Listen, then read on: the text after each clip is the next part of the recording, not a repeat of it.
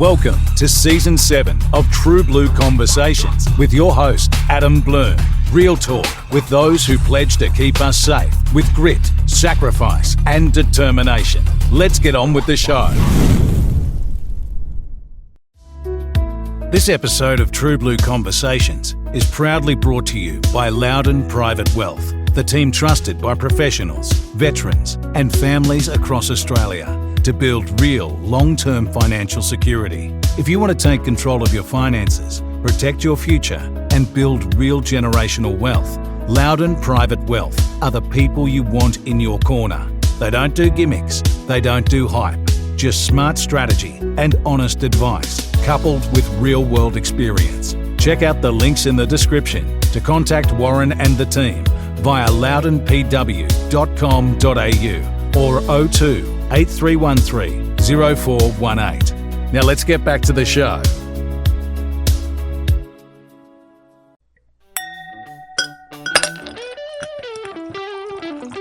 This episode of True Blue Conversations was brought to you by Dead Reckoning Rum, creating individual rum releases commemorating the diggers lost in Afghanistan, proudly supporting veterans, donating 50% of all their profits to veterans organisations around Australia.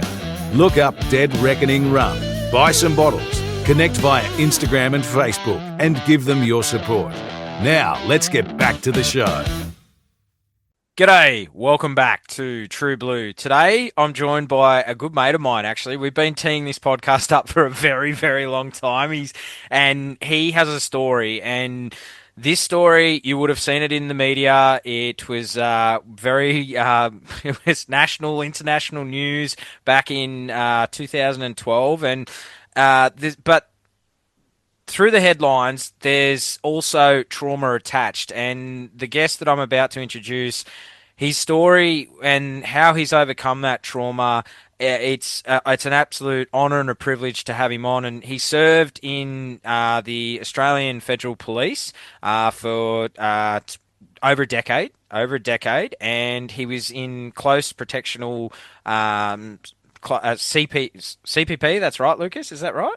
Yeah. Yep. So CPP, and he was actually on the Prime Minister's team as looking after Australia's Prime Minister and Julia Gillard, and I've just given away who the Prime Minister was, so I'm going to introduce him. Lucas Atkins, welcome to the podcast, mate.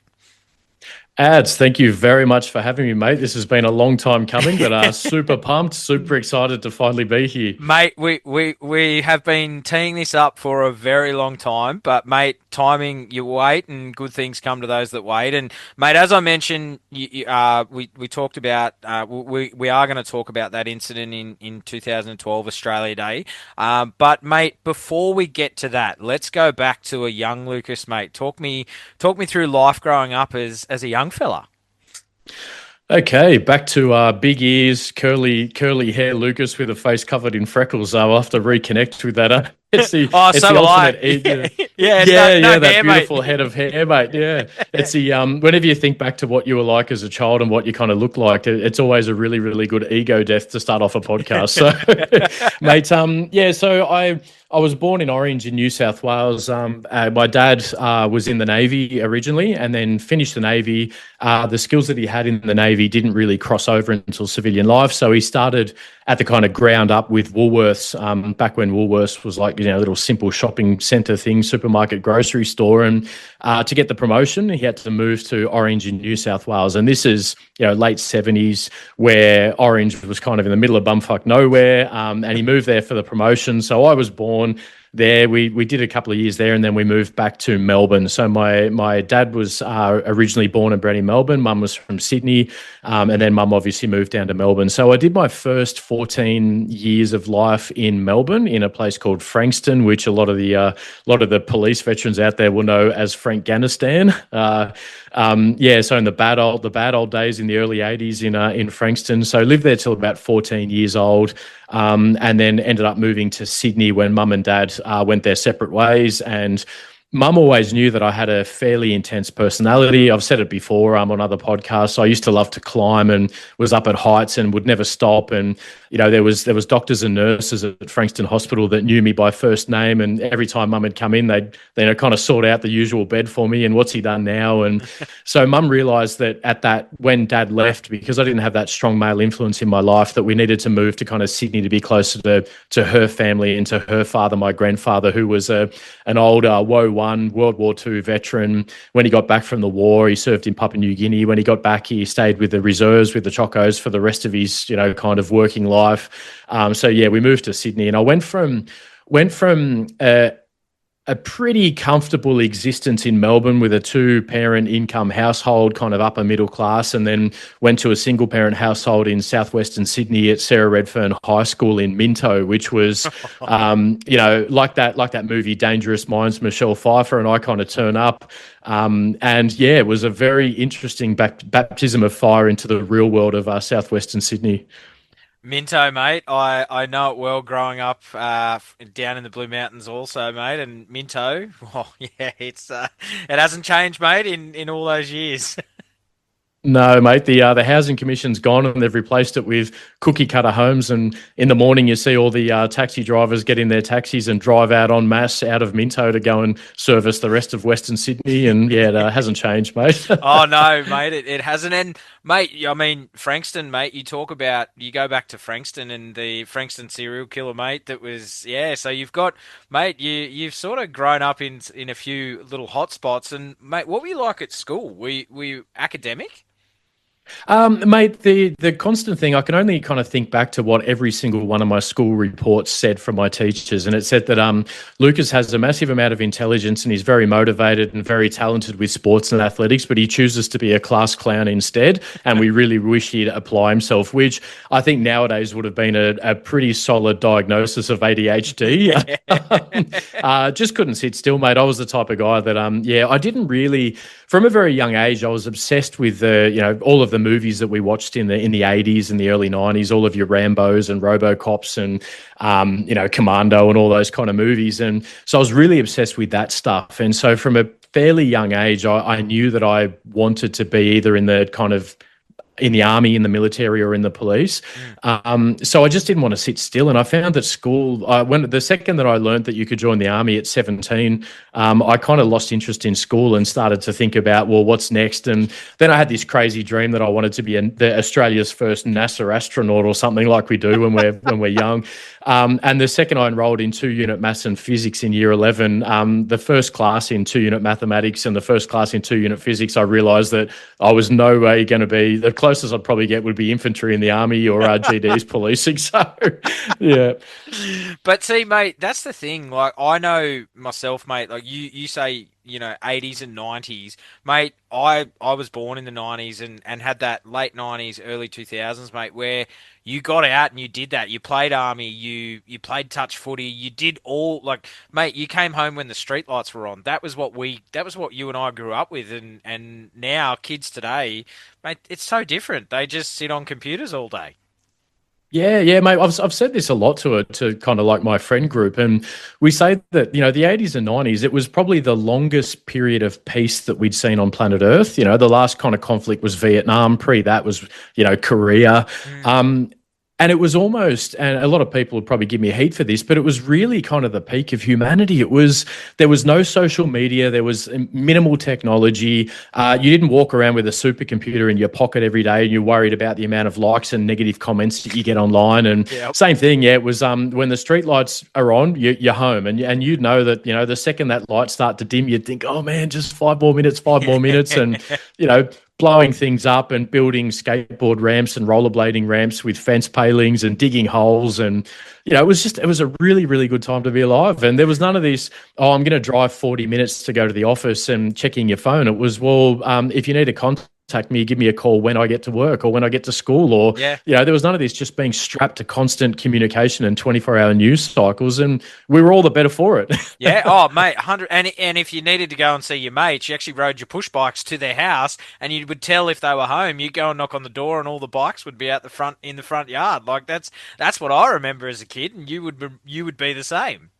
Oh, mate, yeah, and building, flying foxes out of trees with whatever you could find, and falling out of a tree and you got a bone sticking out of your arm and you're like, and your first instinct isn't, oh my God, I'm hurt. It's shit. Don't tell mum. Don't tell dad. You know? Yeah. And that's just a battle wound. Let's patch that up and keep going. And like, you're right, mate. That was what we did. And now, mate, I just feel so like I look at the kids today and I think, oh God, you missed out on so much of, we had the best childhood, mate. We really did. And you got to, and mate, how we didn't die. Like you think back now, mate, like you're like, I'm in my mid-30s and I know like I sit there and go, how did I not die when we were kids? Mm. Yeah, you know why, mate? Because we played with water pistols that were made out of plastic and we drank out of them. We had matchbox cars with paint that was, filled with lead. It toughened us up, mate. It hardened us up. So nowadays, like a pandemic comes around and us 80s, 90s generation just laugh it off. It's like, oh, I see you, pandemic, and I raise you with some lead-covered paint matchbox car. Mate, that is so true. And so, mate, you mentioned that you were talking about, infantry and you were sort of looking that or general duties. And mate, so what did you do when you left high school? Mate, so I've said this a lot before. It was literally a 5-minute experience, but when I was kind of 16 and a half, I was playing first grade Australian rules football in Sydney. So the blessing in disguise of being uprooted and leaving Melbourne and moving to Sydney is that in Melbourne I was a below average player in Australian football, and when I moved to Sydney I was an above average player in Australian football and became the captain of the team, and ended up playing first grade footy for Campbelltown Blues at the time. So we're talking about 1996, 97. And then there was a couple of guys that were talking about doing this Army Reserves thing, and I got really interested in it. And at the time I wanted to actually join the army full time, but my mum was always big on, she never had the opportunity, because back in her time it was a lot different to what it is now, or even when I was in my late teens. She'd always wanted to go to university and she never had the opportunity, and she kind of basically finished high school, got married to a Navy dude, and pumped out a couple of kids, and that was kind of it, right? So she said that at the very least she wanted me to finish high school. I wanted to leave high school at 17 and join the army. So I managed to wrangle a little, solutions-based mindset. I managed to wrangle it. Well, how about if I join the Army Reserve at the age of 17? I can join the Chocos and still finish high school at the same time. So that's what I did, and I ended up doing about 2 years. So it was, again, an embarrassingly short stint with 4RAR. So when 4RAR was transitioning to the commando capability prior to it becoming 2 commando. So did about 2 years there, and with a big unit transition, but as a Choco, and no body armor, no sexy M4s, and no all the the things that they get now. I didn't get issued an Amiga Seamaster on graduation or anything. It was pretty rudimentary, mate. But and to be honest, I really loved it. And the only reason I left is because of just that kind of late 90s lack of paperwork reporting. There was a bit of an issue where they couldn't work out whether I was, regular army or Chocos, and they'd lost my file, and they ended up transferring me out of 4RAR to 43 RNSWR, which is a full-time reservist unit. Back then it was just a dog show, mate. And I, at that, very immature age, I decided to pull the pin. And, until I joined the AFP years later, it was one of my deep regrets that I never kind of got to play in the major leagues and never got to kind of finish the training and do everything that I wanted to do. But like we kind of said offline before we started, mate, sometimes the journeys of the time feel like a real kick in the dick, but later on you realise that they were a blessing in disguise. Yeah. Oh, mate, 100. And what we're, the incident in 2012, mate, that we're going to get to later on in the podcast, definitely, and what you've gone on to do, in the private security, you sort of, as you say, you didn't play the major league first grade, with the boys that went over in Afghanistan. But mate, hindsight's a wonderful thing, and if you had an hourglass and look into it back then, on a crystal ball to go, oh, Afghanistan, Iraq, East Timor's going to kick off, mate. Back then, as you said, from the 70s right through to the late 90s, mate, we were in peacetime army. There was nothing. Yeah. No, mate, there was dudes that had served for 20 years and didn't even have a gong. It was such an interesting time. And then fast forward 10 years after that, and everybody had a full rack and like a couple of deployments under their belt. And I remember when I was at 4, it was there was like one dude in the whole company that I was in Bravo that had gone and done something in Somalia in '93, and he was considered the guru on modern warfare. Oh yeah, mate. That's the thing. Like a lot of the guys I've had on, mate, would they had their 15-year medal. That was it. That was because there was no deployments. And if you had a double ASM and were rocking around with a double ASM, you were treated like a god. Yeah, definitely, mate. Yeah, I mean, I even considered after I kind of finished up with the Army Reserve stuff, it was always something niggling. And pre-AFP, I was doing some work over in the States, just working at a summer camp, my early 20s, a little bit lost after all of the Army thing falling through. And I'd even, looked at putting in an application for the French Foreign Legion. There was the US Marine Corps at the time had a little thing going in the early 2000s that if you went and served 5 years, you could get a green card. And I thought, well, I couldn't get any active service and couldn't finish anything with the Australian Army, and we're never going to go to war, which is so funny now looking back on that. We'll never go to war again. Maybe I'll go to the French Foreign Legion and try and see some action in Africa or something. I should have just stuck to my guns, mate. Yeah. And so, mate, you mentioned we're going to get to the AFP, but in 2000, mate, you as you said, you went overseas. You're a bit lost and sort of trying to find your way, which is, mate, not unusual for boys in their early 20s. And mate, you worked at the Sydney Olympics. What was that like, and what was your role? What were you doing? Yeah, so mate, after the Army Reserve stuff all fell over for me, I now know I kind of went into a bit of a depression because I'd spent all that time training up for barrier testing and selection and operating at a real high standard. And then at the same time, parallel to that, I was playing first grade Australian Football League, Sydney Football League footy. And that all just went away overnight. And I kind of had nothing to do. And I remember at the time I was living with my mum in Minto and my sister at the time who was younger than me. And I just sat, mate, doing nothing for 9 months, and I became the exact opposite of what I was. I let my hair, when I had it, grow out. I had a beard, which back when I was 20 years old, a beard was probably about 3, blonde hair sticking out of my chin. But I just went into this massive depression. I wouldn't work, wasn't working. I was still doing a bit of studies. I was on Austudy at the time and just, getting by and putting $2 worth of fuel in my car, which back then could get you a couple of trips. Nowadays, it wouldn't even, move the needle. But and then one day, Mum just came home and threw a newspaper article down on the table in front of me, and she said, "Look, the only kind of experience you have at the age of 20 is you did a little bit with the Army. You've got a bit of experience with that." And it was for a company called Workforce International, and they had got the contract to provide a security guard force for the 2000 Olympics in Sydney. And they're offering free training and a free job. And she goes, "Go and do this, or I'm going to kick you out. It's been 9 months. You're not yourself." So, mate, I went to this Workforce International Internal Security Operations Certificate 1 and 2, I think it was, in training, and then did a Certificate 3 in Security Operations at Blacktown TAFE, and ended up, with a job doing night shift. So I did 7 night shifts a week for 4 months straight at the International Broadcast Centre, where all of the media outlets were at the Sydney 2000 Olympics, and working on the line, mate, with bag screening and all that kind of boring stuff and external patrols and blah. But the irony is that a lot of the training that I'd done in the Army Reserves was kind of in the lead up to the 2000 Olympics, and then when I was working at the 2000 Olympics, we were teamed up with dudes from the Army and dudes from New South Wales Police, and there was a guy that was fresh out of the New South Wales Police Academy by the name of Brad Dawes, and he's been on some other podcasts.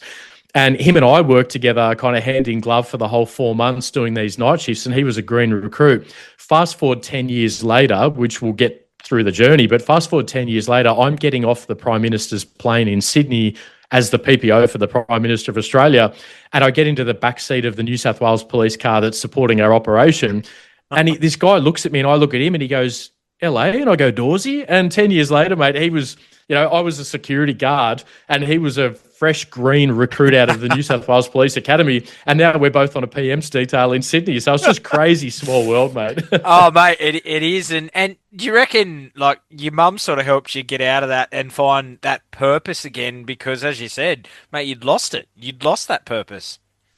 Yeah, and it's crazy to think about the amount of drama that we go through, especially as men in our early 20s. There's a lot of pressure out there, and this in modern day, it's what the 666 thing. You've got to be 6 foot tall with a six pack and a six-figure income, and that stuff really gets you when you're in your early 20s, and you think that.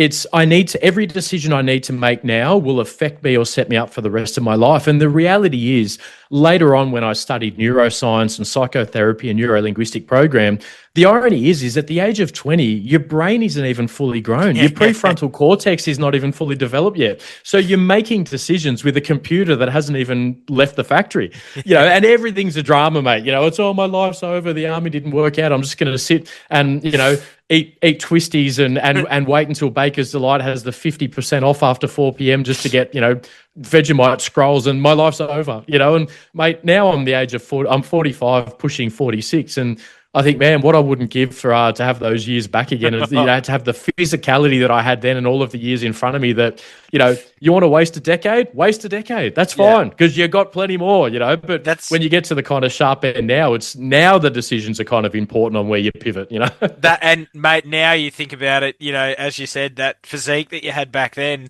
now you've got the arthritis, mate, and you think, oh God, that I'd kill to have that body again and no aches and pains.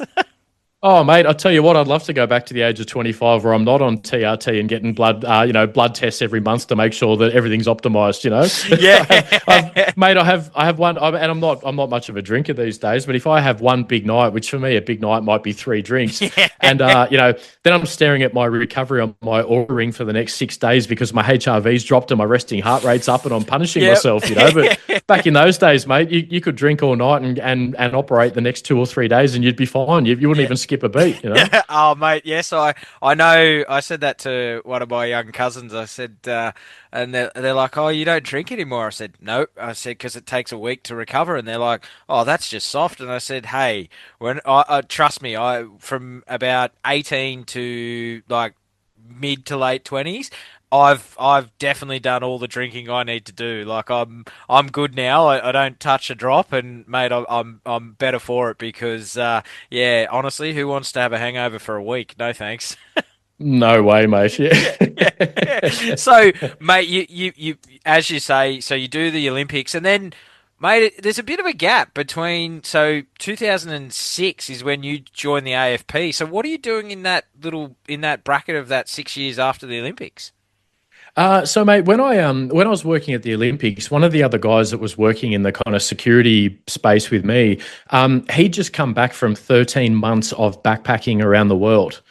And he really, over those 4 months of, 7 night shifts a week, we used to work at the 2300 to 06 or 0700, I think it was.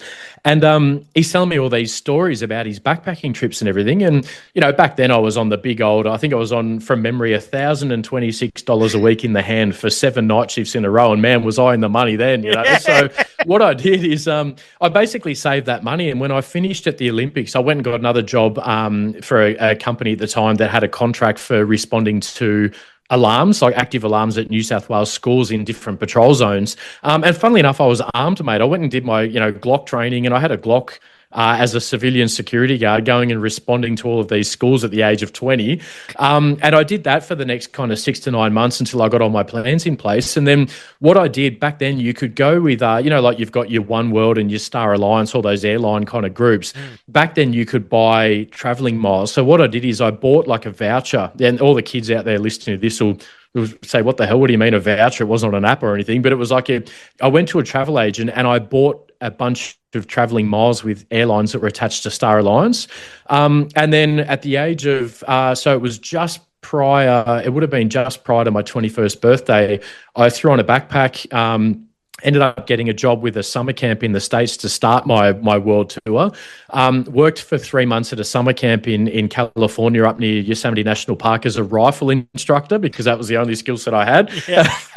Teaching. And, if I knew then what I know now, teaching American school kids to apply marksmanship principles with rifles was probably not a good capacity development move. But I haven't seen any of them in the headlines, so I think I did okay. But, mate, I did 3 months of that. And then, bought the blue Chevy van with a couple of other dirty backpackers and did a road trip through the States.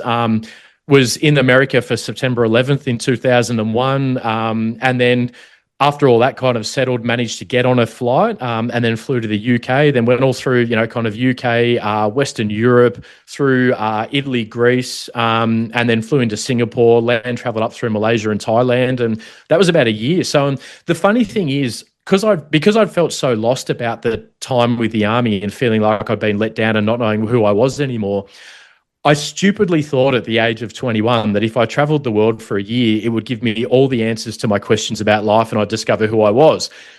And what it did was, in fact, the opposite. And it just gave me the capacity to ask more questions. So I came back a lot more confused. Yeah. So, mate, 9/11 happens, and are you like, you're starting to get that itch of, well, you're a bit jaded from how you had your, like, how you ended your time in the army back in the 90s. Is there that itch to go, oh, do I re-enlist? Or talk me through then the AFP. How does this come about? Because, you'd been army, you said you wanted to go army, and then all of a sudden this left of field, I'm going to join the AFP in 2006. What happened? How does this happen?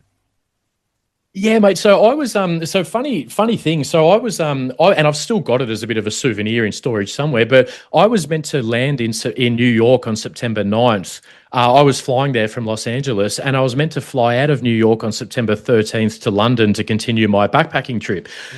What happened was, I made some friends at the summer camp I was working at, and two of them were US college girls, 21 years old. So the decision made itself. Of course.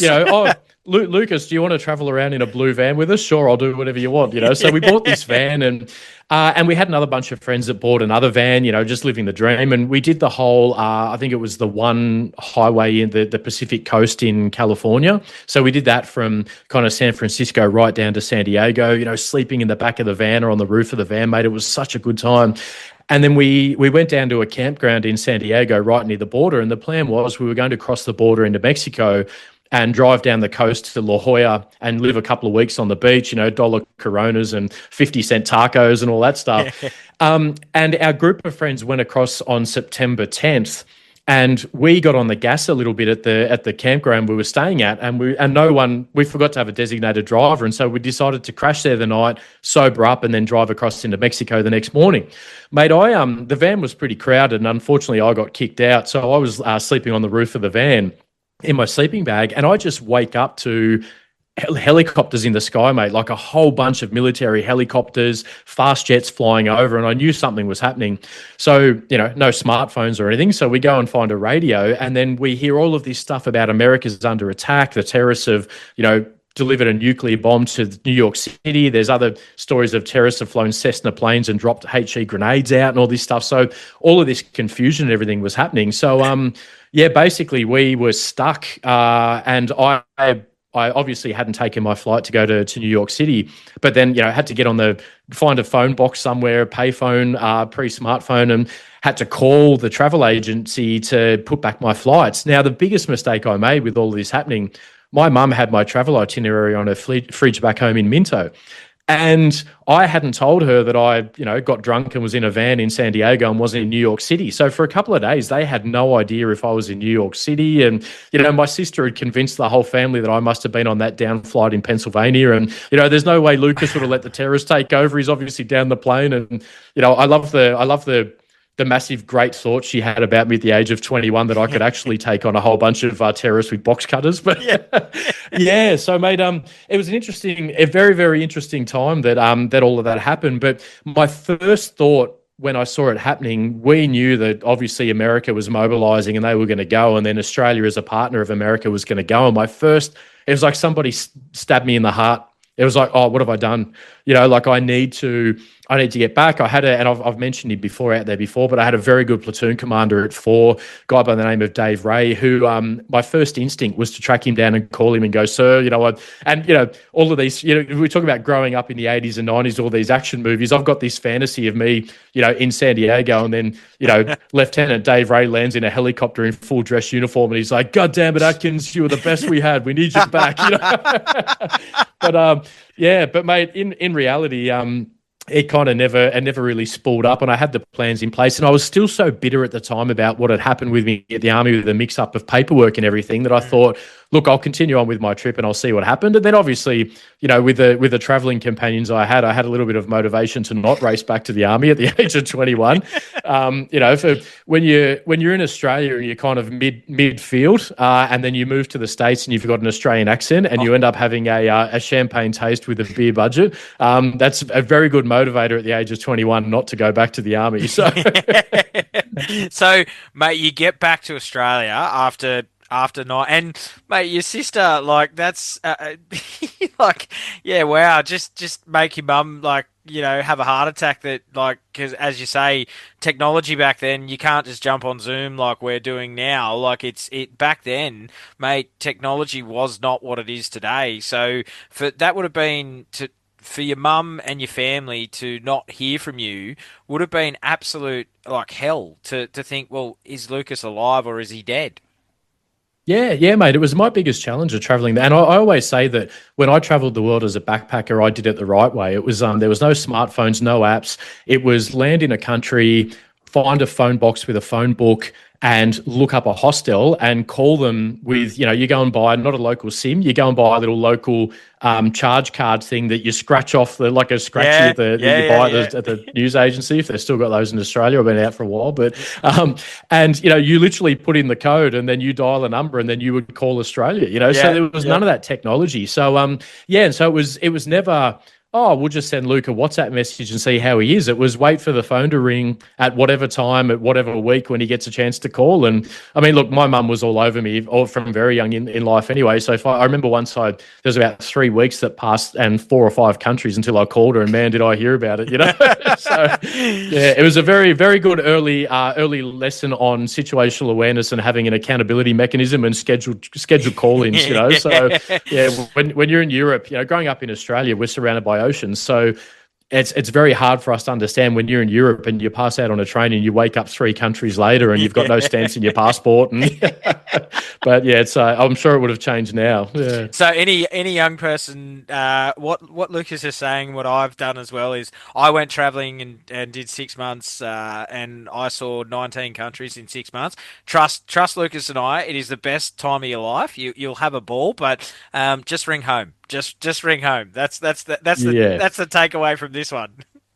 Yeah, just check in, and if you do go missing, make sure mum and dad have my website details, and I'll come and get you. Yeah, that's for right. For a fee. Yeah, for a high fee. Yeah. So you get back to Australia, mate, and then 2006, you joined the AFP, mate. Talk me through the joining process back then, and you go into are you joining as CPP? Like, is that a direct role, or do you have to go in as a federal agent? Or talk me through the process back then in 2006.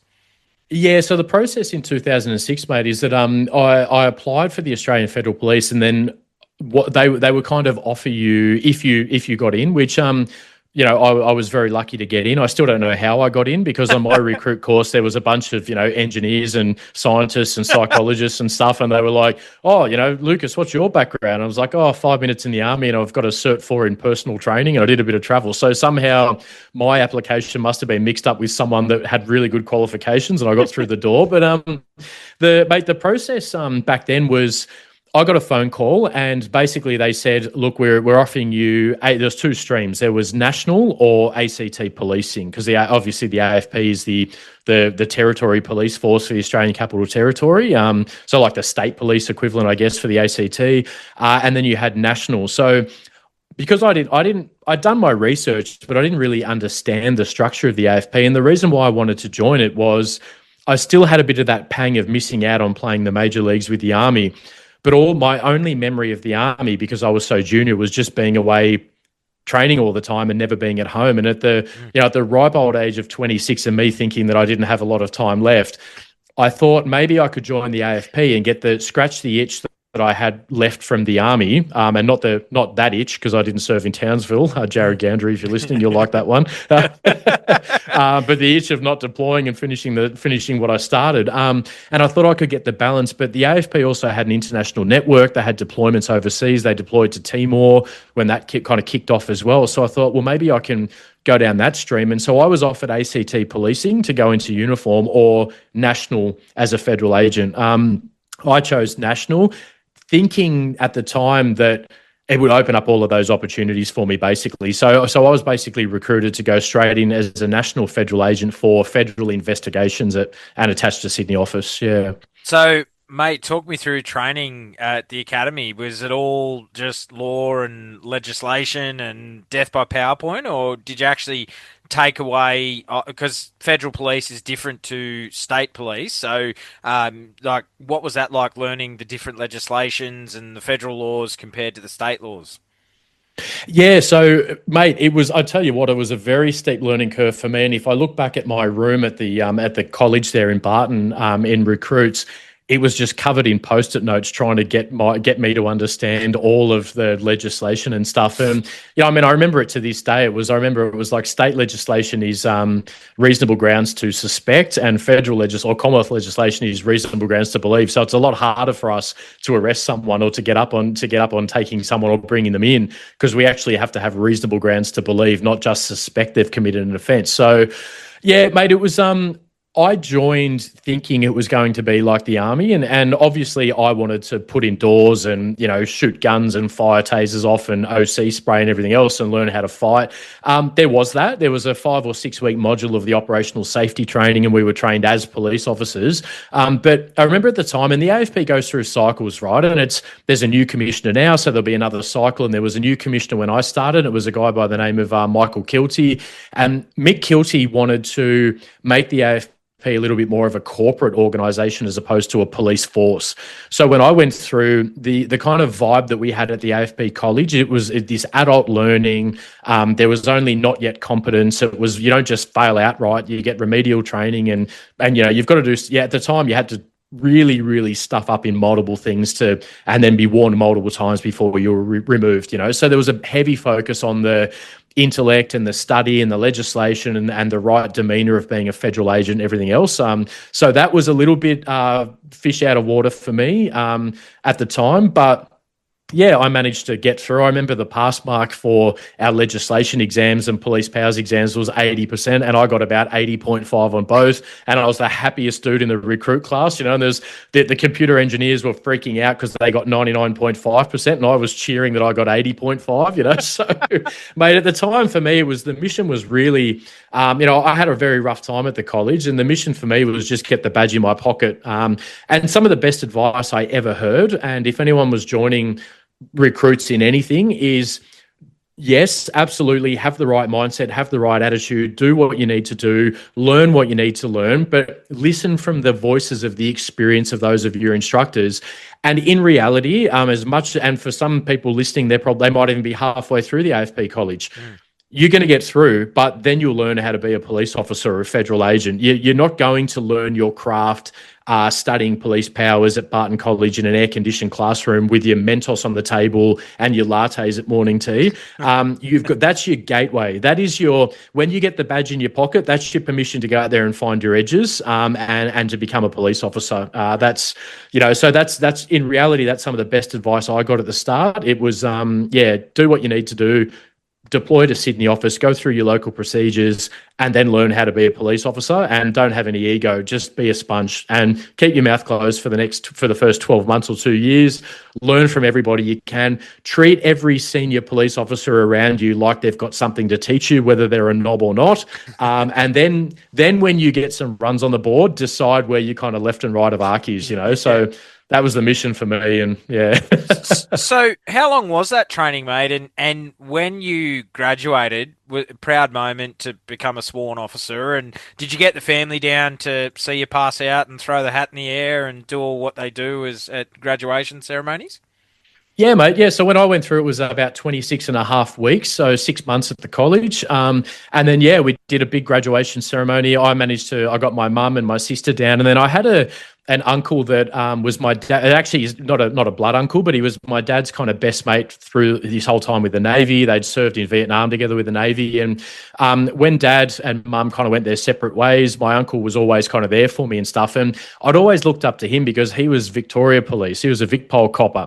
And he was around in Frankston in those early 80s serial killer days and, you know, doing undercover operations and stuff. So I invited him to my graduation, and at the time he would have been maybe late 50s, still in the job at the time. But, mate, he turned up in his full Vicpol dress uniform, summer in Canberra, 45 degrees, sweating like anything, with his gongs on. And it was the proudest moment for me for him to be sitting in that kind of front row watching me being sworn in and being handed the badge and everything. And I remember when I finished the graduation ceremony, we went and had some lunch somewhere, and then we drove up Mount Ainslie to the lookout looking over Canberra. And I remember just standing there, and it was a really interesting feeling. I could feel the weight of the badge in my pocket, and it was like the most valuable thing I'd ever had in my life. I just could not believe that I had a police badge in my pocket. And, it was a very, very proud moment, mate, ready to change the world. And, like every copper, you graduate and you think, right, I'm going to go take down a major drug empire tomorrow, and it's not the reality. So, mate, you mentioned that you become a federal agent, and, mate, where are you posted? Where do you go? Do you stay in Canberra, or where do you go after you graduate? Yeah, so mate, when I started at the police, at the academy, the police college at Barton there for AFP, when I started, I was already designated as Sydney office federal agent, so national operations at the time. So for the whole 26 weeks, I knew I was going to Sydney office. So when we graduated, no rest for the wicked. Graduated on the Friday, and then the Monday we presented at Sydney office for a week of local procedures training. So you've done your 26 weeks. Let's do 5 days more of death by PowerPoint because your soul isn't totally dead yet. Yeah. And there's too much belief in your eyes. They're not glazed over enough. So let's do 5 days of death by PowerPoint before we unleash you on the criminal population of New South Wales. So I did 5 days there, local procedures. And then back then what they do is you still have 13 months of probation. So in those 13 months, you have a workbook you fill out. You're studying a diploma of policing public safety or something like that. I think the New South Wales Police get the same. So we're meant to do 3-month rotations in different areas of Sydney office to be kind of broad brush experience. And at the end of the 12 months or 13 months, if your workbook's signed off, you've arrested a person and you've done a search warrant and you've been a property officer and, you've got a coffee for a sergeant and whatever else it is, you get signed off and then you get deployed to an area that they decide to send you to. It's like a horse traders meeting, right? APEC 2007 happened. So my first deployment was Sydney Airport as a plainclothes response team. So back then, the way it worked is Customs would get someone coming in with maybe a whole bunch of drugs in a suitcase. Then they would call us and we would go over and deal with it and arrest the person and process them and build the brief and go to court and everything else. So meant to go to Sydney Airport for 3 months. APEC 2007 happened and I ended up doing 9 months at Sydney Airport on a response team. So, yeah. Do you remember your first arrest, mate? Mate, I do. And I remember the guy's full name, and it was obviously I probably can't say it publicly, but it was an Indian national. And talking about the difference in technology, right? So he was caught at the primary line entering Australia with a bag full of like those, they were like phone cards that you could buy back in the day, like you would get the number and you would put it into a pay phone. It would give you credit and you could call internationally. But on those phone cards was stolen credit card details from a whole bunch of different punters. Yeah, right. And Customs did a great job and picked him up for it. And mate, I remember the very first day reading him his, like you're now under arrest. You've got the right to remain silent. Anything you do or say, may be used against you, but also for your information, it can be used for you, but, without a lawyer present, blah, blah, blah. And then actually doing a tape record of interview, but not with a, nowadays it would be a solid state hard drive. It was a cassette tape player in the interview room, reading him his Part 1C rights, thinking, oh man, I can't believe I popped my cherry. I arrested someone. I actually removed someone's liberty. My God. And, I put the handcuffs on and they're up the right way. And it was, but mate, I'll never forget his face and I'll never forget his name. And it was very, very interesting time. And then there was other federal agents that weren't as lucky as me. They went to investigative areas in Sydney office that had just gone through all of the Operation Pendennis kind of counter-terrorism investigations that had already gone to resolution. And they joined a team at the start of brief prep and actually didn't get to sign off their workbooks for 2 to 3 years because they'd never arrested anyone, never done a warrant. They spent their first 3 years of their career photocopying A4 documents and going down to the federal court for hearings and things like that. So at the time, I thought it was a bit of a rubber dick being sent to Sydney Airport because, we all want to be high flyers. And at the time, that wasn't really considered a really Gucci post. It was a blessing in disguise, mate. I got to go and deliver death notices to families, which is a terrible thing. I got to do recovery orders. So on a Friday afternoon back then, if there's a separated mother, say back then we've got a dynamic of a mother and a father, they're separated, there's custody arrangements in place. Dad takes the kids for a weekend, refuses to give them back. Goes to court, recovery order comes through on a fax machine to Sydney Airport to the Australian Federal Police. And mate, we're out there stealing people's kids and driving them as a taxi service back to a male or a female to give them their kids back, only to do it again 3 or 4 weeks later when that husband then goes to the family law court and gets a recovery order against the mother. And away we go again, mate. And I remember, at the age of 27 years old, sitting mothers and fathers down, giving them a talking to, going, get your shit organised. We're so tired of stealing this kid. Like, maybe the trauma's going into the child. So how about, mate, there was one scenario where it was a 10-year-old Tongan kid. He was taller than me. He must have been close to, 6 foot tall. Big kid, and I remember I ended up spraying him with OC spray, and my sergeant called me and said, you can't spray kids. And I said, but then when they saw the size of him, we managed to sign it off on the use of force report because this kid was under a dining table, mate, and there was 4 of us trying to get him out, and he was flogging all of us 10 years old. So He's probably a first grade rugby league football player by now. But mate, so it was a full scope of experience at the start of my policing career. And mate, years later down on the track when I'm negotiating in more high threat jobs or working in the close protection environment, that solid foundation I got there was it was invaluable. Yeah, right. And with that too, mate, did you have any like drug busts and stuff that you guys had to or you were involved in? Yeah, mate. I my first 3 days on the job, the first day I turned up, I had my old black army boots on with a suit and tie because I thought I might get into a gunfight today. I walk in and my sergeant at the time, who barely even looked at me, looked over, looked at the boots and said, fucking take those off and get some proper shoes on, G.I. Jane. But mate, I spent my first 2 days playing mini golf on the computer, scared to move because no one was telling me what to do. The phone never rang for any jobs. I didn't want to get up away from my desk. No one guided me through anything. Then day 3, the bat phone, the response phone rings, and we had a 2-kilo heroin import that had come in that customs had detected, hidden in a suitcase over at the international terminal. And the sergeant looks at me and goes, righto, Atco, mate, you may as well go over and take the lead on this one. There's nothing like experience just to take the lead. Go for it. And I'm like, what do you mean go for it? So, mate, I go over there and I remember at the time and any police officer out there that says when they get their badge after they graduate the academy, any police officer that says that they don't practice flashing their badge in the mirror is absolutely full of shit. So I'm happy to admit that I practiced a lot, mate. I practiced the overhand flip, the underhand flip, the tuck it into my waistband flip, So, and mate, the first opportunity I get to badge up when I walk over to customs, I pull out my FP badge. And as I open it with the overhand flip to look super cool, hand on the gun with a suit jacket on, it flips out of my hand and lands on the ground at the primary line at the terminal. And as I freak out, in my panic to try and pick it up and not look like a loser, as I bend down, I've got the response mobile phone in my top pocket for the AFP. That falls out, breaks into 2 pieces, the battery falls out, and my pen comes out. Mate, the sergeant that was walking with me as the experienced member looks at me sideways and just goes, smooth. And that was it. I'm like bright red. All right, well, I guess I'm not going to be a cool federal agent today. What do we got? Then I'm taking this crook from overseas who's not an Australian citizen. So then we've got to do things up to very steep learning curve. You've got to go and apply for a criminal justice visa because he can't even legally be in the country.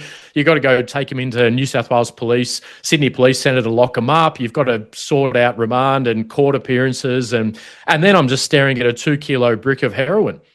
And the sergeant just says to me, mate, grab one of the response cars, drive it into Sydney office and drop it into property seizures and drug registry. And I'm literally driving through the streets of Sydney with a street directory out because there's no Google Maps back then, trying to work out, because I'd only been to Sydney office for 5 days of local procedures the week before. And I'm a southwestern Sydney guy. I don't know Sydney City at all. So driving from, Sydney Airport in Mascot for 25 or 30 minutes to get into Goulburn Street in Sydney, mate, didn't know where I was going. And I had the 2 kilo block of heroin on my lap driving in the car in case I lost it, didn't want to lose it, so mate, it was just surreal. It was surreal. I've gone from 6 months before civilian lost, not knowing what to do, to 7 months later driving through the streets of Sydney with 2 kilos of heroin on my lap as a police officer, still not knowing what I'm doing.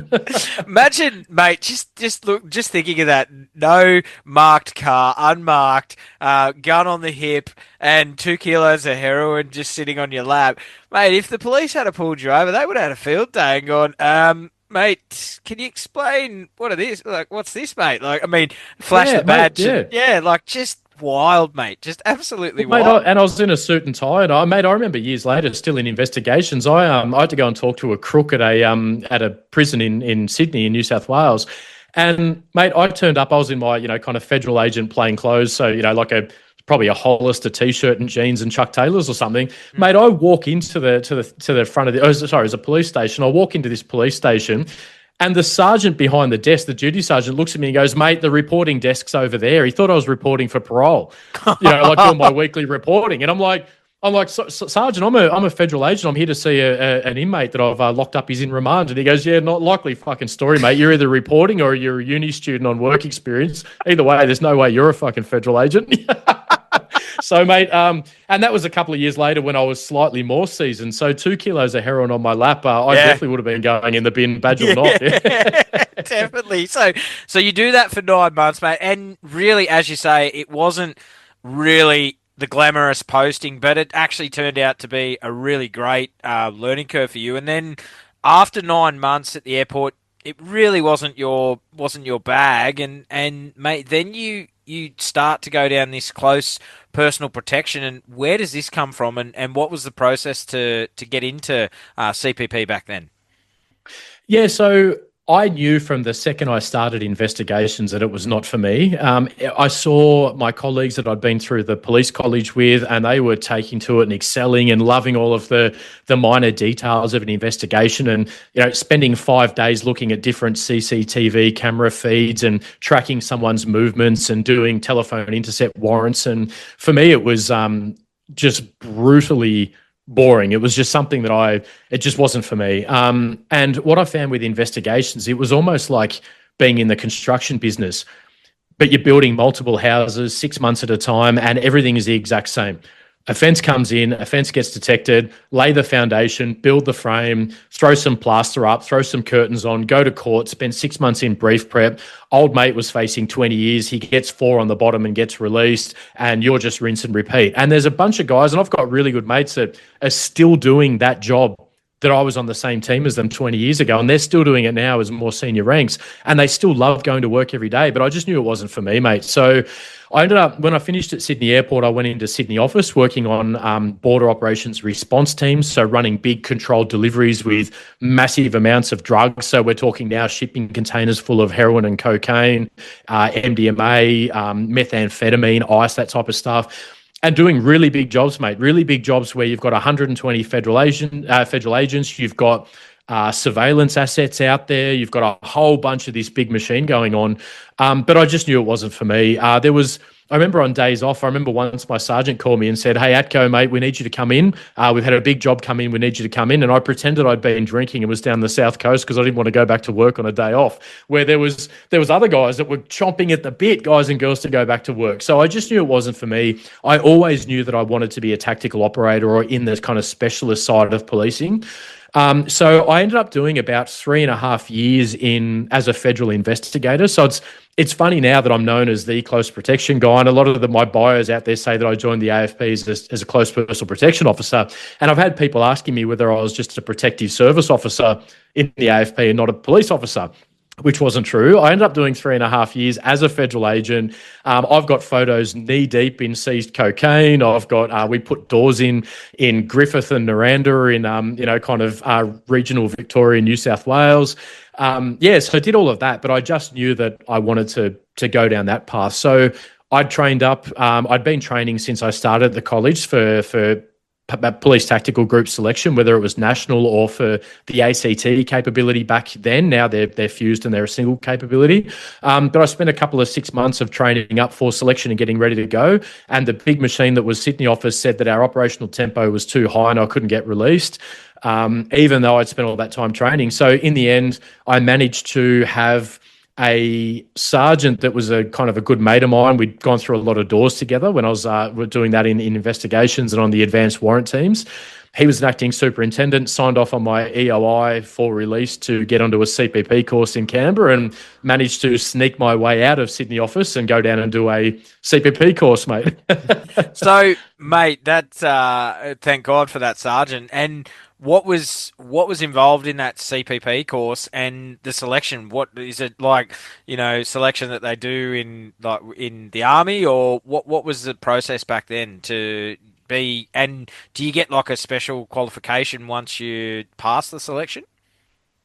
Yeah, so back then, from memory, I think you just had to write like a 2 or 3 page EOI, and then I think you had to do a test, some kind of further test, and then I think it was the rest of the gateways were actually when you turned up on the first day of the program. Then I think you went through the first week was designed to kind of weed out the people that weren't meant to be there. So like the advanced shooting and, different carriage systems for your weapons. Then there was the driving and all of that at a very advanced level. So, I found I was pretty lucky to get onto a course. It was at a time where I think they were trying to ramp up the CPP numbers on the floor. So I was very, very lucky to get onto the program. So back then it was a 6-week course.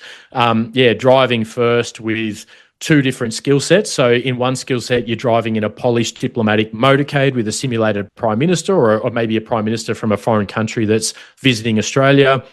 And then you're learning reactions to attack and emergency action drills in vehicles where you're having to drive down a road, simulated fire, bombs going off, stun grenades, paint, smoke, and you're having to reverse out of that threat. Back then, at 70 kilometres an hour, where the 4 territories, the governor would cut out at 70. So you had to hit the governor back then. No, I think there was slightly less risk assessments when I went through the training in kind of 09. But and then you'd have to, J-turn or Y-turn in concert and drive out of there as well. So very, very difficult skill set to master. So you either can drive a vehicle or you can't in reality. And later on, I was the kind of the head of CPP training for the AFP, or one of the most senior trainers in the specialist training capability for CPP and other disciplines. And I like to pride myself on us getting some people through that were 50-50 at the start. But in reality, it's if you can't drive a vehicle like that, or you don't have a very good kind of foundation at the start, it's very hard to take you to that level in the first kind of 2 weeks of a 6-week program. Yeah. Mm. So, mate, you do that, and then you've got your shooting, you've got your driving component, and then, mate, you pass your course. And what do you get? Do you get like a little badge or something, or what do you get from it? Yeah, so very, very another prestigious moment, mate. So you get a unique AFP, like a CPP identifier pin that you wear on your lapel. That is considered the same. It's a controlled item, the same as a police badge. So that's not something that you just get. It's literally the culmination of 6 weeks of being drilled physically, psychologically. By the time you graduated back then with the CPP course, you had nothing left on that last day. And I remember at the time, I think from memory, the commissioner of the AFP actually turned up to our graduation for CPP as well, Mick Kilty, and him and I think it was back then the title was National Manager of Protection. They were both there and actually pinned the police identifier onto your lapel. So it was a really, really proud moment. Mm. I had a mouthful of Eclipse mints because we were allowed course piss-ups back then and we'd been on the gas half the night. So myself and the rest of the course had a mouthful of Eclipse mints so that we didn't smell like alcohol the next morning for graduation. But yeah, so mate, I graduated from the course, but and I've said this before, The second, I always kind of felt like the army, there was something bigger for me and it didn't scratch the itch. And I loved it, but I didn't feel like it clicked into place. The start of my AFP career didn't click into place. When I was on my close protection course, everything clicked. And I immediately knew that this is where I needed to be. And right down to a DNA level, mate, it was like, this is where I need to be, to the point where I was really exploring my edges on the program and very lucky in impressing some of the right people that later on kind of helped me in my career. And I know we'll talk about my time with the PM, but there was people back then. It was a really, really tough environment, but I loved every second of it. And I remember looking at my instructors saying one day and very funny to think because you're not even qualified in CPP at the time, but looking at them going, I want to be an instructor like you one day. Post my CPP career, I want to be like you, and I managed to achieve that down the line. But yeah, so I got the identifier pin. nearly said the name, but I won't say the name publicly. That was close. Yeah, I'm getting rusty with my OBSEC. So got the identifier pin, and then ready to go and protect high office holders. Get a call from Sydney office. We need you back. One of the cases that you're working on needs to go to resolution. So I ended up going back to Sydney office for another couple of months. And I had to go and run basically a job for a cocaine import that was a whole bunch of cocaine hidden inside golf buggy batteries. So went and did that, sorted that job out, and then managed to go down I had to do 6 months of consolidation in close protection in Canberra. So I went down for 6 months into Canberra and I looked after the Israeli ambassador to Australia, a guy named Yuval Rotten, and the US ambassador to Australia, Jeffrey Bleish, for my first 6 months as a bit of a CPP baby before I got my consolidation all complete. Again, very AFP, had to sign off my workbook. Have you driven an advance car? Have you been on the shoulder? Have you, gone for a 5-kilometre run in the morning and then done the 9:20 gold class movie at Dendy Cinemas at Canberra Centre and not fallen asleep? Excellent. You get a diploma of police close personal protection and now you're qualified. So, mate, for our civilian listeners, most people see the TV, they see the roles of the bodyguard comes to the mind with Whitney Houston and Kevin Costner and standing on the side, of the VIP, but it's much more than that. And without giving away trade secrets, mate, what does the role entail? Because it's not what you see in Hollywood. Yeah, so if the person you're protecting walks 1 kilometre, the close protection officers walk 5. It looks like from the outside, close protection in a professional police or private capacity is really ducks on a pond. It's a bunch of men and women standing there in suits looking great, but their minds are running at 1,000,000 miles an hour. Their reticular activating systems scanning the environment 1,000,000 miles an hour.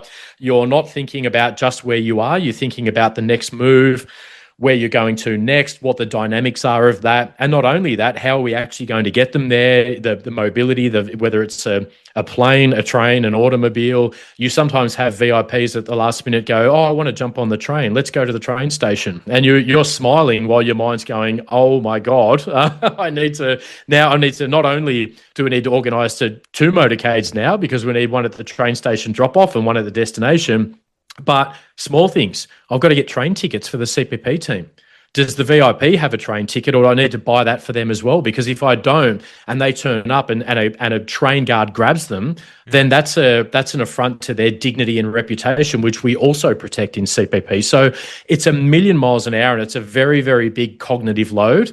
And even recently, I mean, I've been off the shoulder per se for a few years because I'm a little bit more senior in the space now, and I've got teams that kind of do that. As much as I try to want to be involved, I try to be the good leader and not be involved. But very recently I was involved again, kind of on the tools on the ground, and man, after 30 minutes my feet and my knees and my legs were killing me because I've just lost my standing and waiting fitness. And that's what CPP, outside of all of the stresses and the operational stuff that you've got to think of, you are a professional waiting capability. And to put it in perspective, when I was a full-time close protection officer with the AFP, if I had to go down to the motor registry to, update my driver's license, and they said, sorry, sir, it's a 3-hour wait, I wouldn't even bat an eyelid. I'd just go, okay. And I'd pull out my Kindle and sit there and read an ebook because that's what I did professionally 20 hours a day anyway. So yeah, mate, there's a lot going on in an environment. I remember in policing, they used to call us window lickers.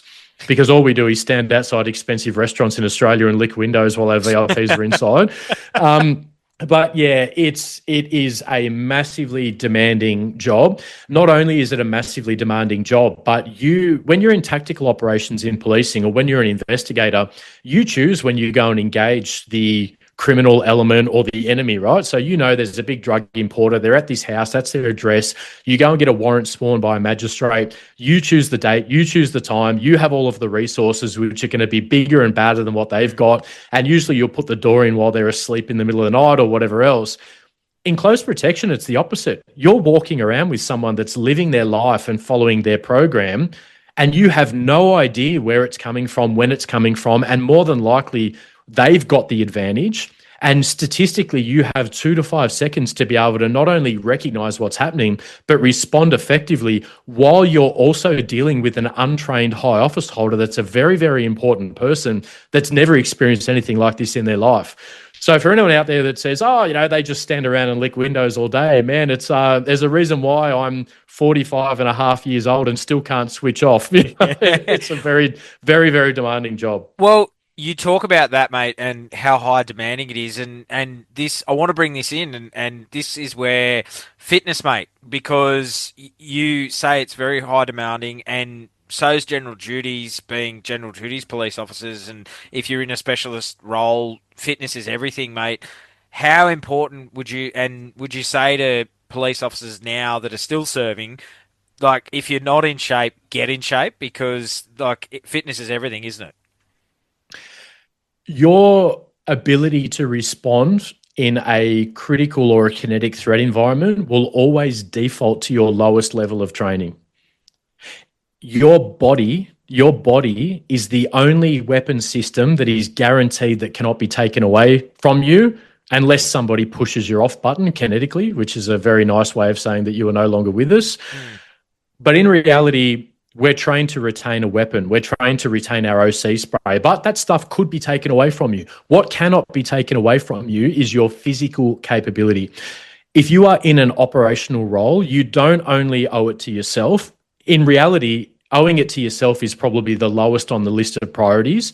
You owe it to your family, number one, to be able to get home to them alive and safe every single day. You owe it to your partner or your team that's working with you to be able to operate at the required capacity. Now, we're not talking about being a Formula One car, but operating at the required capacity for the threat environment that you may or may not arrive in. And more importantly, you owe it to the members of the public that you are sworn to protect. And as you can see, I'm quite passionate about this 100%, because spending 3 years and 3 days protecting the Honourable Julia Gillard at the time, the Prime Minister of Australia, and then the 9 months after protecting Prime Minister Kevin Rudd, there was times when I was doing 20-hour days, 15 days in a row, waking up in the morning and having to look at the trip book to work out what country I was in and what event I was going to, and still managing to, whether it's, even if it's 5 minutes, even if it's 10 minutes, even if you like, and because I would go, I really just want to crash out on that bed, get some room service and feel sorry for myself. And I'm definitely going to do that. But what I'm going to do before that is I'm just going to smash myself physically. If there's no gym, I'm going to do 100 squats, 100 push-ups, 100 sit-ups, do whatever I need to do something. Because for me, that innate fear and the pressure that was inside me may be slightly different. I'm standing on a world leader of a G20 nation. What happens if it's her behind me and I'm alone and the most physically capable and dangerous person walks out and says, I'm going to take her head off unless you're going to do something about it?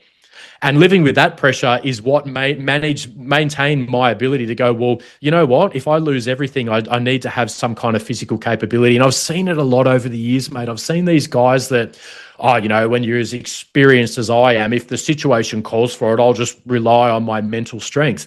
Absolutely, you will. But if your engine lets you down, it doesn't matter how mentally strong you are, you need to be able to test yourself. So, yeah, for those of you out there that are, if you're starting to get to a point where you go, I just don't want to train and I can't be bothered, maybe just change areas. Don't be operational, because it's not about you. It's about your team. It's about your family, and it's about the members of the public that are around as well. So In summary, go to the gym. And that's where, mate, like I see you like post on social media all the time about fitness, fitness, fitness. It doesn't matter what time of the day it is, get out. And as you've said, if you can just do 15 push-ups or you can do 100 push-ups or whatever it is, whatever it is, 100 squats, just do something or go for a walk. Go for a walk around, if you're in a hotel, go for a walk or whatever it is. Like, and I see it all the time with you. You post it all the time. It's just not, it's keeping accountable to yourself, mate, because you owe it to yourself.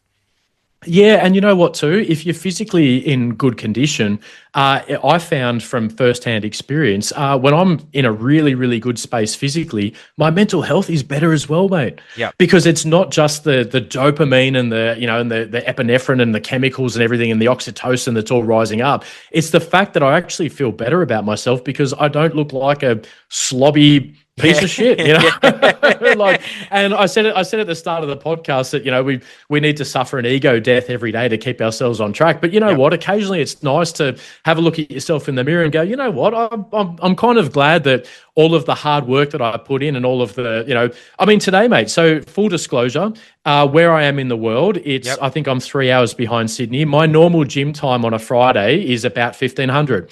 You and I met at 14:45 for a bit of a chat, my time for the podcast.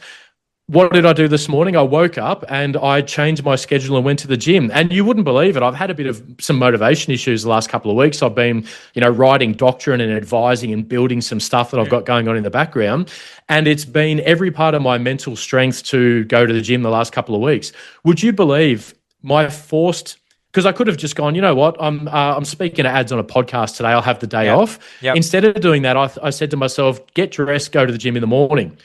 Because I changed my routine, mate, I enjoyed the gym this morning way better than what I have for the last 6 weeks. Yeah. The sun was at a different position in the air when I rode my motorbike to the gym. There was a different crowd there that aren't the egotistical assholes that are there in the afternoon. I actually mixed it up.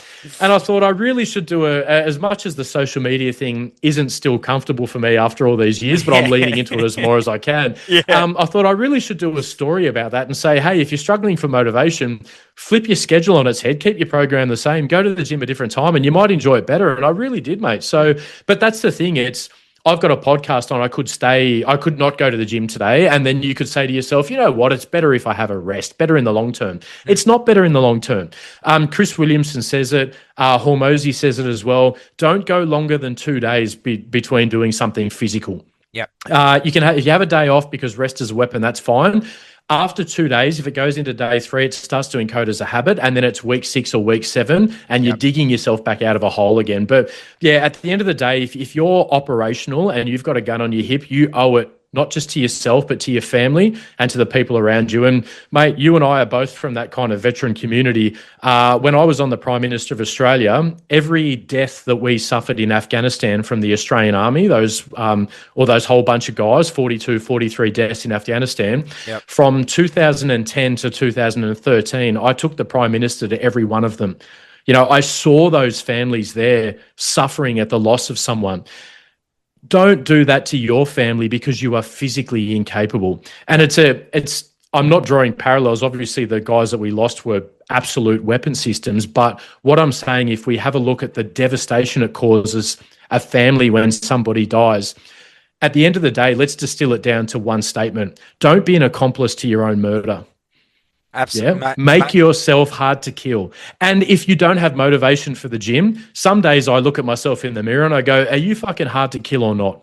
Maybe not hard enough to kill today. Okay, well, I'm going to go to the gym. Because if I am going down, mate, I'm going to be very hard to kill. And that's what keeps me motivated. 100%, mate. And mate, it's like we'll get back to the CPP in a minute, but it's a really great point you touch on and this is what I love about podcasts, mate. They're not scripted interviews. You can go down rabbit holes. And mate, as you said as well, recently with, over the last few years, there's been a lot of police officers that have been taken by, rogue operators that are, sovereign citizens and all that sort of thing. You're right, mate. Like, they've made the supreme sacrifice and, through their own, like, some of them were ambushed and they didn't stand a chance.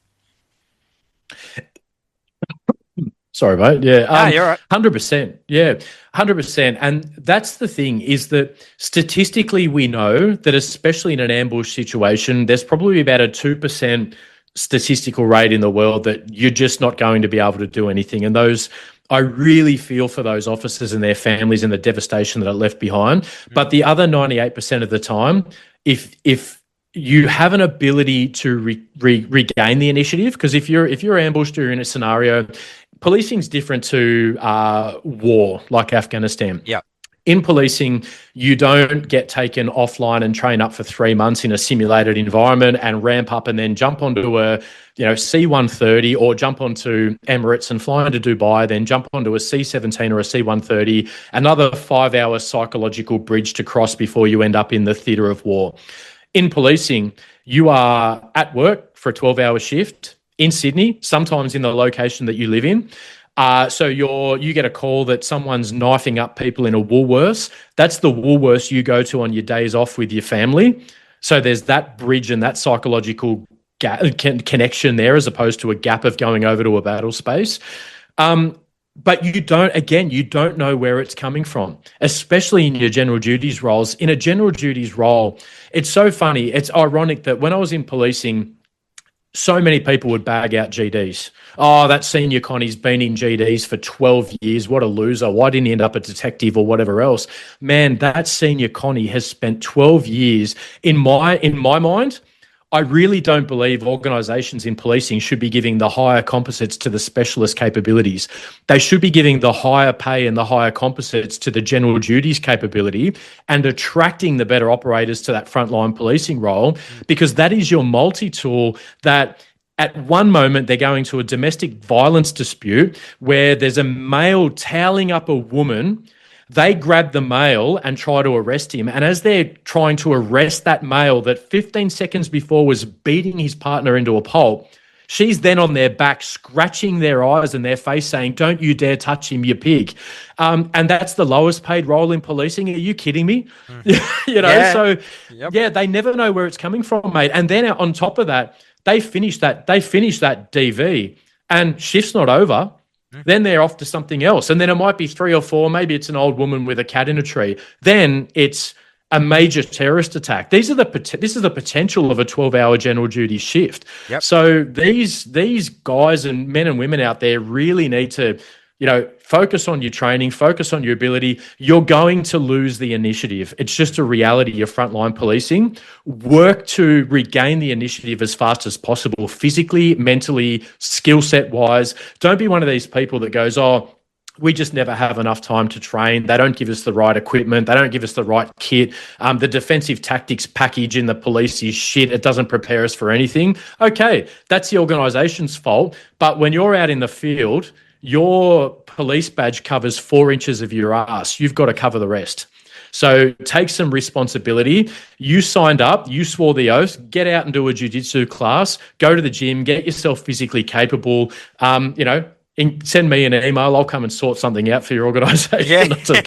not to give the pitch, but there is. I mean, in the environment now, you can't stumble onto a street corner without a jiu-jitsu gym or an MMA gym or a Pilates or a yoga studio, whatever it is. Just take your body through a full range of motion and experience that violence in a padded control environment with a coach and a whole bunch of teammates that are there to look after you, and you can tap out, because operationally there is no tapping out.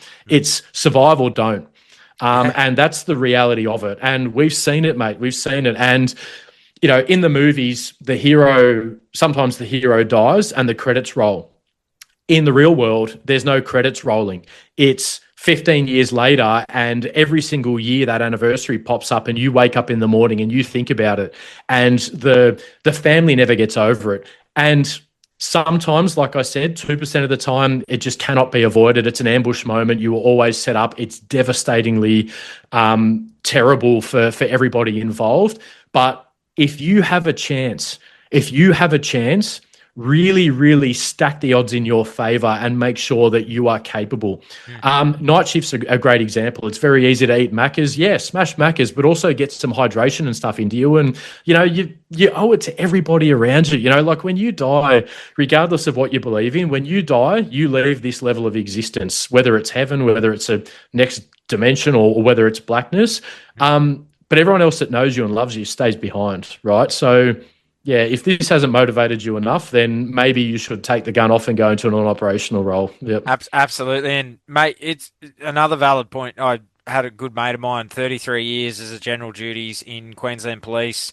Bravery, he was awarded a bravery medal, and he spoke about that. He spoke about the difference of being 33 years on the road and general duties, and then finally where he took the golden handcuffs off and actually moved into working for defence. And he said the biggest leap of faith he took, mate, was going from this is all I've known is 33 years of general duties to then move into another role. And you're right, mate. General duties, mate. That's where the meat meets the road. Like that's where it is, mate. Like I take my hat off to, mate. If you even do 4 years or you do 2 years or whatever it is, mate. Hat off to you, like absolutely. And what police have to deal with today, and they where people take there's back in. We were talking about when you and I grew up, mate, if police told you to move on, you moved on. You didn't get your phone out and go, I know my rights. I've got rights. And, these days, if things are happening, instead of getting in to help police, it's, oh, let's get the video. Let's just video it to go on social media. It's just, mate, take my hat off to all the boys and girls that are out there, protecting us. And there's on shift right now that are protecting all of us around the world, mate. Take a hat off to all of you guys, and mate, for what you did as well.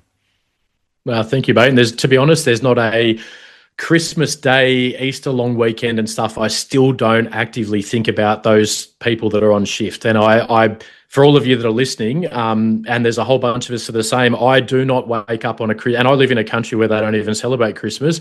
I wake up Christmas morning and my first instinct isn't to call my family or to, my first thought is, man, those are ones that are out there on shift today doing the hard yards. Yep. And whether the hard yards is eating half-price Maccas or going to a large-scale terrorist attack, you're still out there and you're sacrificing a lot, So, yeah, mate, every year I see the medal rounds go out for, they give all of these police, like very high-level, high-ranking police officers the Australian Police Medal. And every year I just really, really want Constable Joe Bloggs, Senior Constable Joe Bloggs, Australian Police Medal, because you did 10 years on the truck, on the road in GDs. You never called in sick. You never fucking went outside of your scope. You just grinded for 10 years. And man, the community is way better for it. So here's an APM to put at the end of your name as opposed to giving it to a deputy commissioner. That's what I'm waiting for, mate. And I just cannot wait for the day. Mate, I'm laughing because I will never see that day, mate. Look, I might, but you and I know, mate. What's the old saying? And I'm trying to be politically correct here, but the top brass, they top brass sort of goes to them more so than the guys on the ground. That's all I'm going to say. Yeah. Well, mate, have you seen that meme that was going around the internet for a while? It was from Star Wars, and it was Princess Leia, Han Solo, and Luke Skywalker, and Chewbacca. And Leia, Luke Skywalker, and Han Solo all have gongs, all have medals on, standing up at the ceremony, and Chewbacca's got nothing. And it's like superintendent, commissioner, Senior Connie. Yeah, mate. It's hey, look, mate. It is and that's you look, mate. You've only got to look at the medal system and how like we both know guys in the military that should have got decorations, and there's many more police officers that should get them as well, mate, but don't. And we're going to talk about. I'm sure we'll bring up a certain somebody that I'm talking to of something that should have happened when we get to the PMs and. We'll get to that in a little bit in the podcast because that's absolute bullshit, and I know we're going to touch on it. So, and that's another that we'll definitely touch on that. But, mate, I just wanted to bring that fitness side in because it's so important. And then now we'll get back to the CPP where we'll actually get back to. So, mate, the world's longest answer to a question. What do you think about fitness? And I think we just went for about 32 minutes. So sorry, everybody. About that. That's all right, mate. It's what it's about. But so, mate. So the answer is yes. They should be fit, mate. Yeah, definitely. So you get your first taste of your first CPP role, and then, mate, this is where I want to talk about it. Where you get a short stint and then you move into the being with the PM. How? All right, tell me, mate, and tell the civilian listener, how did this come about? Because you're new to the role, and then bang, you're straight with the PM. Yeah, so things have changed nowadays. I think things have updated. I'm a little bit out of touch, luckily, for my own stress. But back then, it was you would have to do a couple of years on the floor looking after your foreign ambassadors and stuff before you would be offered ADP, which is Australian Dignitary Protection. So that was the Prime Minister and the Governor General, right? So rightfully so, you should learn your trade on an ambassador and those kind of slightly lower level VIPs and incoming ministers to learn your trade. And then back then you couldn't apply. There was no EOI for the Prime Minister of Australia Protection Team and the Governor General. You were just grinding, doing your job. And then if you were tapped on the shoulder saying, hey, would you like an opportunity to go up to the Hill being Parliament House, and then you would do 3 months further consolidation up there. And then if you were the right fit with the full scope of all of the right fit, you would be offered to stay. So I only did 6 months on the foreign ambassadors and finished my consolidation. Then I got the tap. And how that happened was on my close protection course towards the sharp end of the program, we were doing simulated protection operations. And one of the ones we got a call. So when you're on the course, there's no duty student. There's the primary protection officer and you have the duty phone. I get the call, crazy early morning. There's a VIP down at the lake that wants to go for a run. So, okay. So we spool up the cars. We do what we need to do. You're a candidate on a course, ready to chew down on the whatever they give you for the day. So we race down there and there's a guy standing there. Yep, this is your VIP. He's going to go for a run. So we're babies. We've learned our formations and vehicle support and everything. So he just takes off. He takes off at a marathon pace, mate. And we're wearing about 10 kilos worth of kit, firearms and radios and everything else. And I'm running behind him and I'm hearing on the radio that the other team, we're all got our comms kits on and the rest of the team's like, oh, I need the advance car to come in and rotate me out. I can't make it. And at the time, my mindset was this guy's not going to get away from me. I know he's rubber dicking us, but I'm either going to be unconscious or I'm going to stick with him. So long story short, I'm running with him and then I start to feel sorry for myself about 45 minutes in. And I'm like, I don't know how much I've got left here. So I could call on the radio going, hey, everyone else has done a rotation out. Can someone, trying to talk nicely on the radio, can someone send the advance car around and rotate me out? Crickets, nothing.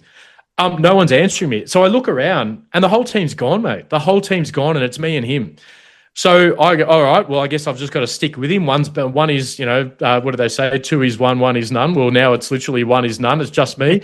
So I stick with him. We round the lake. We end up back down at near Lake Burley Griffin there in Canberra. And he turns around to me as I've just vomited into a garden bed and then come up there. And I didn't want him to see that I was really, really smashed, but I was. So I kind of took a deep breath, remembered the whole diplomacy and polish piece of close protection, ducks on a pond. He says, do you know who I am?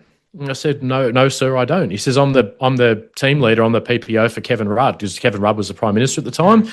It's been a long time since I've seen some ticker like that and professionalism from a CPP officer on a training course. When you finish your 6 months consolidation, give me a call. There's a spot for you on the Prime Minister's team. And I laughed it off. I thought, yeah, that's really good feedback. I've just got to get through this course first. But true to his word, mate, 6 months to the day, I finished my consolidation in Canberra and I was ready to pack up and go back to Sydney office because I wasn't sure whether I was going to get a spot in Canberra full-time in CPP or not. And he walked into the office and asked me what I was doing. And I said I was heading back to Sydney. And he said, well, how can you when you start on the Prime Minister's team tomorrow? And my jaw hit the ground and head spinning, mate. The next day I was up to Parliament House getting all my passes and access, being showed the office. And the day after that, I was on a plane to Lisbon as the advance with another senior member to set up a Gillard Prime Ministerial visit to Lisbon in 2010, I think it was, for a nuclear security summit. Head spinning, going, how am I a Prime Ministerial Close Protection Officer? Yeah, wow, mate. So, as you said, mate, fitness got you the job, mate, with the PM on the shoulder. So, mate, what does a week to week look like with, being on the PM's, close personal protection team? Like, what do you like? What is it? Well, I've got to have my passport for this week, or mate, what does it look like? So, mate, multiple passports, because a lot of the time you've got a passport in getting a visa for some country for a trip that's going up.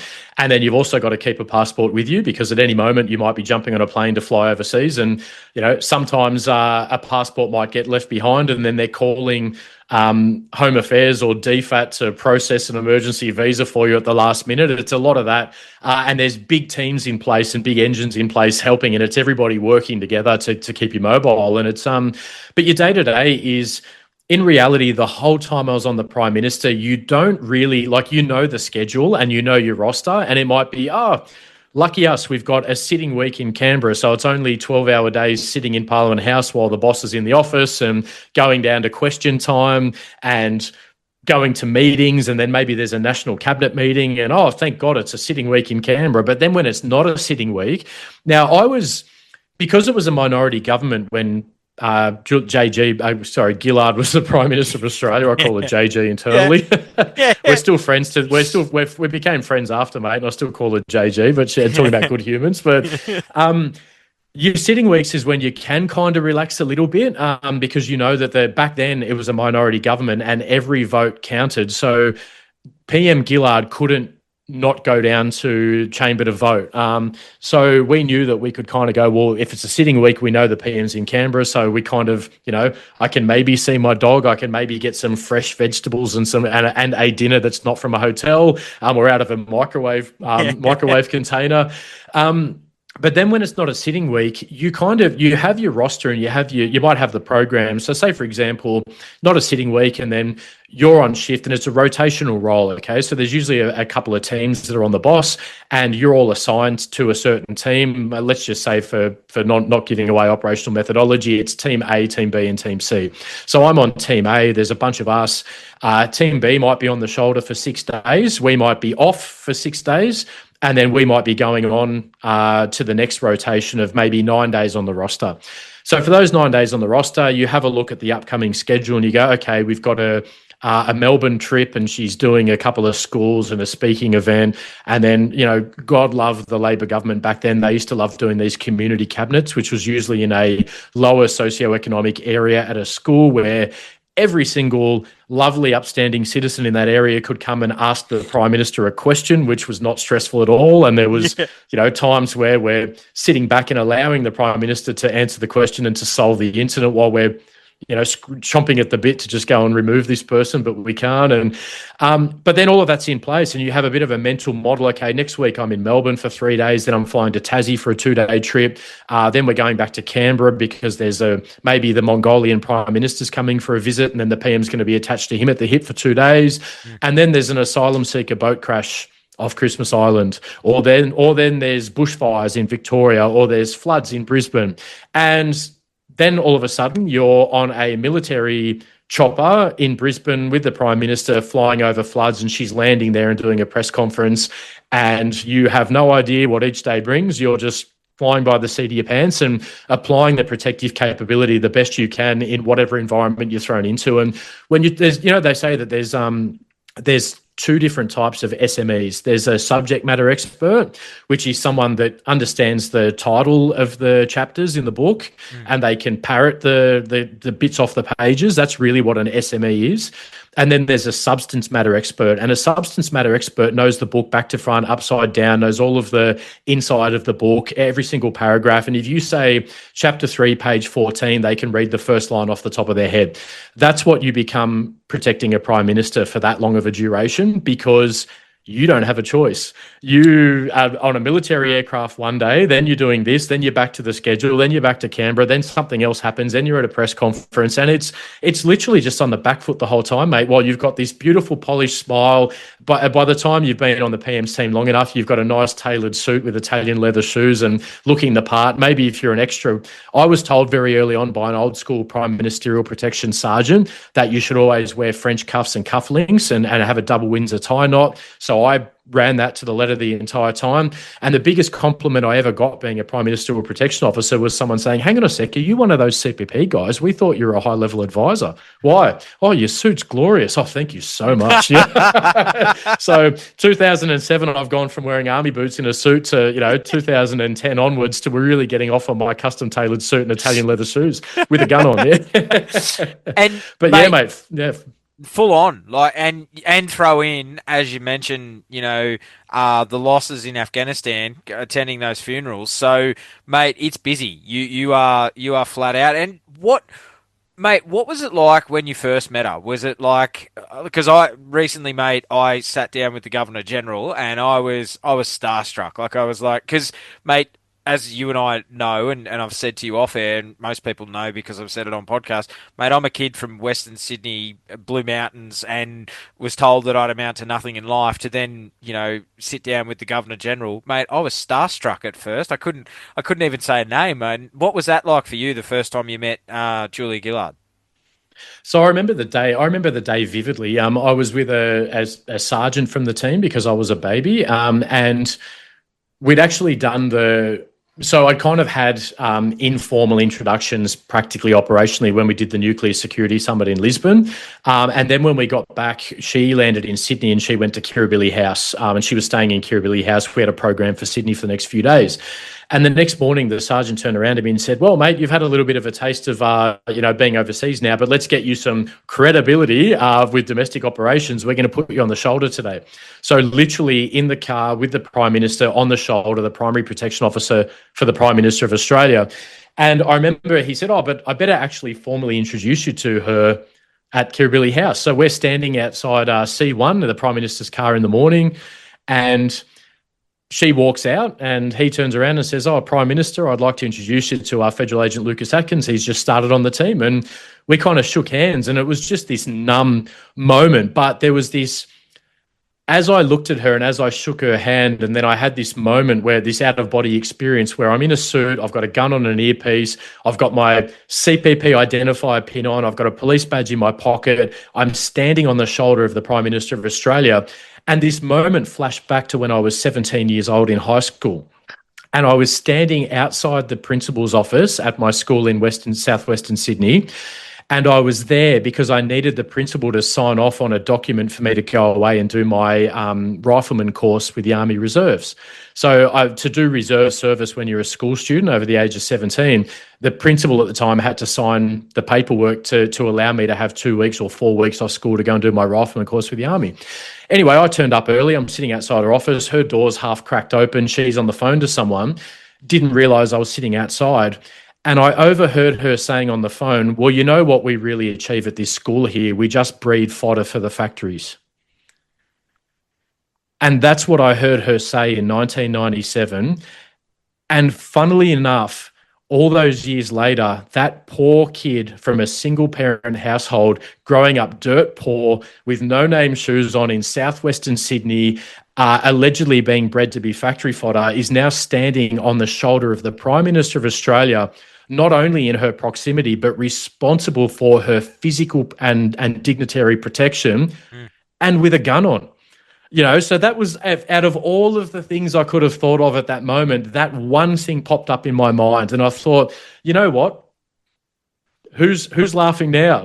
I didn't, and not putting down anyone that's working in factories, mate, at all. They're bloody hard workers, and I probably wouldn't last a day in it. But hearing that at such a young age, like, really, that's what your aim is for your students. Like, almost, how dare you? And a lot of us really went on to achieve some great things from the rougher areas, mate, because we've got a bloody strong foundation. Yeah, mate. I had my Year 6 teacher, mate, told me that I'd amount to nothing in life. That was his parting gift, mate. He said, you will amount to nothing in life. You won't get your school certificate. You'll end up in jail or dead. And mate, in a couple of weeks' time, I released the 150th episode with the Governor General. By the time this comes out, I will have released the 150th episode with our current serving Governor General of Australia, mate. And when I started this podcast 6 years ago, I never would have thought, mate. And, I sit there, mate, and sit with amazing people like yourself and, interviewing Keith Payne, the oldest living Victoria Cross recipient in the world. Mate, it all started from nothing and being told, as you said, you'll amount to nothing. And, mate, sometimes I wonder if they actually, truly doubt you, or it's fuel to encourage you to actually reach your full potential. Who knows? Yeah, well, mate, and one of the biggest learning things I've kind of come across over the years is You rarely get your, say, a Lewis Hamilton, Formula One driver, arguably one of the greatest Formula One drivers in history. You rarely get drive and natural talent that fuses together. What you normally get is the people in high school that kind of peak in high school, which is the natural talent, but the no drive. And then later on in life, we've all seen the story. We go back to our hometown, maybe to visit family, or maybe we accidentally take a wrong turn and somehow end up back in Minto or whatever it is. And then you see the dude that was the guy, like the guy in high school that you were scared of and had the hottest girlfriend and everything else. And he's now just 20 kilos heavier, a lot balder, and he peaked in high school, whereas the other people that are out there are the ones that maybe don't have the natural talent, but because of all of the losses they've suffered and the environments they've come from, we're just grinders, mate. We're grinders. And it's like, you know what? Okay, lost again, but I've still got hope, because coming from a lower socioeconomic background, you kind of always got hope that someday things are going to get better. Whereas if you grow up on the top of the perch and you fall, you're not used to hope because you had everything, whereas we're grinders, and that's the thing, is that sometimes the natural talent is great, but more of a stronger foundation and a will to, sometimes a bit of a fear of failure as well, I think is, Chris Williamson says that use whatever fuel you can to achieve escape velocity. Then when you've achieved escape velocity and you're healthy, then maybe have a look and see if the fuel you're using is a bit toxic and fix yourself. But at the start, use whatever you can, and mate, from where we came from, we're used to using whatever we can. So whether it was a motivational talk or whether she was telling the truth, I think she was telling the truth. But there's a whole bunch of people out there now that are showing that she was not right. 100%, mate. And we're going to get to Australia Day in a minute, but in the lead up to Australia Day, mate, was there, like, was it low key? Was there threats around, like, and we're going to talk about Australia Day 2012 just in a sec, but was the like threat to, like, Julia and all that, was it a low key at that point, or did it just go extreme on what happened that day? Mate, back in those days, when I started looking after the Israeli ambassador, we used to pride ourselves on saying that the Israeli ambassador had a higher threat rating than even the Prime Minister of Australia. And a lot of the guys that were on the Israeli ambassador at the time, I think it was their excuse for, I never got the call up to go and look after the PM, but I never wanted it because I want to be on a high threat team, So yeah, the environment was not what it is now. It was not the PM is going to get attacked. That we had no intelligence to suggest anything was going to occur. The movement one of the day was a citizenship ceremony over on the other side of the lake, which is what the PM did every Australia Day. And that was the one where we had a little bit of intelligence that things may kick off, not that they will, but they may. So that's where we had all of our resources. So we had our kind of public order response teams and extra uniformed police on the ground for the site security and lots of members of the public. And but in reality, the whole trend of the 12 months of that was all focused on leadership spills, like it was the entire time Gillard was the Prime Minister, was you guys aren't going to have a job tomorrow because we've heard that Rudd's going to roll her, and then we've heard that Shorten's now got the gig, and blah, blah, blah. And, my only regret from my time looking after the Prime Minister is as much as it was, looking back on it, it was a really great time in my life, I kind of wish I just had a couple of months where I could settle into going, oh, wow, I'm a Prime Ministerial Close Protection Officer, because every day it was, she's going to lose government tomorrow and you guys will be off and back on the Israeli or the US, or you'll be out of protection because there's a mobility policy. And so 3.5, nearly 4 years in Prime Ministerial Close Protection, and I never once woke up in the morning and went, I feel secure in my role. So, mate, I want to talk about that because you now are on the shoulder of the PM, and how are your family? Because being close protection, it could lead to you taking a bullet for the Prime Minister. How was your family how was your mum? You're her son. You're in a very dangerous, high risk. This is a no fail role for you. And if her life is under threat, you could have given your life. How was your mum and your family with that? Mate, funnily enough, I don't really think my family understood that I was actually a close protection officer for the Prime Minister of Australia until they saw it on the news with me dragging her out of the ride on Australia Day. I think a combination of obviously operational security. I couldn't really talk to them about what I was doing day to day. They knew I was in close protection. They knew I looked after the PM. They might have caught a glimpse on the news feeds in the morning if I was following behind, going for a run around the lake or, in Sydney or, they'd always be looking on the media. But I remember there was this one time when my niece was really, really young and I was holding her as a baby, and now I'm not a parent yet that I know of, but I remember holding her and my mum going, "Oh, Lucas, be careful." And I'm like, "Mum, I protect the leader of our country. I think I can hold a child." No, I don't think, And then it was only after the reality of Australia Day hit and the actions that we actually did in that, and all of that footage of me manhandling the Prime Minister of Australia, that two things happened. My family finally realised that, oh, shit, he really is a Prime Minister or bodyguard.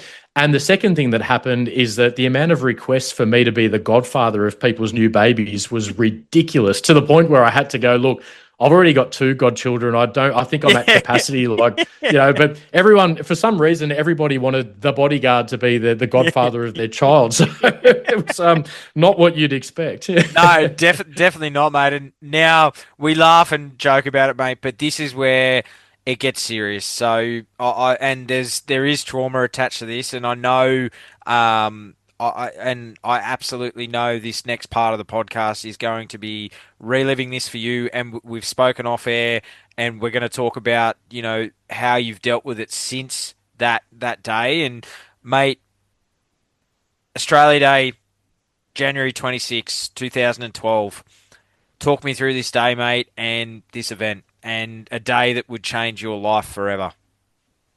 Yeah, so as I mentioned earlier, we had 2 moves that day. I went to work and 2 really, really interesting things happened. And I'll start this by saying that whenever an incident like this happens, it's not because one thing went wrong. It's a formula of everything that could go wrong goes wrong. And if one thing out of the 5 didn't go wrong, Australia Day 2012 would have never happened. So the first catalyst was I woke up in the morning, and for the first time in a long time, because I'm pretty OCD, I forgot to iron a shirt. And I was running a little bit late to go to work that day because, contrary to popular belief, we're not robots that get put into a cupboard when we're off shift. We're human beings, and we go home and we have our own cars and bills and everything else. And I had the choice of, I had this really, really great designer shirt and matching tie that was way outside of my budget that I'd bought years before that I'd never worn. I think it was some girlfriend at the time had talked me into buying it. I'd never worn it. And I had a wedding coming up, a friend of a friend's wedding or something. And I'd had the thing dry cleaned and pressed just to wear it to justify the expense. And I looked at it and I thought, you know what, it's only 2 moves, 4 hours at work. I'll throw that on instead of ironing a shirt. I'll throw that on, and I reckon I can get away with not having it cleaned again and still get away with the wedding in a few weeks. So I threw on this ridiculously expensive, I think it was a Pierucci silk shirt with a matching tie, drive into work, and I'm only meant to be in the security car. So that day I was just driving the security car for the motorcade for the PM, so I wasn't getting out. Get to the lodge, go around to the staff area at the lodge, we kit up, put all of our accoutrements on and equipment, everything, and tool up, ready to go. And then the teammate of mine that was meant to be Close Protection Officer 1, so one of the guys on the shoulder, says to me, "Mate, my guts aren't right. I'm feeling a little bit sick. I don't know whether it was something I ate last night or whatever else. Would you mind jumping into my role and I can jump in the car so I can just kind of suffer in silence in the security car and not be anywhere near the boss?" Yep, absolutely, mate. No dramas at all. It's only 2 moves and then we'll be home by kind of 3 o'clock. So thing number 2, right? So the first one, we go over the other side of the lake. That all goes off without a hitch. That was the big event where a lot of our focus was on. That was a lot of the moving parts and everything else. So that all went off without a hitch. We motorcade across Commonwealth Avenue Bridge there down in Canberra. And then move 2 of the day is at the Pork Barrel Cafe at the Lobby Restaurant, which is in proximity to Old Parliament House. And it was a medal ceremony for some volunteer fireys, some state emergency service volunteers for, the previous 12 months of floods and bushfires. There was some medals and some gongs being given out. So the Prime Minister, rightfully so, was attending that one to issue the medals and to give a speech. So we enter the place, no dramas. It's a usual, we do sometimes 12 to 15 of these a day, right? So it's just standard rims, as much as standard rims can be. We move in. The brief was, advance tells us there's no safe room, there's no this and this. It's a glass box with a kitchen attached to the back. When you drop at the front, the motorcade's going to be moved around to the side. So if anything happens, there's no safe room. We need you to extract to the cars. Standard brief. We do this hundreds of times a week, right? So that goes off. Brief is, boss is to take a seat first. Everyone stands. Boss walks in. She takes a seat at the front. The MC goes through the start of the event. Boss steps up on stage. Prime Minister does a speech, followed by the medals being given out. Then an informal afternoon tea. Prime Minister will stay for 15 minutes, exit stage right, back to the lodge by 1500, down tools. She's internal for the rest of the night. Happy days. We get to the point where now we knew the Aboriginal Tent Embassy was next door to the location, but it had been there for 60 years. So we were aware of it, but it was just the back of the mind, be aware, but not alert, alarmed. So we take up our positions. Then the boss gets up on stage to deliver her speech, and myself as the close protection officer 1 and my teammate as the primary protection officer take up our positions, kind of covering each door, either side of the stage. And at that moment, I just see a toddler running around outside the lobby restaurant. And the toddler's got a nappy on, he's unattended, and he's got a white T-shirt on with an Indigenous flag on the T-shirt, alone. And that was enough of an anomaly to the external baseline for me to call my advance officer and say, hey, do you want to just jump outside and have a quick look and see what's happening? Because it looks like some of our friends from next door are getting interested in what we're doing here. As I say that, I look over the shoulder of the primary protection officer, and at his back is the door that goes out to one side of the cafe, out into open space. And there is a woman just violently running with this look in her eyes, covered in Aboriginal paint, yelling and screaming, running towards the door. He sees the look in my eyes. He turns around, goes out the door to engage her. I do the big Hollywood stage dive in front of the PM, running in front to back him up. As I go through the door, as he's dealing with her, another guy comes over the back and swings a big haymaker at my teammate. I managed to deal with that haymaker and put him down. We look up, there's about 60 of them. And we have lost the initiative big time. We didn't even know there was 60 of them next door. We thought it was the usual kind of maybe 10 or 15. So at that time, we're dealing with the immediate situation. The advance falls back onto the Prime Minister. Now, I find out later that the environment on the inside of the restaurant is standard rims. The PM's still doing a speech. The medals are being awarded while 2 of us are outside punching on with 60 people, trying to stop them from getting in through the door. Then I notice that the bulk of the crowd starts to move around to the front of the lobby restaurant, the main entrance. So I look at my teammate, he gives me the nod, he holds that door. At that time, we had a key holder that had locked down the place. We had 1 advanced close protection officer inside on the boss. 2 of us are now stuck outside. I fight my way around to the front doors through now about 200 people that are all acting violently. And when we talk about making sure your engine is tended to and you're at that physical capability, I was very lucky at the time. I was training at I've always trained a lot from the age of 5. I don't know what's wrong with me, but at that time I was training whenever I could, Brazilian Jiu-Jitsu, mixed martial arts, wrestling, grappling, plus fitness, and also a lot of yoga to try and balance that out. Very, very useful for me to be able to manipulate and move bodies under that threat without drawing a firearm because we had media everywhere. I get around to the front door, manage to hold the front door and block them. They know that I'm not going to be able to deliver any of the strikes I just delivered on the members of the public trying to attack me to a woman in a wheelchair. So they've got an elderly woman in a wheelchair ramming my legs. Close protection officer ducks on a pond. I'm standing there going, well, as long as they don't breach this line in the sand, they can kind of do what they want. And then obviously the adrenaline's flowing a bit. Then I call my advance guy on the inside and I say to him, hey, I'm going to need you to get onto our comm center and call for backup. And this one was read at Senate estimates about 9 months later, which was quite comical. It was Federal Agent A radios Federal Agent B and says, we need you to call backup. Federal Agent B states to Federal Agent A, who would you like us to call? To which Federal Agent A replied, fucking everyone. It was like, if you have a badge and you have a gun and you have police powers, or if you are a protective service officer and you are in the ACT, get to the lobby restaurant, we're in trouble.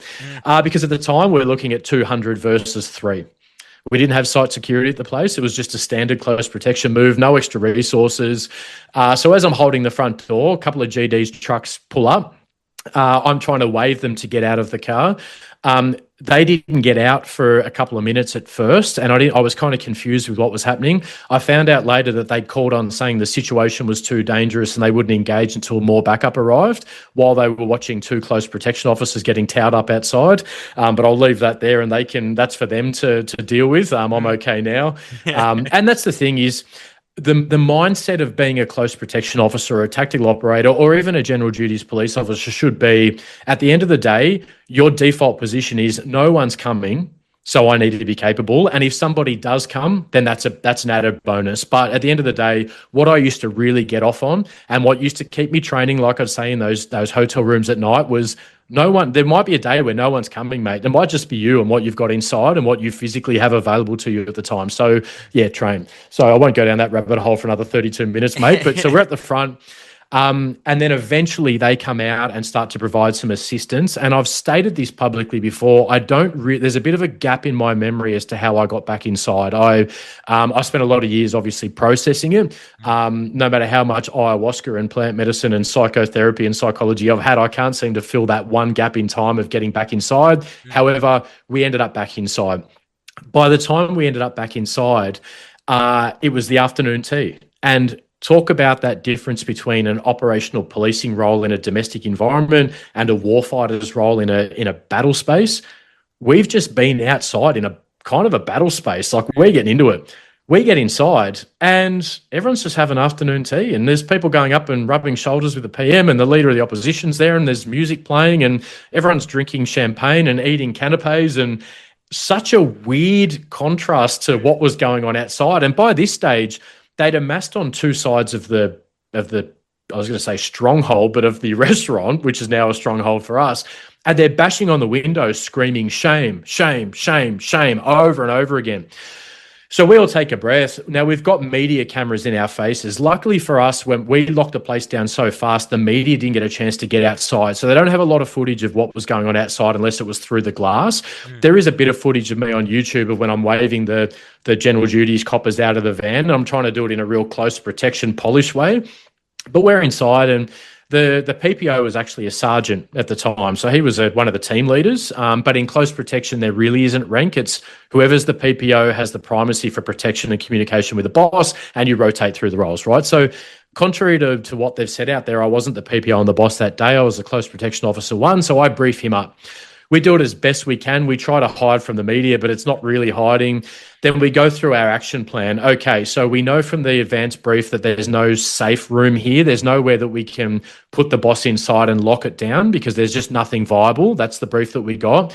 There was a refrigerator that opened, that locked from the outside, which we couldn't do because if we're inside there, we have no control. Maybe they set fire to the place and we're stuck. There was an office with a caged window and a hollow core inward opening door that we couldn't really secure. So, okay, no more viability. The armoured car is the mobile safe room. We're going to landslide her out of here. But before we did that, my sergeant, because we kind of knew at the time, even though it felt like training and it was surreal and we weren't panicked and we were quite calm, we kind of knew it was a big deal, right? It's the Prime Minister of Australia, and for some reason, which we weren't aware of on the ground at the time, they seemed to be targeting the leader of the opposition, Tony Abbott, as well. We didn't understand what was going on, but from our minds at the time, the targeting was for the Prime Minister. It had nothing kind of to do with the leader of the opposition. So anyway, we kind of go, look, let's just triple check our procedures here and make sure we're good. We've got a bit of time. Now, we know that this venue integrity is not going to hold forever, but for now, it's kind of okay. Let's have a look.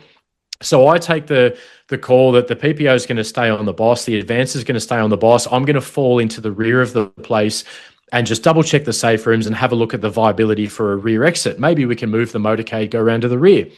So I go through, double check both safe rooms, confirm that they are not viable to put the Prime Minister of Australia inside. I go out the rear door into a small courtyard, and we've got the thought that we can move the motorcade around to the rear. Now, this is number 3 of the 5 things that go wrong, right, when we say perfect environments. Yep. Colorbond gates. I look over the gates. Prior to the incident occurring, there was a delivery van that had reversed up. And when the shit hit the fan, we don't know where he is. And he's now blocking the gates. So we can't even get the motorcade around to the rear of the place.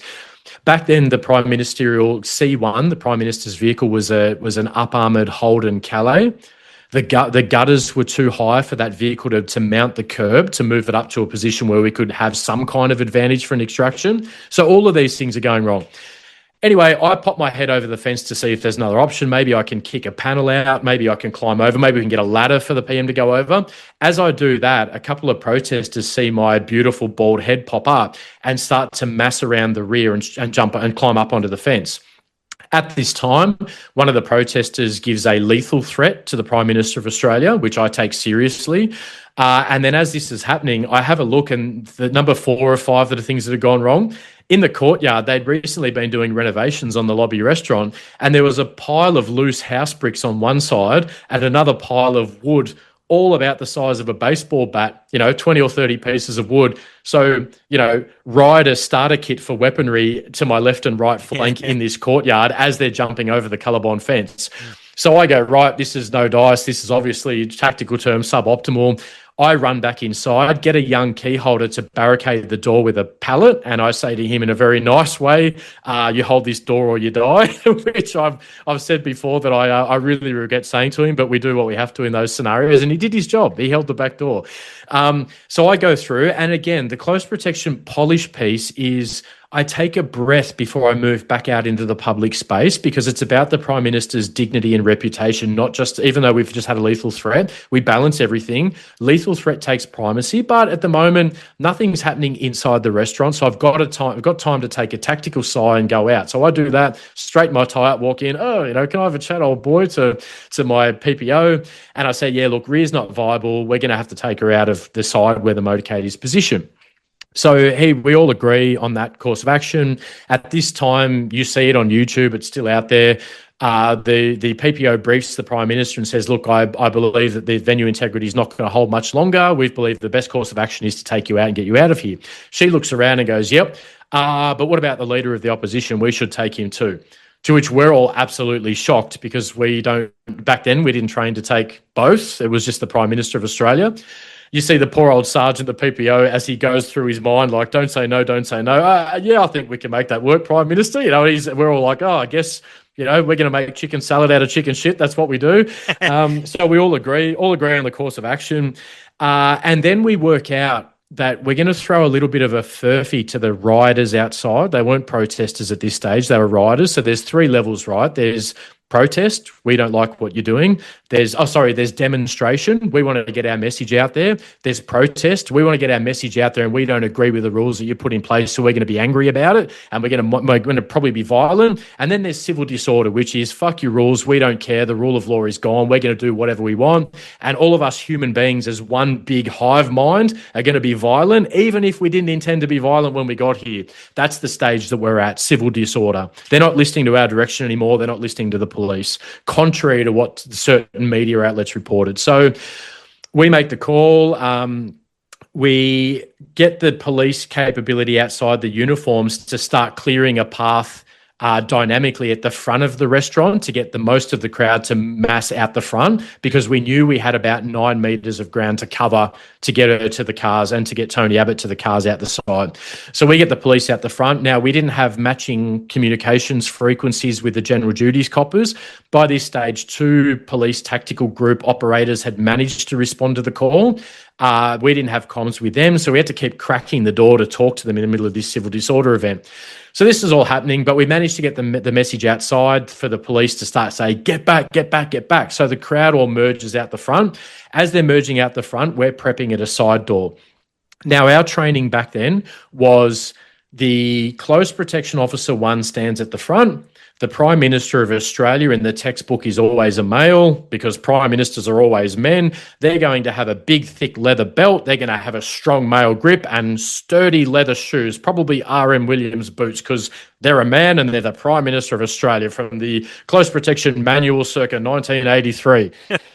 So we're standing at the front, and the thousands of reps that we'd done, Prime Minister, if you could please grab onto my gun belt, my leather belt, place both your hands on my belt, the PPO on your left and the advance officer on the right will grab your big, thick, strong male leather belt, and they'll grab my gun belt, and we will form a human pyramid around you of our strong bodies around our male prime minister, and we will extract out. I will have my hands up in a non-violent, however defensive position, and I will say over and over again, police get back, police get back, police get back.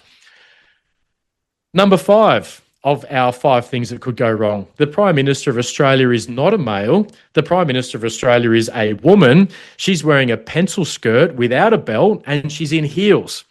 Not only is that happening, so the team we just had to adapt because the template had failed. So the team to my left and right ended up rugby scrumming each other around the hip. They still managed to lock onto my belt. But as we were preparing to go out of the door, I just had this gut instinct. And they say that your gut instinct is the GPS of your soul. You should really listen to it. Yep. It hit me hard. And my first instinct was, the second we engage out into this threat, I'm relying on her grip. I have no hands on the person that I'm sworn to protect. My hands are up in a non-violent fashion, even though we're being attacked and have been attacked for the last 15 to 18 minutes. But if she drops, we're relying on her grip, and I don't feel comfortable with, I'm not saying anything bad about Julia Gillard's grip, but she is not trained for this scenario. She's a world leader. She's not a professional close protection officer. I don't feel comfortable. So as we're about to move out of the door, we cracked the door a little bit, and I've got our two operators outside on shields, and I'm like, gladiator style, at my signal, unleash hell. And they're just, all their Christmases have come at once. It's like, take the collar off, we're ready to act, LA. And I'm like, oh man, you're here we go. Yeah. So we're about to crack the door, and then I feel somebody brush the back of my head. And I think it's one of my guys. Maybe he can't tap my shoulder because the PM's attached to the back of my body. Maybe he's tapping me on the head. I turn around, and it's just this arm with really nice jewelry on reaching through our stack. And I see it reach through the stack and grab a glass of champagne and orange juice off a silver tray from a waiter. And as it happened, I'm like, hang on, who, what? And I turn to my left, and it's one of the guests at the afternoon tea reaches through, so between the Prime Minister of Australia's head and the back of my head as her Close Protection Officer 1 to grab a mimosa off a tray from a waiter. And she goes, oh, sorry, excuse me, carry on, boys. And it was just this crazy moment of, when we go back to the difference between a foreign battle space and a domestic space, I turned to my PPO and I turned to my advance and I go, did that just happen? And then I kind of glanced left slightly at the restaurant because, I've got a little bit on, mate. I'm about to extract the Prime Minister of Australia for the first extraction that has ever occurred for the leader of our country under this kind of level of threat and under this scenario. And I just look, and the afternoon tea's going on, and all the media advisors and the PM advisor, everything else have got these eyes like dinner plates. But a lot of the guests are just drinking and eating their canapes. And we're like, oh, sorry to disrupt your afternoon tea, guys. We're just about to extract the PM. We've got 7 to 9 meters. Possibly one of us is maybe not going to make it. And we've all had to make peace with the fact that maybe today's the day we don't make it, but we're going to give it a red hot crack. We're ready to go. And then, so we crack the door and I go, what was the one out of Black Hawk Down? Irene, the code name of the call sign is Irene. Irene, So, but 2 operators get out, couple of nice kinetic shield strikes to clear the first 1.5 meters out the door.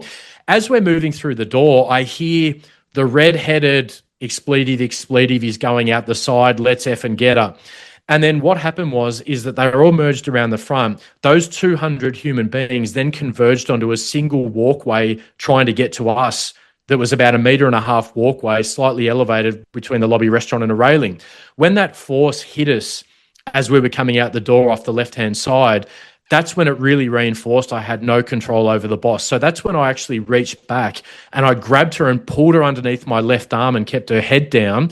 And that's that now, in brackets, famous photo where he dragged her by the face. He didn't drag her by the face. He had no control over her and was relying on her grip. And so he decided to make it up on the fly as he went out. Better my grip than her grip, right? I trust my grip. I don't trust her grip. She's not trained for this. My job is to keep her safe, not for her to keep me safe. So as this is occurring, I've grabbed her. We moved out the doors, and we had about 7 or 8 steps to navigate down to a bit of open ground to get to where C1, where the Prime Minister's car was. And as we're about to go down the stairs, this force of people hit me. And to this day, now I've been in some pretty kinetic environments around the world, especially post my time AFP. To this day, I've never experienced anything like the force that hit me on the left flank from those 200 aggressive people that day, to the point where my feet did not touch the ground going down those 7 to 9 steps. And by the time I landed at the bottom of the steps, there was so much energy and force behind us that my only focus was trying to keep my feet. I was ready to faceplant. I managed to keep my feet. The PM didn't. She fell, and I caught her just before she faceplanted and briefed her back up again. Now, one of the shots the media chose to use was her horizontal with me. That was about a quarter of a second, and one of the guy that took that photo told me afterwards, and he gave me the raw footage later on. He took 900 rapid-fire shots over those 9 meters we covered. He just had the camera button down, 900 shots. He said out of 900 shots, that was one of the 900. That's how fast it happened. But that's what the media chose, because we know again that I won't go into a big segue about this, but what I learned later on is the media was selling a story. And the story was a female prime minister that was a damsel in distress, and the white knight bodyguard saved her, which was absolute bullshit, right? I've never met, out of all of the people I've met in my life, she's probably one of the strongest willed and most capable, awesome, not woman, fucking human being I've ever met. And as a close protection officer, I am trained to remove politics out of it. And I stood at many of her press conferences where her government policy decisions were directly hitting me in my taxes and my hip pocket, and might not have liked those, but as a human being, bloody amazing. So yes, we get down there, we get to the car. Now, the famous photo, the reason why the famous photo took place was 2 reasons. The photographer that took that shot, and if anyone wants to look it up online now, you can see actually zoom. You can see it, but what you can see in that photo, if you zoom in, it's actually not in focus. It's quite blurry. The reason why it's quite blurry, and I've never publicly stated this before, is that he was on his knee down at the rear tire of C1. We are trained that when we extract a VIP to a car, you don't extract a VIP to the door because you have to open the door. You extract them to the tire, to the wheel, because the wheel is where the opening of the door is. He's now in my way. So as we're moving, As we're about to move to the car, I glance up and there is what I term as threats on the other side of the vehicle running towards us. They had objects in their hands. I didn't have time to assess, mate, because I've got a little bit on. I've got a Prime Minister underneath my arm. Yep. I've got 2 CPP officers, which one has been held on the stairs and couldn't stay up with the stack. I've got the other one that speared off to the right to engage a threat that was attacking us going down the stairs. I've got a whole bunch of overexcited uniforms behind me, and someone's got the leader of the opposition as well. So I've got a little bit on. So at this point, I say that every human being has a $10 budget, and the more you train and the more your operational experience and your qualification, your ability to spend that budget increases, but you still got $10. And at that time, my $10 was kind of tapped out with a little bit of a couple of things I had going on. But I identified potential threats, right? So then I was ready to make the call. Am I going to go to gun? Am I going to go to lethal here to cover the boss, or am I not? And then that look, which was that famous photo, I guarantee you that was the only time I looked that awesome. And thank you to the media for putting out one good shot, because I reckon the rest of the time there was a lot of cringing. There was a lot of probably cross eyes and flinches and, probably some spit come out of my mouth and whatever else. Luckily, I've got no hair, so my hair was still perfect. But that look was me going, you got something in your hand, and if it's going to be a spear or a weapon that I believe is a lethal threat, I'm going to gun, because now I'm down behind hard cover, right? Yeah, we got some threats behind us, but I got a whole bunch of police behind me, but now you're in my comfort zone, sweetheart, because I'm at C1. And guess where we've trained to shoot from and engage from a lot in our careers is behind an armoured vehicle. So step into my comfort zone, if you will. From the look in my eyes, she decided that it wasn't her day. Good on her. But that was the famous shot. Now, going back to the reason why the photo was slightly blurry, is I lifted a foot and it was about to kick that photographer out of the way. He realized when I lifted a foot, he was about to cop a beautiful designer Italian shoe in his face. And he said that he took that shot as a reflex action as he was jumping out of the way. He didn't even aim the camera. He just pressed the button and he was like, man, I didn't get a shot of the famous moment he was getting her into the car. And then he said, once he got out of, because they were under threat as well, right? The media don't just they were in the middle of it and they're quite brave with what they do. But he said it was after when he reviewed it, he was like, I'm going to win a Walkley. I'm going to win a political photo award for this. And a year later he did. He got an award for the photo. But and just before I go into going back to the lodge after when I got her into the car, what I will say about the media, now I have bashed certain elements of the media a lot and I try not to. Let's do a quick positive spin on the media. So going back to when we were inside the lobby restaurant, there was a whole bunch of AFP management in there at the time, in their dress uniforms, ready to receive their medals. Not one, and I didn't know because I don't look at police officers off duty. I look at threats and I look at baselines and I investigate anomalies and I look after the Prime Minister of Australia. I found out later, not one of them offered to help us. They saw us getting towed up outside. They saw us dealing with what we were dealing with inside. Now, at the time, I was a substantive senior constable. Federal agent is my title. My rank is senior constable. And we had a sergeant in there as well, title federal agent, rank sergeant. Maybe, I don't know, a commander, a deputy commissioner for national security. Maybe one of those level AFP officers could have lent a strategic hand while we were providing advice to the Prime Minister of Australia. But outside of that, if I go back down to a senior Connie level, swap out those members of AFP management at the time. I'm not criticising AFP management now. This is at the time. They're all long gone, hopefully. Swap out those members of AFP senior management and put 5 senior Connies that have just come off the road from a truck that are there to receive an award, and they don't have their gun and their spray and their baton and their handcuffs on, but they're there in dress uniform. What are those senior Connies going to do if they're seeing their fellow coppers getting towed up? All right, boys, I don't have any kit on, but tell me where you fucking need me.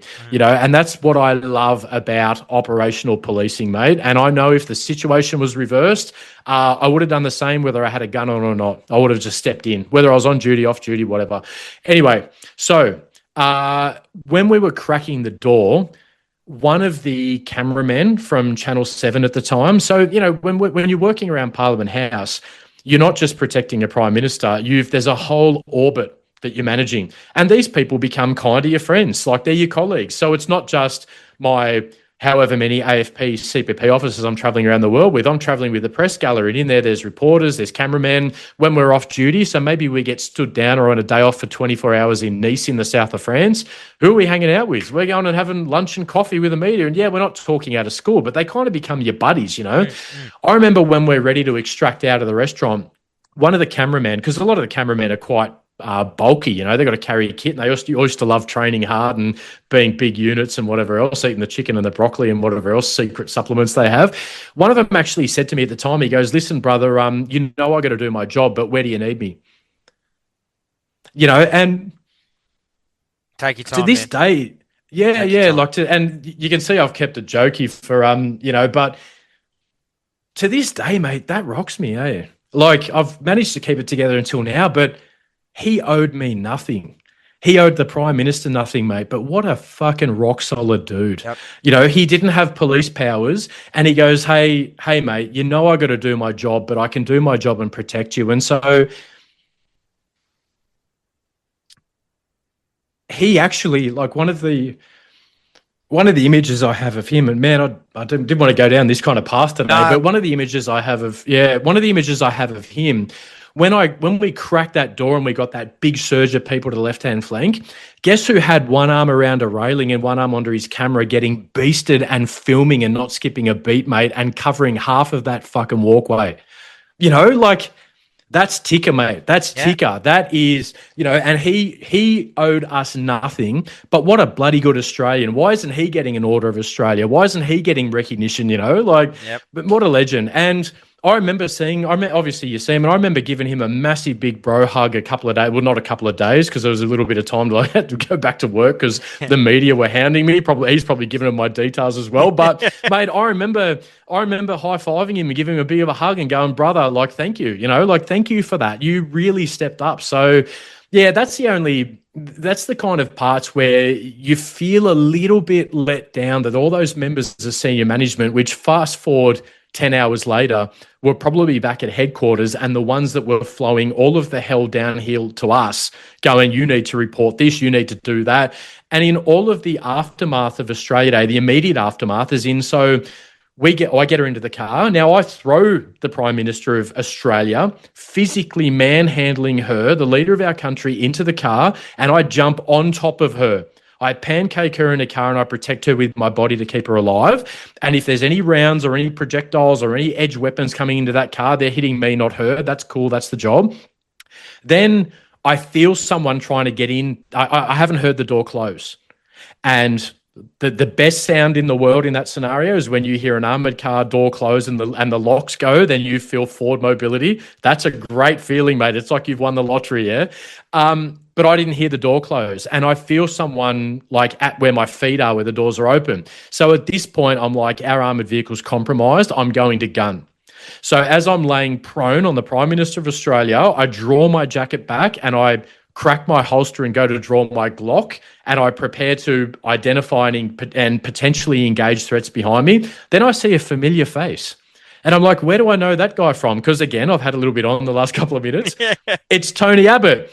And then I immediately go back to the conversation 6 minutes before inside the lobby restaurant when Gillard says, we better take Abbott as well, right? We better not leave him here. Oh, sorry, man. I forgot we're taking you. Reholster my Glock, grab him and pull him on top of me. So now we are a leader of the opposition, Lucas Atkins, Prime Minister of Australia, violent sandwich inside an armoured Calais. And then I hear the beautiful sound of that door closing and the doors and the door closing and the locks going down. Then we start moving. I right myself, take a bit of a breath. I look at the boss. She's on my right. The leader of the opposition's on my left. I'm in the centre seat, like I'm the child with my knees up to my chest. And I remember I leaned forward to the driver at the time and just said, hey, mate, keep going. Whatever you do, don't stop. Walking pace. Don't hit anyone. But the second that crowd passes, foot flat to the floor, get us out of here. And he goes, yeah, copy that. He was an old guy. And then I have this bit of an adrenaline, the first kind of really bit of adrenaline hit that I've had. The rest of the time it felt surreal and it felt like training. But now that I'm psychologically in some measure of safety, I'm in the car, I get this big adrenaline dump and I open my suit jacket and look down. I go, oh my God, boss. And she looks at me and she goes, oh my God, are you hit? And I go, no. My brand new Prada sunglasses. They made it. I thought I lost them. And the second the words came out of my mouth, I'm like, of all of the cool things you could have said, that's what you said. And, she was such a polite and nice person, but she's now missing a shoe. She's got a skin knee. I haven't patted her down yet. And she's like, yeah, I'm happy that your sunglasses survived, So we rolled back to the lodge, went through all of our operational protocols, so physical pat down, because we learnt lessons from Reagan in 81. You don't know if she's been shot or stabbed. A lot's going on. Threat scenarios, and a lot of people say this from battle spaces overseas as well, and from threat scenarios. Sometimes it's the volume that gets you, like the how loud threat is. That combined with being in the most violent washing machine jacuzzi you could ever imagine, times that by another 10 or 1,000. So it's these kind of conditions that you're involved in that the human brain really can't comprehend. And then, years later, you start to comprehend it millimeters at a time. But at the time, you say something stupid like, the sunglasses that were 4 or 5 days' wages, I thought I made peace with the fact that I'd lost them as I was keeping you alive. So, get back to the lodge. She says, would you mind, to the driver for C1 at the time, would you mind taking the leader of the opposition home? He shakes all of our hands and says, thank you so much. I really appreciate it. We say, it's an absolute pleasure, sir. Stay safe. He gets in the car and goes. She has a bit of a moment with me, and I just kind of, as I'm patting her down, again, making sure she's okay, she's fighting me to pat me down. I know I've said this before, but I can't say it enough. When we separate the politics from the human being, right now, this isn't the Prime Minister of Australia in her mind. This is Julia Gillard, the lawyer, the uni student, the one that, dad was a Welsh copper and immigrated to Australia, and the one that lived in Adelaide. And it's not the PM at this moment, so this is the only part that really kind of sticks with me. And I've said this a lot. It's, riot, civil disorder. Okay. Yeah, violent washing machine, loudest thing I've ever experienced, whatever, right? But the humanity between Julia Gillard and Lucas Atkins at the time, like that's the thing that sticks with you to this day. I'm sworn to protect her as I am to protect any member of the public, but, she's the Prime Minister, so I'm also going to protect her as diligently and violently as I need to. But the fact that she's fighting me and saying, don't worry about me, I'm worried about you. I know you're hurt. I know you're hurt. Yeah, like that's, and to be honest, mate, like, what is it, 14 years later, 14 years, 4 months later, probably 8 days, I don't know. Hopefully I try to stop counting now. Though that moment forged a bond between the two of us that will never be broken. And, I looked after her for a couple of years later, which should I have probably taken some time? Yeah. Should the AFP have forced me out and said, hey, look, go get some treatment, go do this, go do that. We know you're going to be angry, but it's for your own good. Should they have probably done that? Yeah. But also, I'm not going to criticise the AFP for their poor handling of a situation that was absolutely unprecedented. Like it's very easy for me to sit back and go, they let me down. They let us all down. The training was wrong. It was designed for men and it wasn't designed for a woman and everything else. But it goes back to what we say about the general duties police officers. At the end of the day, take some of the responsibility yourself. Now, two things happened that kept me on the shoulder. Number one, she said to me in the kind of, when I had access to her in the days that followed. So the first 3 days after, I had media on my doorstep, bashing on my door, calling both my phones.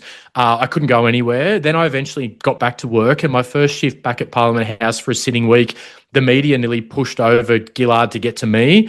So I had to go and be stood down again. Then they sent me to South Korea to set up a job for the PM for yet another nuclear security summit.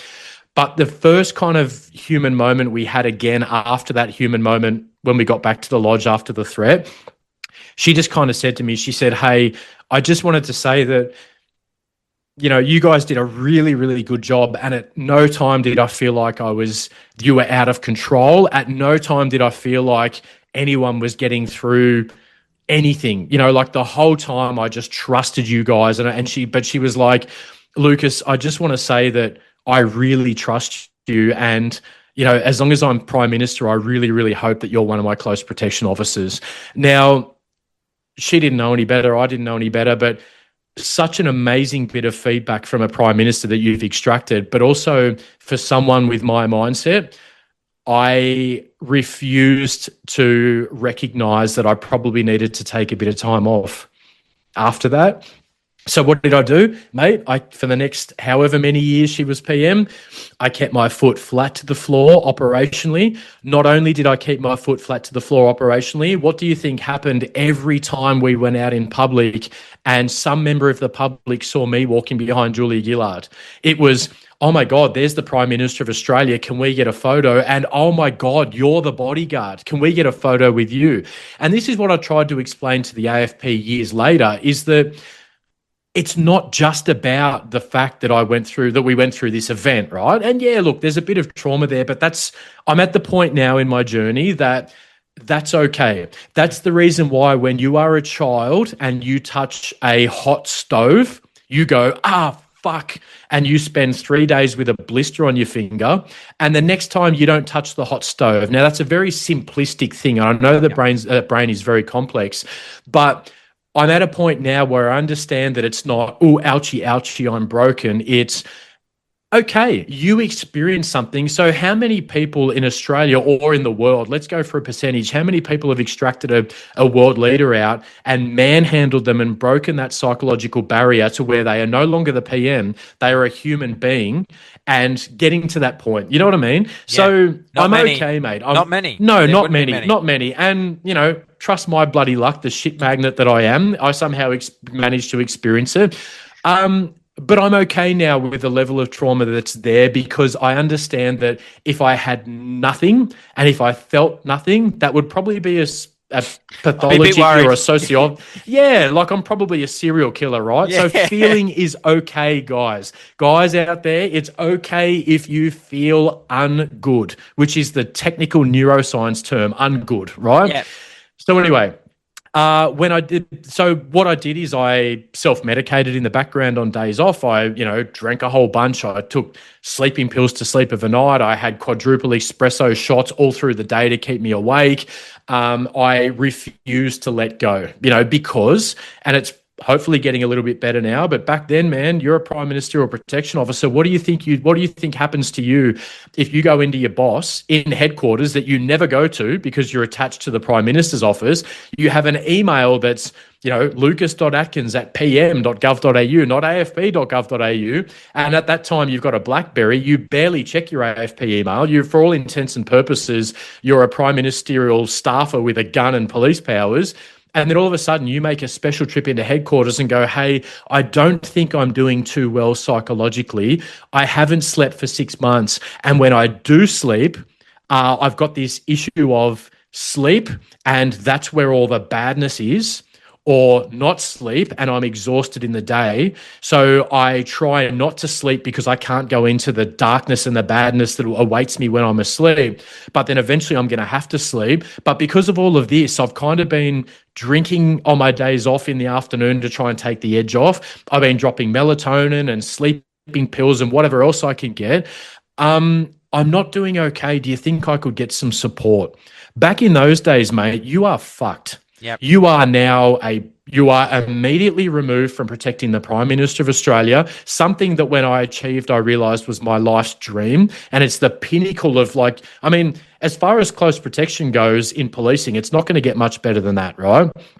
Am I really going to give all that up? No, because we're all the same mindset, mate. We're not quitters. The reason why we get to where we get to is because we refuse to fucking quit. So what happens when you have that in your DNA combined with trauma?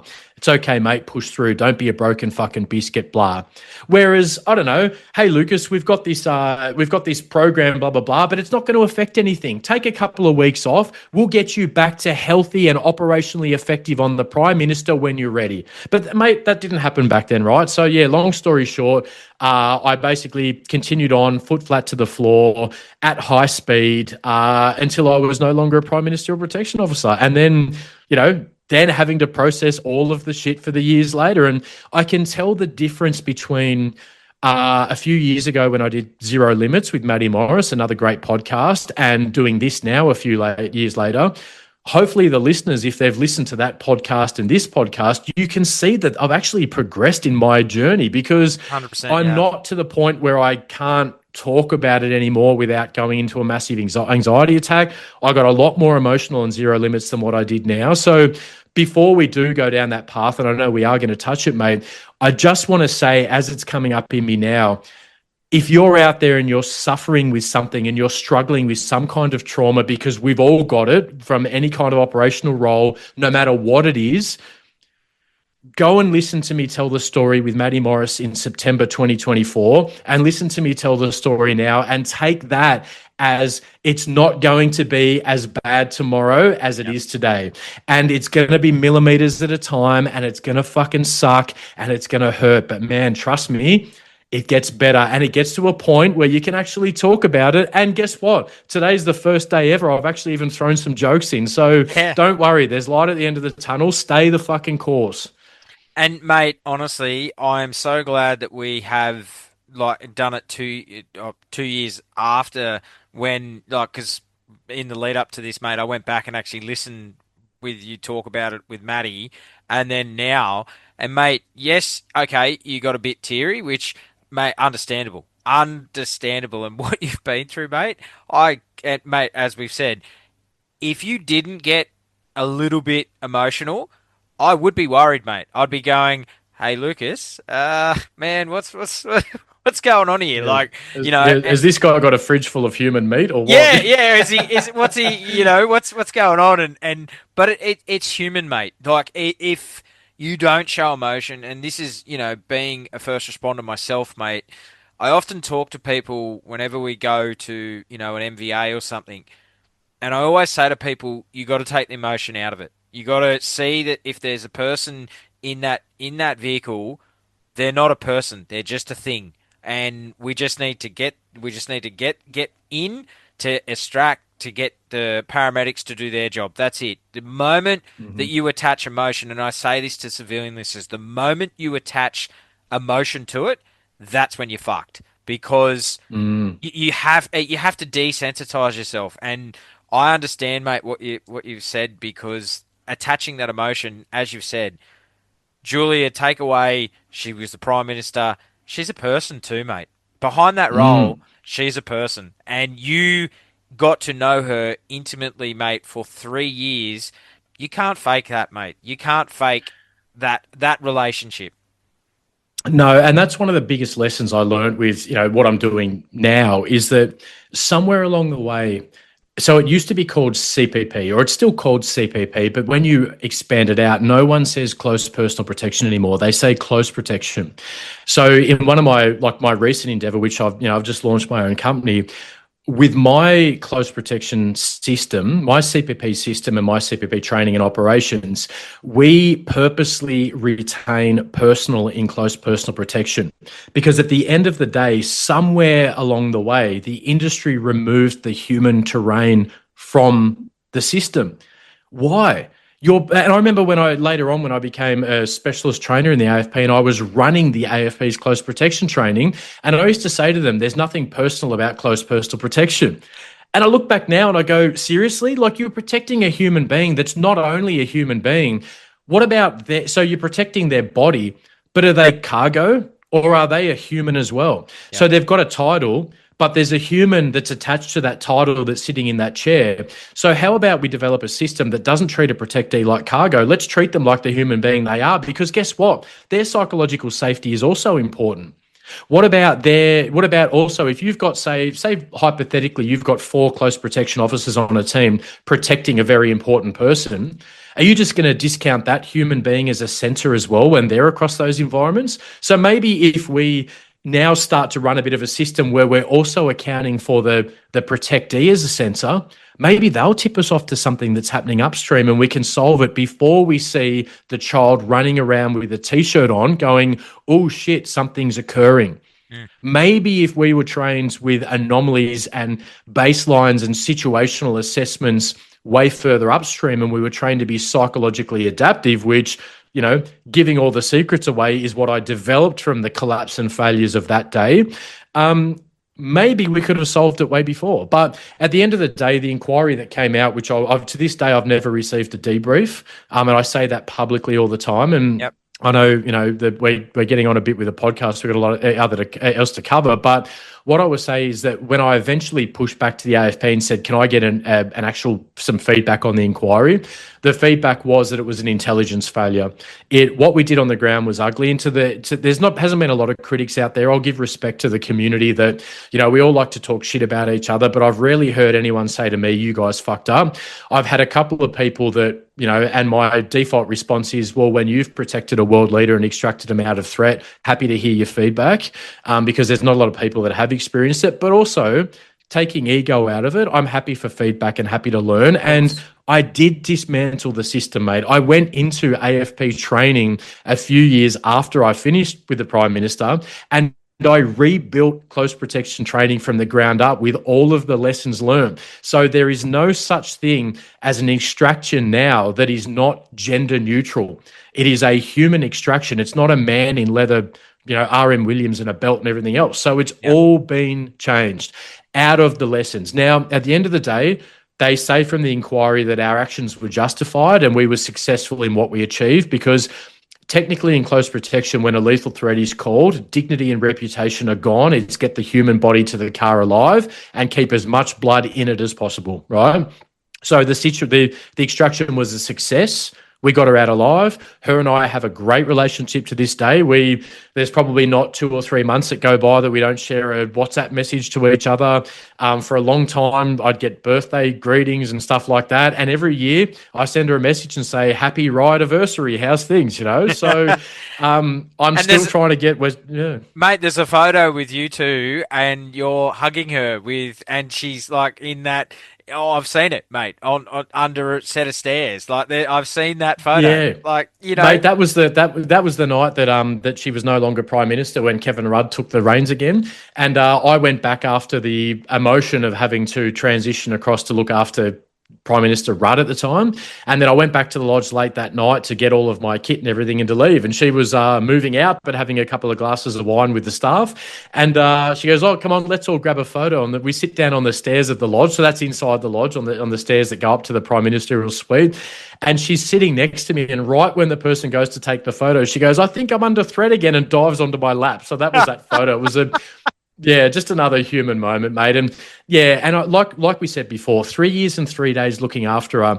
It's not just when she's Prime Minister. It's movie nights at her sister's house over the Christmas holidays when she's on leave. It's weddings, it's funerals, it's births of nieces and nephews. It's all of this stuff. It's when she's on holidays in Port Douglas for her 3 weeks leave over winter break. And it's her walking on the beach with a dog and us wearing board shorts with, concealed holsters with kit on the inside of boardies and, Crocs on or whatever it is, back when Crocs were popular and then they weren't, then they were again, So yeah, that's why the personal needs to stay in close personal protection, mate. Yeah. Absolutely. And I want to highlight something here too, mate. And I know, like we're going to get to the next part of the podcast in a minute, but you mentioned medals, mate, and it's a hot topic, and I want to bring this in because I know I'm going to watch what I say here. You mentioned APM, you mentioned commendations, you mentioned, mate, did you receive anything for what you did that day? No. So I was told immediately after that, from a whole bunch of people that, oh, you're going to get a promotion, you're going to, the whole team will get medals, and what every copper and every soldier's the same, fucking medals, whatever, and we all say this out loud. I have to be very honest. In the year after Australia Day, every time I opened my email and saw that there was a medal ceremony, I check the list, not just for me, but for my team, because it wasn't me. Like I was just the one that was unlucky enough to be in that shop, but there was 3 other, very brave close protection officers that day that not one moment took a step back, mate. There was not one like, oh guys, I don't think this is for me. One of them at the time was 54 years old. I still say to this day, the security driver was the bravest of all of us because he did not leave the car. If the situation had gone the way that the roster had gone, we would have been compromised because there's no way I would have abided by operational protocol and stayed in that car.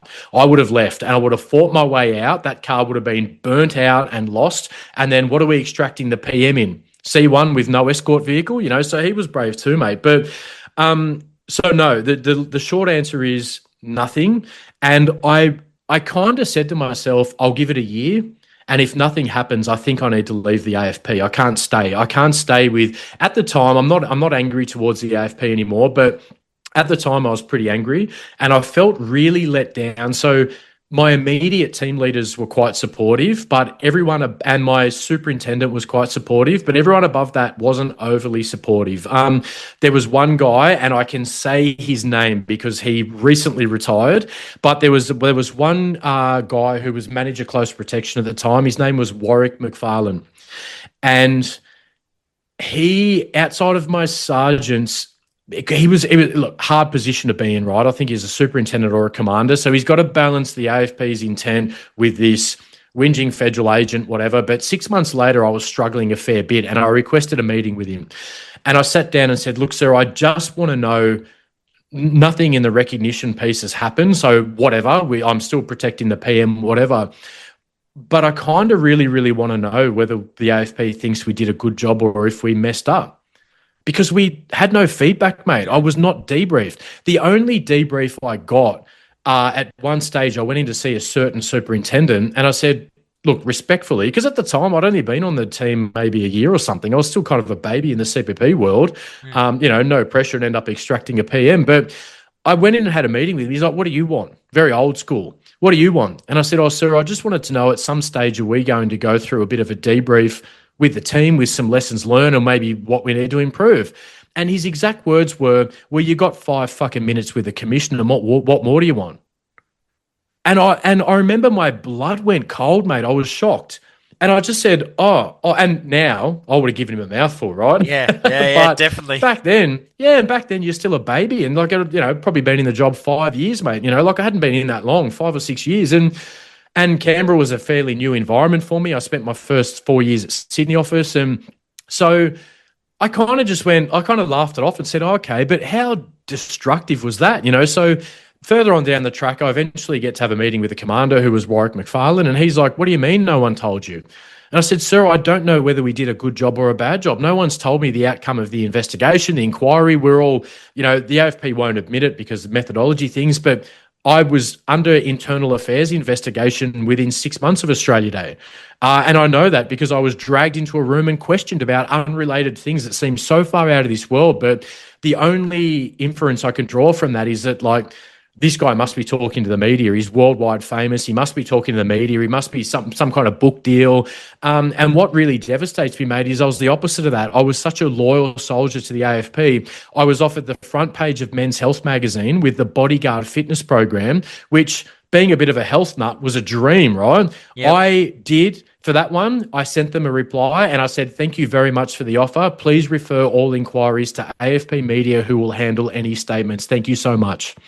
Then I got offered to be flown over to the Ellen DeGeneres show in the States, to which one of my commanders National Manager of Protection at the time was like, we're all for this. This is a great news story for the AFP. I'm on board as long as I get to go. Ha ha. But that was cut as well. But I remained professional, mate, until the day Julia Gillard was no longer Prime Minister, even down to when an Australian Prime Minister finishes in office, they get continued close protection for a certain amount of time. And it's based off the threat assessment. Now, it could be 5 years, it could be 10 years, it could be 6 months, who knows, right? Not for the general public to know. Now, when a Prime Minister finishes, what they normally do is they sometimes, in different environments, they go on a little bit of a tour and they go and say thank you to everybody. And back then, I think they had gold passes for Qantas or whatever else. So it's quite a Gucci gig, and it's usually only a couple of CPP dudes that'll do it. So what do you think JG says to me when she finishes up? I'm now looking after Kevin Rudd. So we're talking about night and day when we've got personalities and good humans and everything else. Could not get. And I'll say this only once. Those who knew Julia Gillard loved her. Those who did not know Kevin Rudd loved him.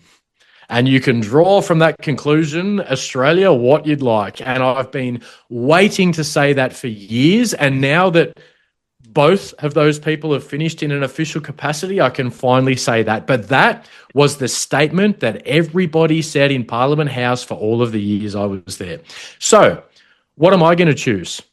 Protect Gillard for however many months as her personal protection officer, not a Prime Minister anymore. So we're probably traveling around the world. We're probably going up to Port Douglas and we're going to Western Australia and we're just living the dream, right? Yeah.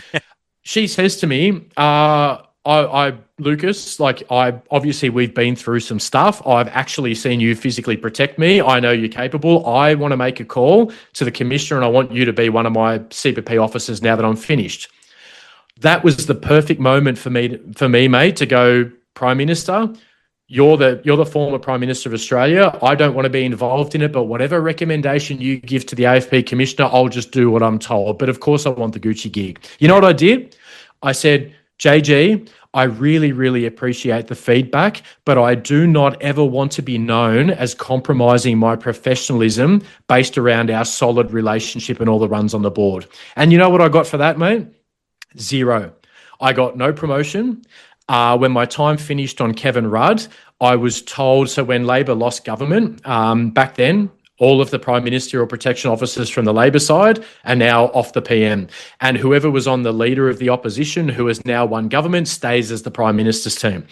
I get an email. I think it was a Sunday night when the results came in. I was in Brizzy covering the election with Rudd, just stood down. We get an email. Labor has lost government. You are now no longer a Prime Ministerial Close Protection Officer. Report to headquarters in Canberra on Monday at 8 a.m. to hand in all of your passes where you will be reassigned. And I replied back to that, is that it? Like, seriously? 3 years and 3 days. And not just the Australia Day riots. There was a time in Albany in Western Australia when a very overexcited park ranger wouldn't leave us alone on the advance for I think it was a Remembrance Day function. We're at the top of a hill. He's down at the bottom. We couldn't get rid of this guy. He's just my whole life I wanted to be a bodyguard. I'm now a prime minister, a bodyguard. What do we do? Traditional police officers would probably tell him to fuck off. I didn't, because I'm a nice guy. And also, if I've got a resource, I'll use it. So you know what I said to him? I said, mate, I tell you what, I could use your help. What about we post you down at the gate, down at the bottom of the hill, 800 meters away, and I want you to report on any vehicles that enter or any persons that approach that warrant further investigation. Are you willing to have my back while I'm up there with the Prime Minister of Australia? Now, this guy's probably still telling the story in the pubs these days, right? Best day of this guy's life. Mate, I'm up on the hill, PM arrives, she's going through the Remembrance Day ceremony. I give him a radio, right? I get a call. Alpha leader, this is Gate 1. Oh my God, he's invented nicknames, right? Yes, Gate 1, go ahead. I've detained one individual in vehicle, need backup over. I'm like, I'm getting fired. This dude's just like detained some member of the public.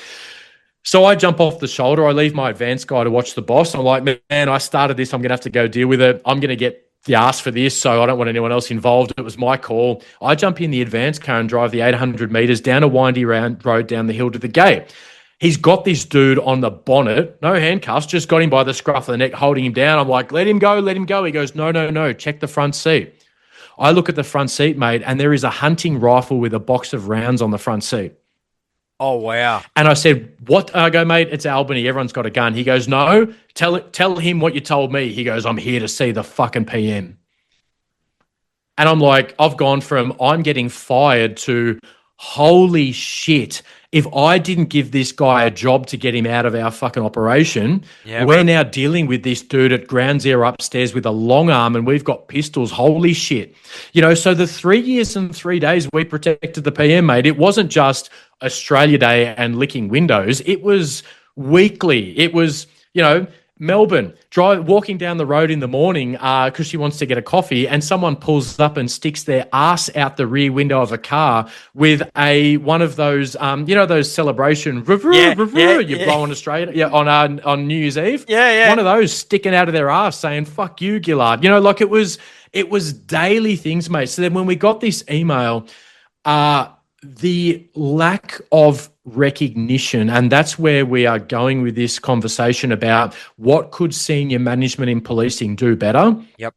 Now, out of necessity, because I have to say that there was one stage about 6 to 9 months after Australia Day, I looked at my service pistol and decided I was going to eat it, right? And because Prime Minister or CPP officer is a specialist police officer, so we have our weapons whether at work or not.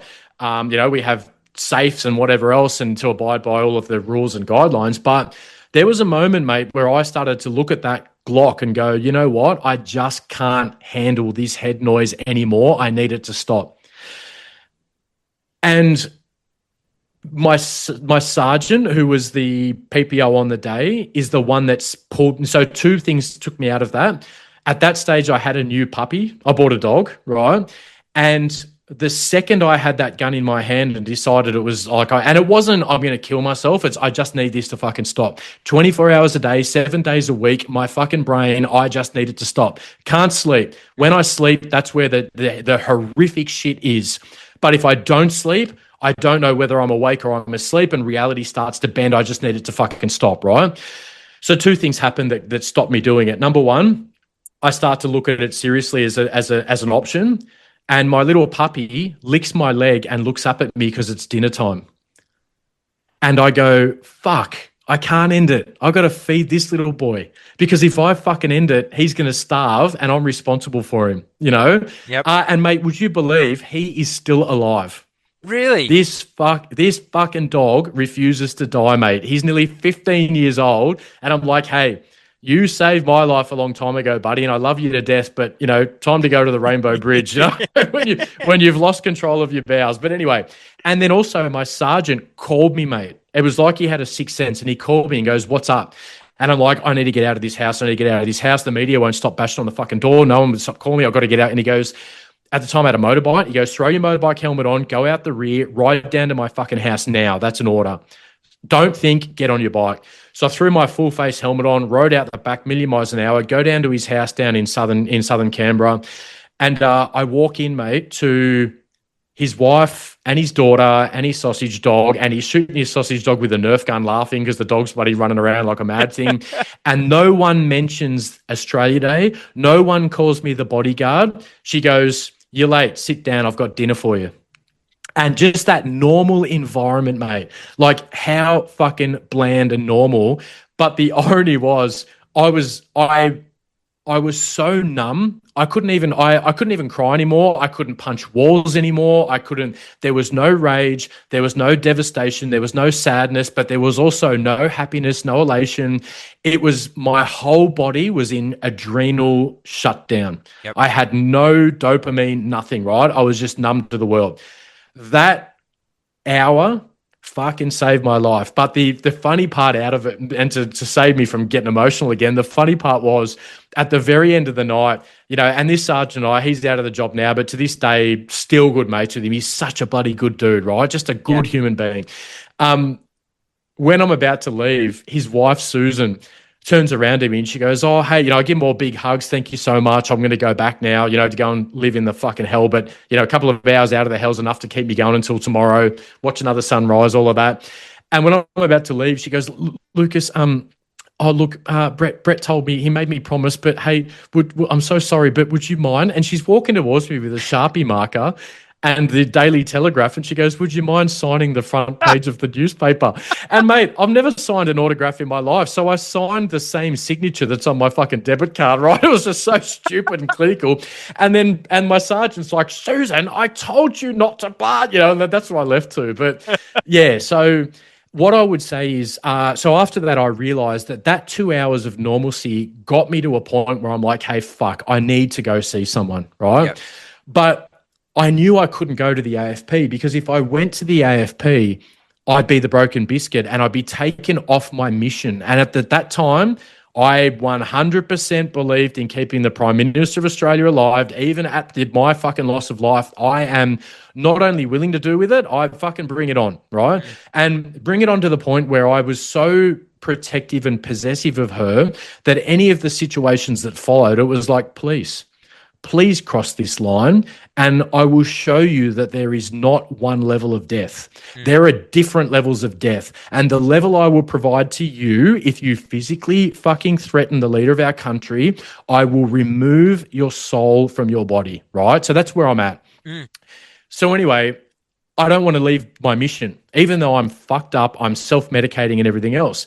So what I do is I manage to find a psychiatrist that is willing to be paid cash in hand to keep it off the books, because I just want to know if I'm a liability to the boss or not. Because at this point, I don't really know what's reality, and I don't know when I'm awake, and I don't know when I'm dreaming, and I don't know when I'm sleeping, right? So then I go, well, I think I can keep her safe, and I know that I would keep her safe to the best of my ability, but I really am losing time. Like I remember there was one time in the office where the boys are like nudging me and they're going, hey, and they're all laughing. I'm going, what's wrong? They're going, you've been sitting there unresponsive for 15 minutes. I'm like, yeah, good one. They're like, no, duff, mate. Seriously. I'm like, yeah, whatever. I didn't believe them, but I was losing time, right? Luckily, when I was on the tools, I wasn't losing time, because I think there was enough of I'm focusing on that. I'm not focusing on all of the other shit going on in this broken system. So I go and see this psychiatrist, right? And two things. Number one, he was a total fuckhead, because at the end of the hour, he goes, that'll be $720. And I'm a federal agent on a police wage, right? And I'm like, huh? And he goes, $720, or I can put it on the record, up to you. And he had me over a barrel, mate. So I had to pay with two separate cards and walk down to an ATM to give this fucking guy $720. But did it all to keep it off the AFP record. But one thing, the $720, one thing he said rang true when we tie it back into the police recognition. He said, Lucas, the reason why you're suffering from all of this trauma at the moment is not the riot. It's not the civil disorder. He goes, it's two things. Number one, when you see a world leader or a celebrity or anything else, psychologically, there's a barrier between you and them. Like psychologically, you don't even believe that they go to the toilet. You don't believe that they can smell bad. You don't believe that they're a human. You know they're a human, but psychologically and subconsciously, they're not, right? They're an idea. They're a prime minister. They're a movie star or whatever else. He said, so when you physically manhandled her, all of those subconscious psychological barriers you put in place were instantly removed and you weren't prepared for it. So it fragmented your brain. And he said, that is bad enough in isolation. But combined with the fact that you have never been told by AFP management whether you did a good job or a bad job, he says the psychology of a human being is simple. It has to compartmentalize memories. And memories like this, it needs to compartmentalize in one of two boxes, pride or shame. You spend 24 hours a day, 7 days a week, going through 1,000,000 miles a second between the pride and the shame box, and your brain is breaking down because of it. And to try and keep you operating at a normal level of a normal human being that hasn't experienced that trauma, your brain is using all of its hormonal system to try and keep you at an average level just to be able to operate functionally as a human being. Yep. So with that feedback, I go and see my boss and I go, hey, is anything happening? It's now been a year. Like, are we getting recognition or are we going to get in trouble or are we going to be fucking remedially trained? Like, what is happening?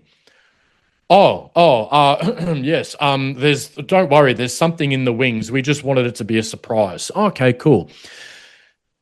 Concurrently with that, I then get a phone call it was like a Thursday afternoon and Friday was a public holiday. G'day, Lucas. It's Professional Standards, which is Police Internal Affairs. Yep. We'd like you to come in for a chat. The toe cutters, that essentially. The fucking toe cutters. Yeah. We'd like you to come in for a chat. I immediately go into an anxiety attack and I go, what's this about? We're not going to tell you until you come in for your interview. Okay. Am I now? I'll come in now. No. Monday morning, 10 a.m. Okay. So I'm really fucking struggling right now. I almost ate a Glock last week. And you're now telling me I have to go back to not my home, it's the hell that I am fucking trapped in until I can go back to work and be on my mission. You're going to now let me go and sit there for 3 days in that hell box, wondering what I'm in trouble for and if I'm going to lose my job or if it's a minor complaint. How about no, I'm coming in right now. No, you will come in on Monday morning. Well, no, it's 1500. You still got another hour. I'm coming in right now because if I don't come in right now, I don't think I'm going to make it to Monday. Let me shuffle some things around and we'll see you at headquarters soon. I go in and and I can't say it publicly, but I get a whole bunch of allegations that are so unfounded and so unrelated to Australia Day. And the source of the allegations was a random member of the public allegedly called from a phone box in Canberra and said, the guy that saved Julia Gillard on Australia Day, I know he does this bad thing, that bad thing, and that bad thing, and he should go to jail. And out of that was enough to drag me in. And then they said to me, you're facing termination because it's a category 3 serious misconduct. But until we finalize the investigation, you can go back to work. We'll let you know. You can go back to protecting the Prime Minister of Australia while you're under investigation for serious misconduct, and the allegations, mate, were that bad. I broke down in the office, right? And the funniest thing is when I said I'm leaving, they said, you're not fucking leaving until we're done. And I'm like, I need to get out of here. And I was quite emotional to the point when they tried to physically grab me. And I said, hey, you guys at some stage were real police officers, right? Yeah. Well, what do you do with someone in an interview room when you bring them in? So you have an alleged criminal and you bring him into an interview room. The first thing you do as a real fucking police officer is you search them and make sure they're not armed. I still have my police accoutrements on. Read into that what you will. Get out of my fucking way. I'm leaving. I walked out of that office, mate. I went straight into the commander's office, which was on the same floor, level 5. And I said, I have never in my entire career taken stress leave. I've never even had a sick day. I've worked on this job when I've been sick as a dog. I refuse to have fucking sick days, and I do not want stress leave on my record. However, I believe that when I signed up for the AFP and when I swore my oath to serve not only Australia, but the AFP to the best of my ability, I believe that there was a bit of a responsibility from your side to also fucking protect me. The allegations that I've just heard are so far out of the scope of reality. I refuse to work for you until I am cleared, and I will be cleared. And it will not go onto my record as stress leave. It will not be any leave. I will just not work, and I will continue to be paid. Goodbye. Mate, I went, and I've got a farm property about 2 hours outside of Canberra. I went there for a few weeks, grew a beard, chopped wood, dug holes, lived with my dog in my bloody shipping container cabin. Then I get a call saying, "Hi, Lucas. Just to let you know, as expected, you've been cleared of all charges. They were unfounded and they were ridiculous. Now that we've finalised the investigation." The second part of this phone call, "Congratulations. You've been invited to an award ceremony upstairs at AFP headquarters next week, present at whatever time and blah, blah, blah." So I say, I'm not going. Fuck your award. I'm not going. You're lucky I'm going back to work, right? Then I get directed by the commander, who was a good dude, Warwick McFarlane. So I go, "You know what? I'll do it for you, sir, because you've been the only one that's kind of had my back all this time other than my immediate supervision of my teammates." So I go back to the office. I've still got this ridiculously long beard, but I go into the change room, throw a suit on, go upstairs, sit at the back of the room. The room's filled with a whole bunch of other federal agents, protective service officers, unsworn staff. It's a full award ceremony, right? So I sit there for about an hour as they call out medals and call out awards, and everybody goes up and gets photos with the commissioner and everything else. Then at the end, they say, "Ladies and gentlemen, we have a very special guest here that's ready to receive an award, Federal Agent Lucas Atkins. As most of you would know, because it was all over the media, he was responsible for the safety and security of the Prime Minister and the Leader of the Opposition on Australia Day last year, blah, blah, blah. Lucas Atkins, please come to the front." Everybody stands and claps me, right? So I'm trying to keep it together, right? Because I'm like, finally, to be honest, if they'd have said you fucked up, okay, I'll wear it. I will take it 100% and I'll be better, right? Yep. But it's gone the other way on the scale, right? So now my psychology is going pride, pride, pride, wow, wow, wow. Shit, I'm feeling immediately better. I'm trying not to burst into tears from all of the emotions I've experienced over the previous year of my life, right? I get up to the front. The commander shakes my hand, reaches over to the table and grabs a frame off the table. And he hands it to me, and then he says, "A National Manager's Certificate of Appreciation. Another round of applause for Federal Agent Atkins." And I look down at this thing, mate. My hands are shaking. It's a photocopied certificate in black and white. The signature's photocopied. It's not numbered, and it's a certificate of appreciation from a national manager, not a commissioner, not a government house award, not an AFP award. One of my friends was in the crowd, right? So he took a photo of me as the commander's shaking my hand with this frame, and the look on my face, I'm gaunt. My eyes are hanging out of my head. I look terribly unhealthy and devastated, mate. And funnily enough, years later, when I was the head of close protection training, that became a bit of a running joke. He became a trainer with me as well. He would bring out that certificate in a frame and say, "Hey, just to let you know, the best you can ever hope for in the CPP, if you extract a world leader under lethal threat, you too can be awarded like Federal Agent Lucas Atkins, NMCA, National Manager's Certificate of Appreciation." So long story short, mate, that's the recognition that I received. My other teammates got nothing.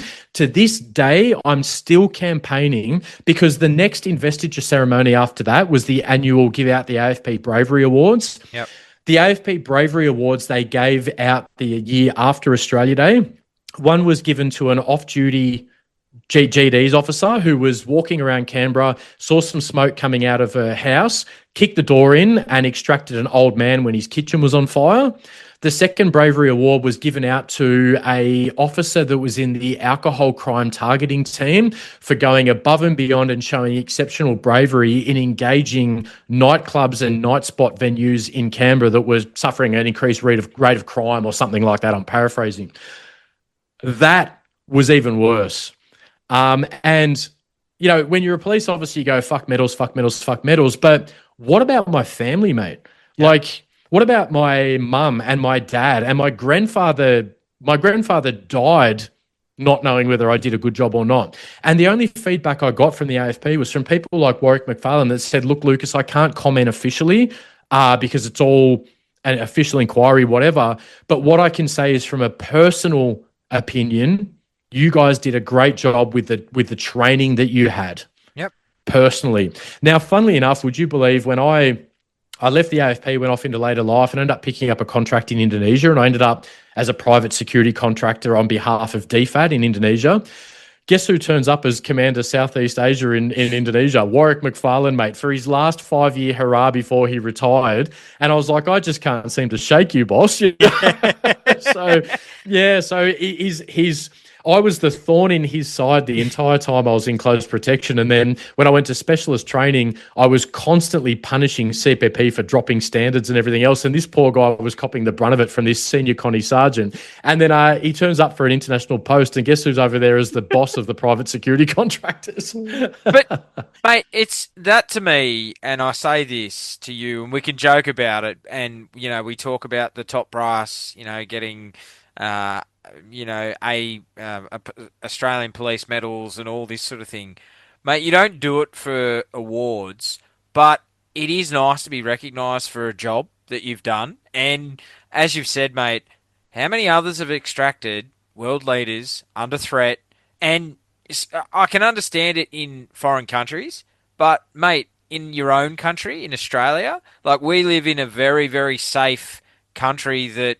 I mean, we're going to talk about Bondi in a little bit, but we live in generally and you live, you've been around the world, as you mentioned, when you left the AFP and you've been in CPP around the world.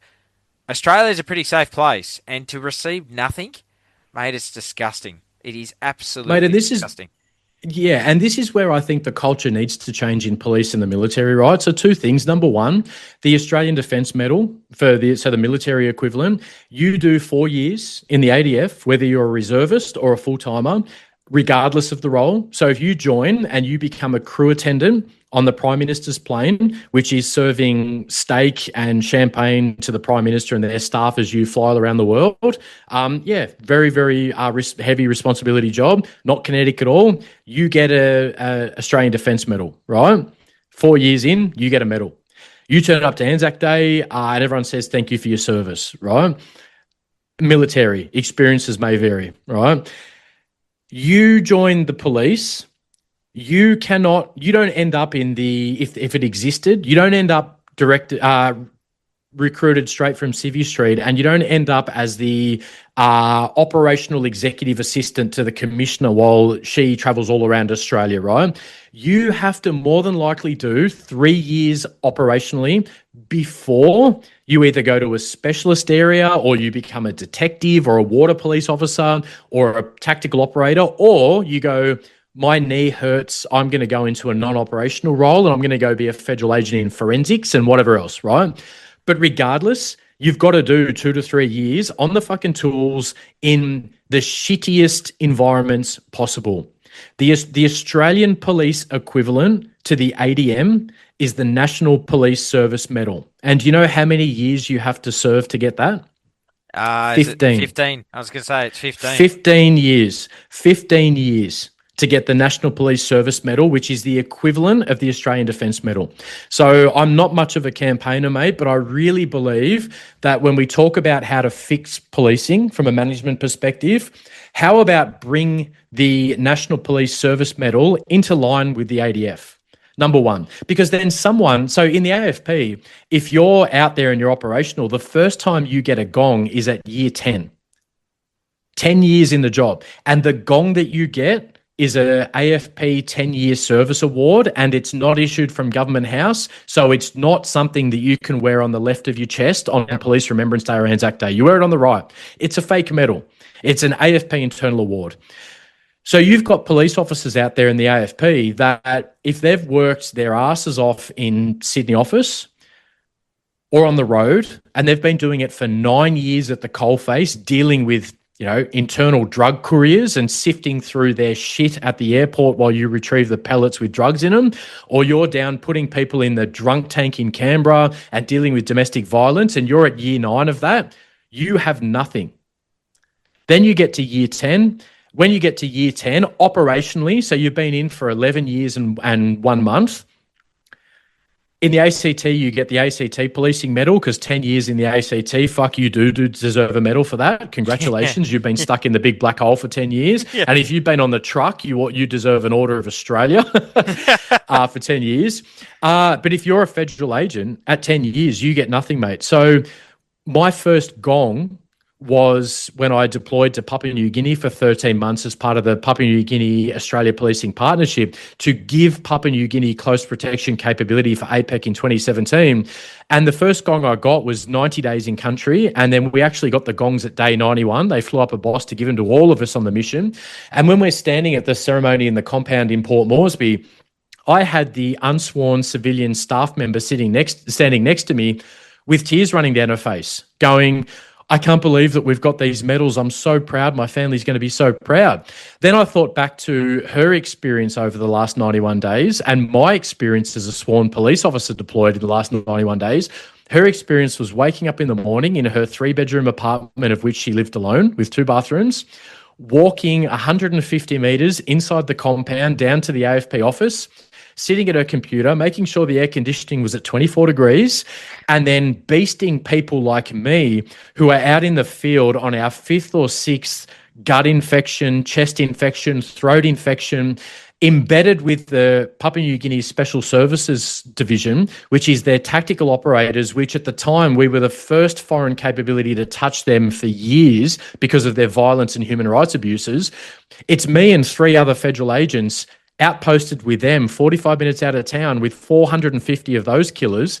And some mornings we're driving to work and they're in a gunfight with the water police over some dispute over a woman on the weekend. And it's blue on blue. And we're caught in the middle of the gunfight and driving out of it. And then I remember one day I sent her an email saying, hey, we need more bottled water. Can you send some more out? You need to do a Section 23 PGPA purchase approval and submit that through your supervisor. So as a joke, it was pissing down with rain, flooding, 40 degrees, 100% humidity. We're fucked. We're all sick. We're out in bed with these guys. I said to my mate, take a photo of me filling out this PGPA on my Surface Pro, my portable Surface Pro, on the bonnet of my truck in these hell conditions in the tropics. Send that through to her and go, when you request paperwork, this is what happens, right? So that was my experience of 90 days to get that gong. She got the same one. Now, she's a great human being, but she's an unsworn staffer, and she now walks around on Anzac Day with a Police Overseas Medal with a PNG APP clasp on the left-hand side on Anzac Day and Police Remembrance Day, and people say thank you for your service. You know what I mean? So yep. I know there's lots of solutions for policing, but the 2 key things I would say that would go a long way to solving it, fucking improve your recognition system so the police out there that deal with something yep. don't have to short circuit their brains every single day going between the pride and the shame box. Start to build some pride. And in that, normalize calling a police officer that's finished their time a fucking veteran. Because they are a veteran. They're a police veteran. They're not an army veteran. They're not an Air Force or a Navy veteran. They are a police veteran. They served their country. They stood between you and chaos. And they fought forward when you were running away. Fucking call them a veteran. Yep. The second thing is fix your recognition system. Get some medals on their chests. They will all say they don't want it. But you know what? Stop saying medals are fucked. Because medals, I know it's cool to say you don't care about medals and, I wouldn't, I've heard this so many times, mate. I wouldn't even know where my fucking medals are. They're in a drawer somewhere. Yeah, but what about your family? What about the guy that's suffering on your team because he's experienced a motor vehicle accident where he's come across a baby that was 9 months old and cut in half that they had to retrieve from up underneath the accelerator pedal, and he's suffering and he's going to suffer regardless. But fuck me, isn't he going to suffer a little bit less when that experience is in the pride box and go, look, we couldn't save the child, but fuck, we saved the parents. And now when I turn up to Police Remembrance Day, I've got a medal on the left of my chest that people come up and shake my hand and say, thank you for your service. Mate. You know? I know exactly what you're saying, mate, because you talk about veterans. I posted mate, I'm going to let you take your time here because I can see you're getting emotional and I'll pick it up here. And I had it the other week where I posted a podcast online and I put 14-year general duties police veteran, and a lady said on a social media page, 14 years, I'd hardly call that a veteran. And I wrote back to her, and a few others did as well, and said, well, how many years do you have to do to become a veteran of being a general duties police officer? Like 14 years, and this guy was medically retired from. He was medically retired, officially medically retired last year, and I put veteran. I put always police veteran after my every podcast I put up, mate. And to say that, 14 years, hardly class that as a veteran. Well, mate, what is a veteran then? How many years do you have to do? 30? What, 40? How many do you have to do to become a veteran? And yeah, it's... Well, you know what you get in the ADF to be qualified as a veteran? What is it? 1 day of continuous full-time service. And when you leave, you get a white card as a minimum from the DVA and you get supported for everything. There's people out there that did half of their recruit course at Kapuka in the army and blew a knee out that are now getting payouts from DVA for tinnitus and hearing loss from firing guns on a recruit course in the army. And the army and the ADF still don't fucking have it right. But I tell you what, mate, the police is 30 years behind the army. Yep. We don't even have a DVA. We have Comcare. The Australian Federal Police is lumped in with a person that works for the ATO, a person that works for DFAT. If you get shot in the Australian Federal Police, if you're out and something goes kinetic and you get shot, Comcare covers you. Comcare investigates the incident, and that same team investigates someone in the ATO that has RSI from using the wrong mouse at their desk for weeks on end. And this is what happened with me, mate. I eventually, at year 12, so the first 6 years after Australia Day, months before January 26 came, the anxiety attacks would start. Because the first few years, right, was me constantly being the bodyguard, right? To the point where I couldn't even date anyone, mate. And this is where I get it, where, you know, if I've experienced 1% of what celebrities experience, no one for the first 2 years after Australia Day looked at me properly. They were looking at a character that was created in the media. So, mate, I was so fucking lonely because not even my mum and my sister looked at me like Lucas. They looked at me like the bodyguard. And everybody, not one conversation could occur without it being brought up. And for all those years, mate, and then so what would happen is after the first couple of years, those day-to-day interactions, so I'm talking about on a day off, 2 years later, I'm walking down to, you know, the IGA at Kingston in Canberra to go shopping on my day off. And someone goes, oh my God, you're him. Would you mind if I got a selfie? Years later, mate. And then it got to the point where I'm in a cafe with friends or I'm on my own in a cafe with my dog having a coffee and someone's looking at me and constantly looking at me. I go, fuck, they've clocked me. You know, like, and this happened for years. Then 3-4 years, it started to slowly drop off and it was like, thank fuck, you know. Yeah, I can be normal then again. It was, yeah, then it was annually, January 26.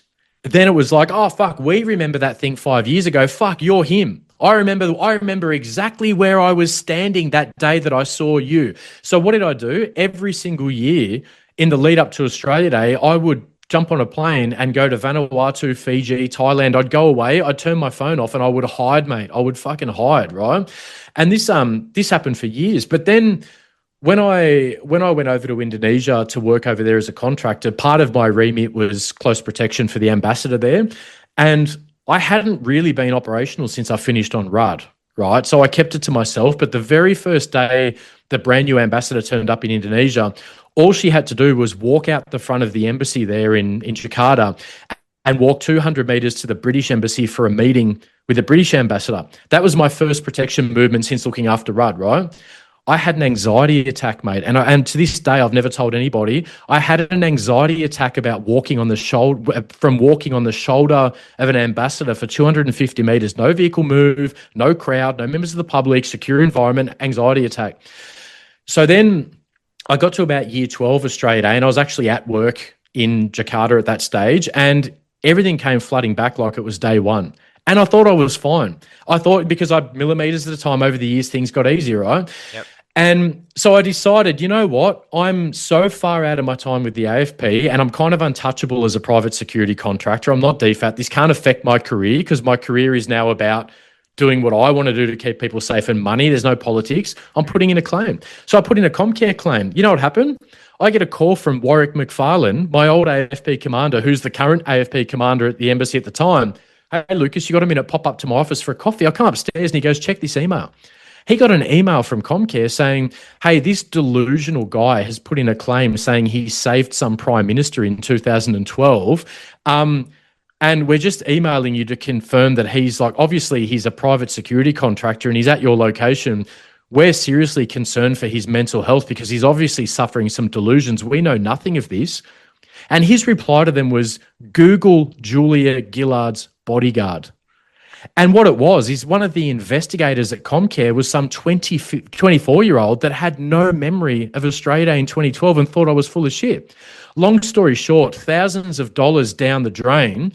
Comcare rejected my initial application for support. They wouldn't recognise my case. We don't believe that you have any trauma from the day.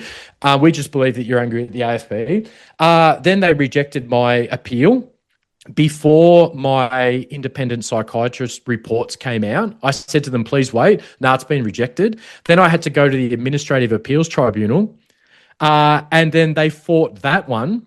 And the only next stage I could have after that to fight it would be to go to the High Court. But my lawyer told me that I needed to put aside $40,000 to fight it, and there was a 50% chance I was going to lose. Now, I didn't want a permanent incapacitation pension. I didn't want anything like that.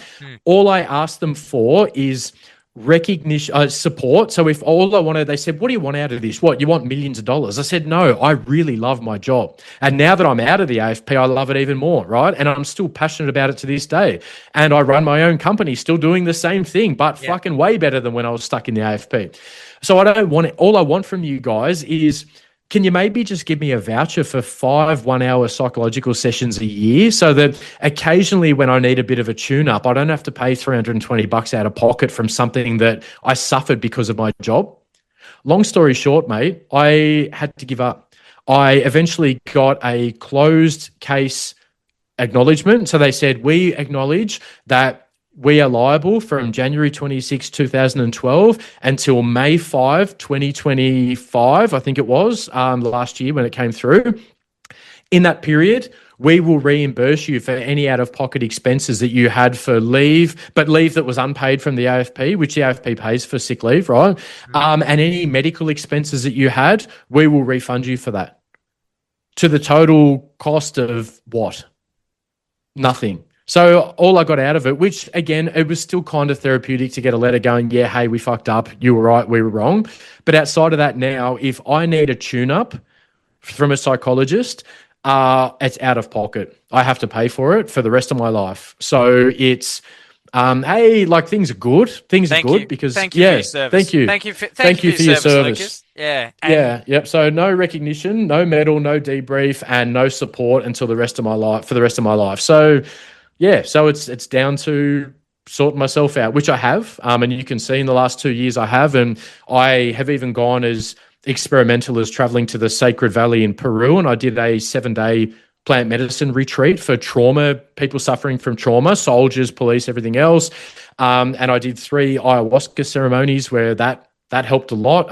Fucking terrifying, but it helped a lot. And I've done a little bit of that plant medicine in a controlled, approved and legal environment, because I know that I don't want people to think that I'm a recreational drug user. I've never done that in my life. I'm an ex-federal agent. I still run a private security company, but in a controlled legal environment, I did it under therapeutic conditions. And mate, that really needs to be brought on. And I know it is, but all of that kind of plant medicine stuff, massively helpful. I'm going to wrap up your career in a minute with the AFP and that decision to leave in 2018 in just a sec, but I want to highlight something that you, mate, this is where yourself, me, I'm passionate about it. I've got a lot of mates that, mate, and I actually did pull the Governor General. She asked me this question of what first responders need. And I said, well, how about for a start, you get us on you actually give us a white card and actually pay to help us get our, our psychiatrist paid for, psychologist paid for, physio if you're injured in the job, a gym membership to stay healthy, like all these little things. And mate, do you know what she said to me? She said, Adam, I wasn't aware that you guys didn't have a program in place like DVA. She was unaware Yeah, of it, mate. wow. And I just Wow. and you know what she said to me, and we're going to get onto it with Bondi.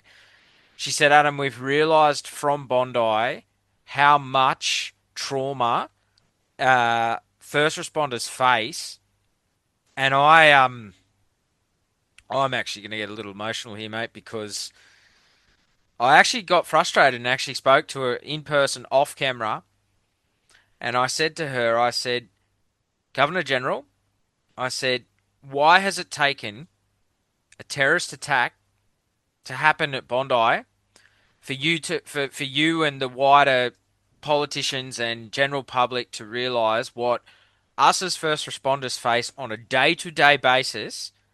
Why does it have to take an extreme terrorist attack to realise what we go through? And Yeah. she said, Adam, that is a very fair point. She said that is a very, very the statement that you have just said. And I said, well, I said, Governor General, I said, it's not good enough. And I said, things need to change. And she said, Adam, I am now going to take this to the state leaders. And actually, she said, I genuinely was unaware that you guys did not have a program in place like DVA. And and then my mate who was with me said he was who recorded the interview on the day, and he's an ex, and I shouldn't say ex, but he's a veteran of fire rescue and also a police officer as well, New South Wales Police, New South Wales Fire Rescue. And he just said, mate, I can't believe the balls that you had to say that to the Governor General. And I said, well, mate, I'm here. I get one shot. If we can't get change now and can't be in a room with her that can make change, when is it going to start? And mate, exactly that. Yeah. Like, it's time. It's time, mate, that Mm. we have this. Like for you, Comcare reject. Yeah, Mm. yeah, Mate, and you know what? It's what a fucking testament to first responders. Like if let's reframe it a little bit. What a fucking testament to first responders that the Governor General of Australia is not aware of the shit that they go through every single day. How many incidents have occurred to how many first responders since Bondi until today? And these people aren't aware of it. Yep. Because what do coppers do, mate? What do fireys do? What do ambos do? They fucking get on with the job. And such a testament to them. But hey, like take it from personal experience. The shit, it's coming out. So you can bury it and you can bury it for years and you can start to self-medicate and everything else. Yep. Trust me, ceremony 2 ayahuasca, I was obliterated in another dimension without trying to sound crazy. And the message was, you could have dealt with this day to day by just talking about it and maybe having a bit of a support network and working through it. Instead, you decided to bury it down. So guess what? For the next 6 hours of psychedelics, you're going to go through a nuclear bomb of this shit coming out. And that's why, mate, that's what I've learned. That's why a lot of veterans and, veterans as in military, first responders, everything else, I'm going to work to normalize that terminology. Yeah, of course. That's why and I know some of you out there have experienced this, you're watching a movie at home, maybe with your loved one, and out of nowhere, something happens that isn't really upsetting, but you burst into tears over it. You know why? it's called an out of context reaction because you haven't processed something from your service. And what happens is the brain goes, well, hey, sooner or later, we've got to process this. So right now you're in a safe environment. You're with someone you love. You're at home. You're on a comfortable couch. You're well fed. You're not under threat. One of the rare moments that you're not on high alert, because we all walk around on high alert way too much. We're going to use this movie and this scene that's not overly upsetting, but we're going to use it as a bit of a trigger just to process a millimeter of that trauma because you're fucking full, bro. The tank's full. And we got to process this stuff. So, and that is what I spent years wondering, like, why do I randomly get upset at random shit that isn't really that? Like a dog dies on a movie and I love dogs. And I'm like, oh, Jesus fucking Ralph. You know, like it's not that. It's an out of context reaction because your brain's job is to process information. And if it hasn't processed that information, it's going to come back on you. And you can either go and send me a DM on Instagram. I'll hook you up with the retreat in South America.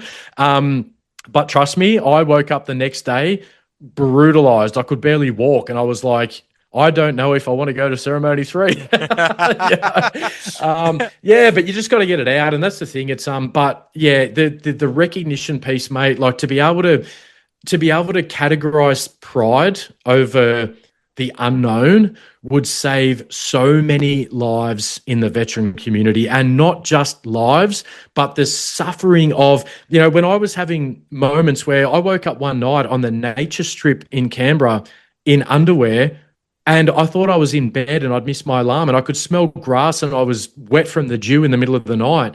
And it took me a couple of minutes to work out where I was, and I was outside the front, and it took an hour of pressing the buzzer with my missus at the time to wake up because it was like 3:00 in the morning and work out what had happened and come and get me.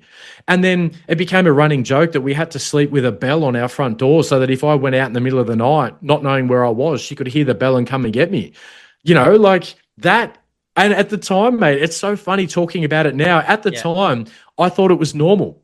She was saying to me, you have issues from all of the things in your service, not just Australia Day, everything. Yeah. You've got issues. You need to fix it. I'm suffering. I'm not sleeping. I'm dealing with you screaming. I'm dealing with you violently running around the house in the middle of the night. And then I realized, and I kept saying to her, nothing's wrong with me. It's normal. Everyone's got skeletons in their closet. And I look back now and go, what a fucking idiot I was, But that's the thing. It's not just you. It's everyone around you. Hindsight's a wonderful thing. And, mate, just on this final to close off this recognition piece, it's... Sorry, mate. Hang on. just my dad coming in to say goodnight. So, sorry about that. One of my good mates, and you might know him. I'll say his name off air to you. He did 11 years in Northern Territory Tactical Response. Great guy, has now moved into the CPP world here in Australia. And, mate, same thing. He got his 10-year medal. That's it. That's all he's got. He did 11 years. That's all he's got, man. Nothing else. He got a commissioner's commendation for saving two guys, saving fellow police officers' lives. But that's it, mate. Same thing. Nothing else. Mate, and NTTRG, mate, are in it. Like, those guys have such a wide operational scope. One week they're doing a swiftwater rescue. The next week they're banging in on doors in a remote community with dudes that have long arms and are firing back. Like, it's disgraceful, mate. And that's the thing. Build, and Police Remembrance Day, like, maybe build that up a little bit too. Like, let's maybe widen the scope a bit and start to involve a lot of first responders and actually build it up to a day of pride. Now, I know that culturally in Australia, we're traditionally, and I say the old Australia, when we peaked in the 80s and 90s, because I'm not going to even comment on the Australia that I'm devastated about at the moment. That's another 4-hour podcast, and I won't keep you up too late. But mate, the convict culture in Australia is fucking coppers, fuck you coppers, right? That's the culture that we come from. I'm sorry to all of you lefties out there. That's where we came from. We didn't invade anything. We were fucking dragged here against our own will, and we lost our own homeland. Okay, so I can't wait for the messages I'm going to get on Instagram about that. But it's the fucking truth, right?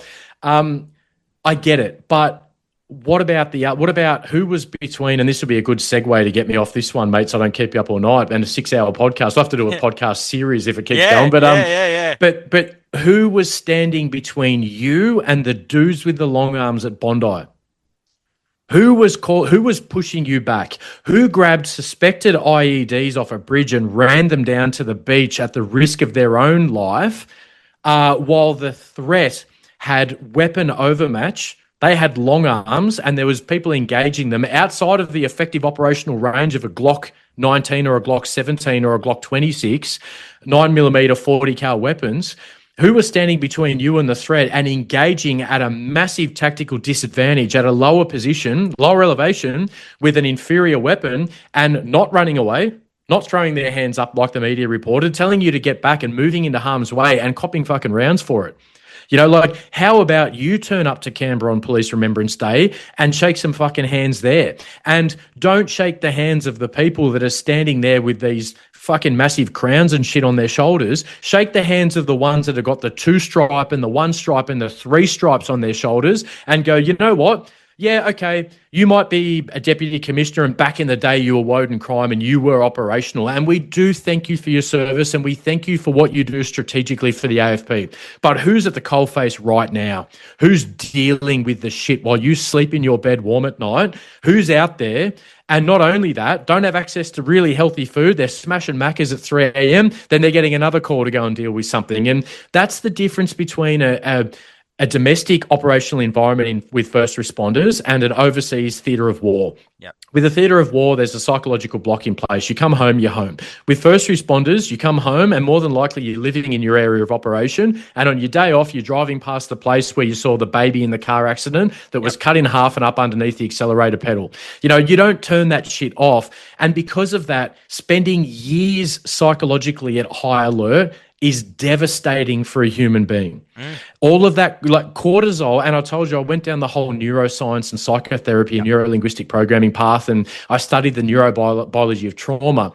Your cortisol system is attached to your amygdala in your brain. That is the fight or flight part of your brain that doesn't consciously think. It decides to run or it decides to fight. It activates cortisol that's designed to drip for the 5 to 10 seconds that the saber-toothed tiger is running at you. It's not designed to drip constantly in your brain for the 16 hours a day that you're awake and the 2 hours a night that you're in REM sleep and you are dreaming about bad stuff. You're just not designed for that. Yep. So, yeah, let's get the recognition piece sorted. And, mate, I cannot thank you enough for having you could have spent your 5 minutes with the GG, buttering her up, getting selfies and saying how amazing she is. The fact that you decided to tell her that truth speaks volumes about what you're doing for the community, mate. So from me and on behalf of everybody else, fucking thank you for doing that, because you know what? She probably won't do anything with it. But while there's ever a chance, mate, the biggest chance we have is getting the ear of the Governor-General. 100%, mate. And, mate, I figured, you know what? Shoot my shot. I've got one shot. May as well. What's the old saying? A squeaky wheel gets the cogs turning. Hey, if that is the case, and, you know, as I say, mate, to this day, mate, she's someone that I'm not fangirling at all because, mate, she said she'd come on the podcast and she did. She said she was going to North Bondi to the dawn service, and guess what, mate? She did. And as far as I'm concerned, she's a woman of her word, and until she proves me wrong, I'm going to hold her to that. Like, you know, and that's what it is. And, mate, I believe in what we do as first responders, and I'm proud to be a first responder alongside you, mate, and all our brothers and sisters that are first responders. And mate, you're right. I think let's actually just get and you know, as you and I both know, and I take nothing, and you've been, you know, as you say, you don't like to say your little brief stint in the army. But, mate, I take nothing away from veterans, and half of this podcast is veterans and first responders. That's why I do it. I take nothing away from what they do, but maybe let's get a first responder day. Let's get a national day for first responders, and not take the piss and say, oh, thanks for your service. Actually thank them and thank first responders like we do veterans on Anzac Day and Remembrance Day. let's get that recognition piece and get a first responder day and actually have a national day for all services. Mate, that would go a long way to solving the problem, because sometimes someone that's struggling, you walk up to them, shake their hand, look them in the eye, and go, "You know what, man? Thank you." Yep. And you know what? They'll probably look at you and go, "Oh, fucking, it's just a job, mate, blah blah blah." But they'll go home and they'll have a little smirk on their face, and they'll go to bed that night, and they will probably sleep the best that they've slept in years. Yep. Because sometimes all you need is someone to go, "Hey, man, like, I know you signed up for it. I know that you signed up for it." You know, being a prime minister or close protection officer, you do kind of sign up for the chance that you might die, right? Yep. That's the fucking job. And that's what, and you know what? For all of the days that we walk around thinking that we're 10 foot tall and bulletproof, and, you know, the rare times back in those days when being PM CPP was quite elite, they killed the culture years later in the AFP and said that we weren't any better than anybody else, which I think was massively destructive for the capability. But that's a whole nother podcast. The rare times that you would walk into headquarters and you would go to the normal CPP floor, we all had a dress style, right? So you wear a white shirt, a double Windsor knot tie. In winter in Canberra, you would usually have like a Tom Ford overcoat over the top, and only Prime Ministerial CPP would dress like that. You'd walk onto the floor to go and have a meeting or to go and pick up some kit or whatever you needed to get something signed off. You would hear whispers from the brand new CPP operators on the teams going, "Fuck, hey, he's one of the PM CPP guys. Holy fuck, I saw him on the fucking news behind Gillard, blah, blah, blah," right? Mate, that's nice. It's nice to be recognised, but in saying that, for all of the "he's fucking awesome, look at him in his suit," and, you know, people fangirling you when you go everywhere, when you do actually have to work, it's a fucking shit day. Because when you have to work, lives are on the line, mate. And you're affecting things that don't just have the potential to lose human life. They have the potential to change the course of the history of Australia. Every room that you walk into on the shoulder of the Prime Minister of Australia has the potential to change the course of the history of Australia. And it could be something as simple as you're protecting the Prime Minister of Malaysia, and he's coming over to Australia to sign on the dotted line for a multi-billion-dollar trade deal to buy wheat from Australia that's going to boost our economy. And you and your team get lost on the way to Parliament House, and he gets the shits and decides, well, if this is what Australia's provided me to make me feel special, fuck them, I'm not signing it. Yeah. And then that goes back to, you know, the Australian Trade Commission or whoever else, and then they've got to try and fix that for the next 6 months. And for the next 6 months, that deal isn't signed off, and Australia's economy is suffering because of it. So this ties back into the very start of when we talked about CPP with this podcast, was what's involved with CPP. Is it just licking windows and standing there in a suit? It's the summary of this conversation before we move on is there's a severe lack of recognition in all of first responder community, but also in close protection, the pressure that you have on you is that every movement you do has the potential to change the course of the history of the country that you belong to. Yep. That is and if you don't believe in that anymore in close protection, you should not be on the tools anymore. You need to be able to believe in it like that. And mate, when the job's on, because it's rarely on, but when it's on, it's shit, I might die today. And, you know, death is not credits rolling. It's gone forever, you know? and that's that is to the civilian mate who listens to this podcast, what you just said, a lot of them wouldn't even think like that. They wouldn't think that you, like that, as you say, it has the course to change Australia and Australia's economy and everything. And that's just like, people are like, oh my God, like, wow, holy shit, what Lucas just said is mind blowing. And mate, that goes through CPP operators every day.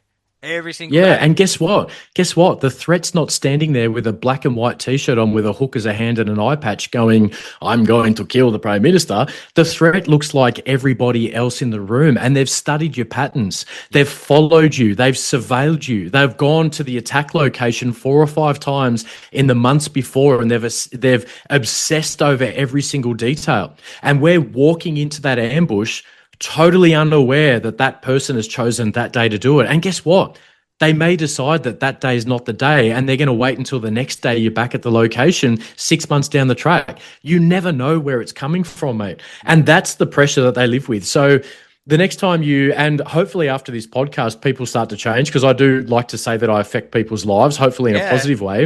Absolutely. I find when I watch footage on the media now of the Australian Prime Minister walking down the road, I'm not looking at Albo. I'm looking at the guys behind him going, oh, there's such and such, and there's such and such, and hey, get your fucking eyes up, and hey, you're too close, you're in the media shot, and hey, there's no one around. Why are you standing on his shoulder and compromising his dignity? And three guys, and there's two New South Wales guys there. Fuck, these guys are switched on today. They're scanning, and you know what I mean? Like, yeah. And we were never known in Parliament House. No one really knew what we did. They knew we were the AFP guys and girls, and we walked around, and none of the Prime Ministerial staffers or Parliament House staffers ever really acknowledged us.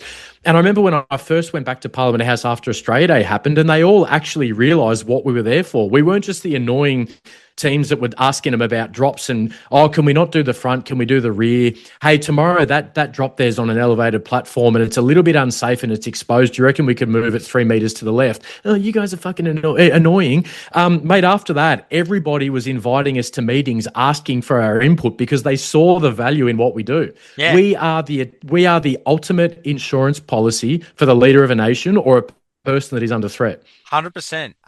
And mate, we could probably keep talking for another 5 hours on that, but I'm gonna wrap up your time in the AFP now, and then we're gonna move into, like you've spoken, you move into the private security space, and that's where you currently are now, and then we're gonna move into I've got which I think what we might do is I'll wrap this bit up. And then I reckon I might get you back on, and we'll probably do about another hour or so, I reckon. And then we're going to dive into Bondi and the transition and what you found, and go into that, the NLP stuff. And so I think that's what we'll do. I think I'll wrap up your police career, and then I've got some hard hitting questions about police, senior management, what advice you'd have. So I reckon I'll wrap it up here at your police, and then we'll move into that next part, because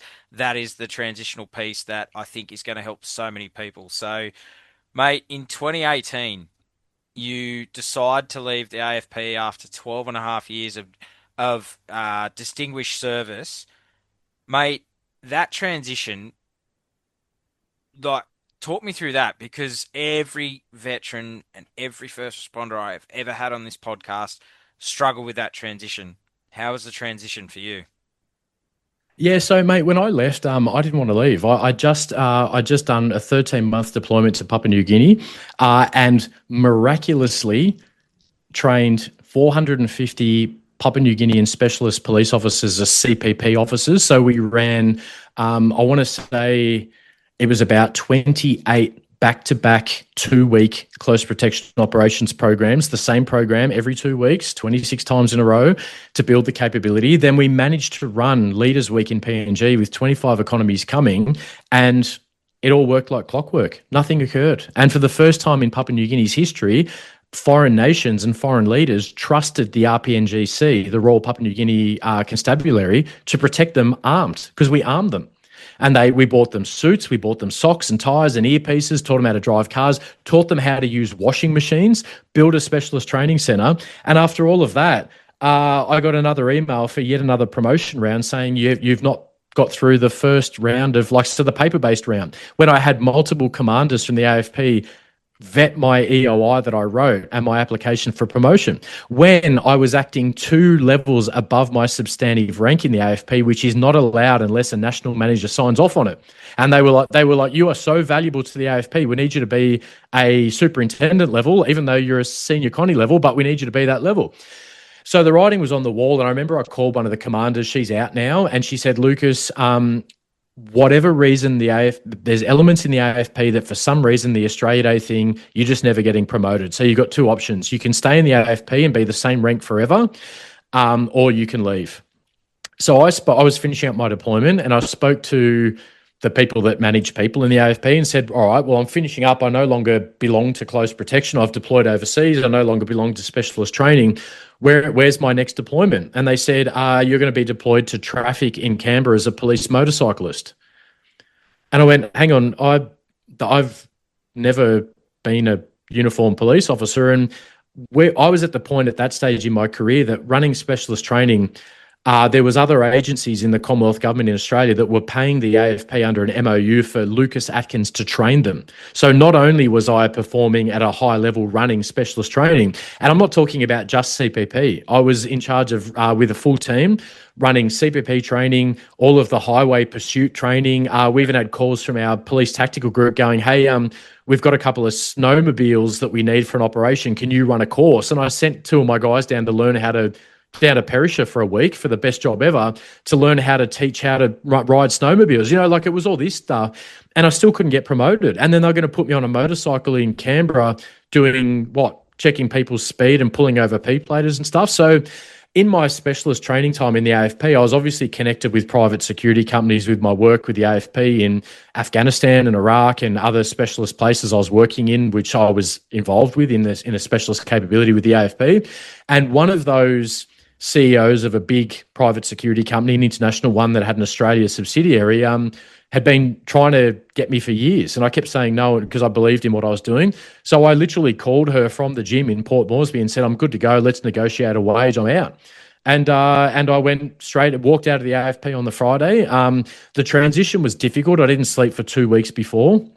And because I didn't know who Lucas Atkins was without that badge in my pocket when I was standing up the top of Mount Ainslie in Canberra all those years ago. Yep. That badge in my back pocket, same badge, had been in my back pocket for the last 12 and a half years. And I didn't know who Lucas Atkins was without police powers and without the identity, right?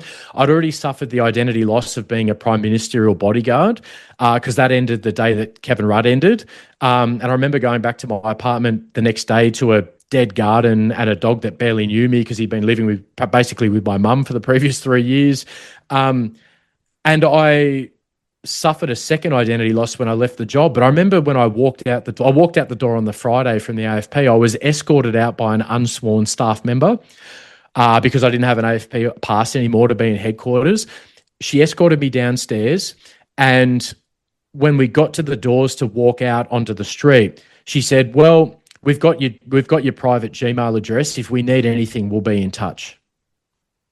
And The doors just closed. And I stood there, mate, and I thought I was going to be angry, but the opposite happened. I looked up, and it was a beautiful day in Canberra. The sun was shining. I heard the birds for the first time.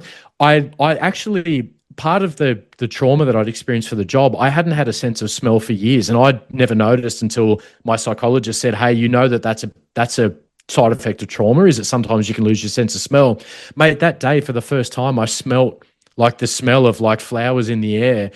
And I remember vividly the first 3 steps I took. Every step I took, I felt, and it sounds so stupid now looking back on it, but I was like, shit, I'm breathing. I'm still alive. Like I can walk.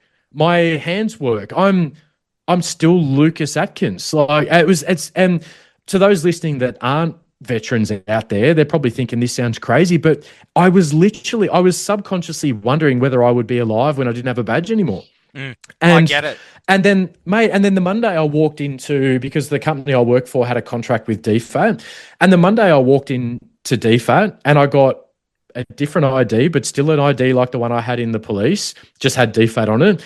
Then I went and signed out more guns that I'd ever, not from DFAT, but from the private security company. I'll clarify that.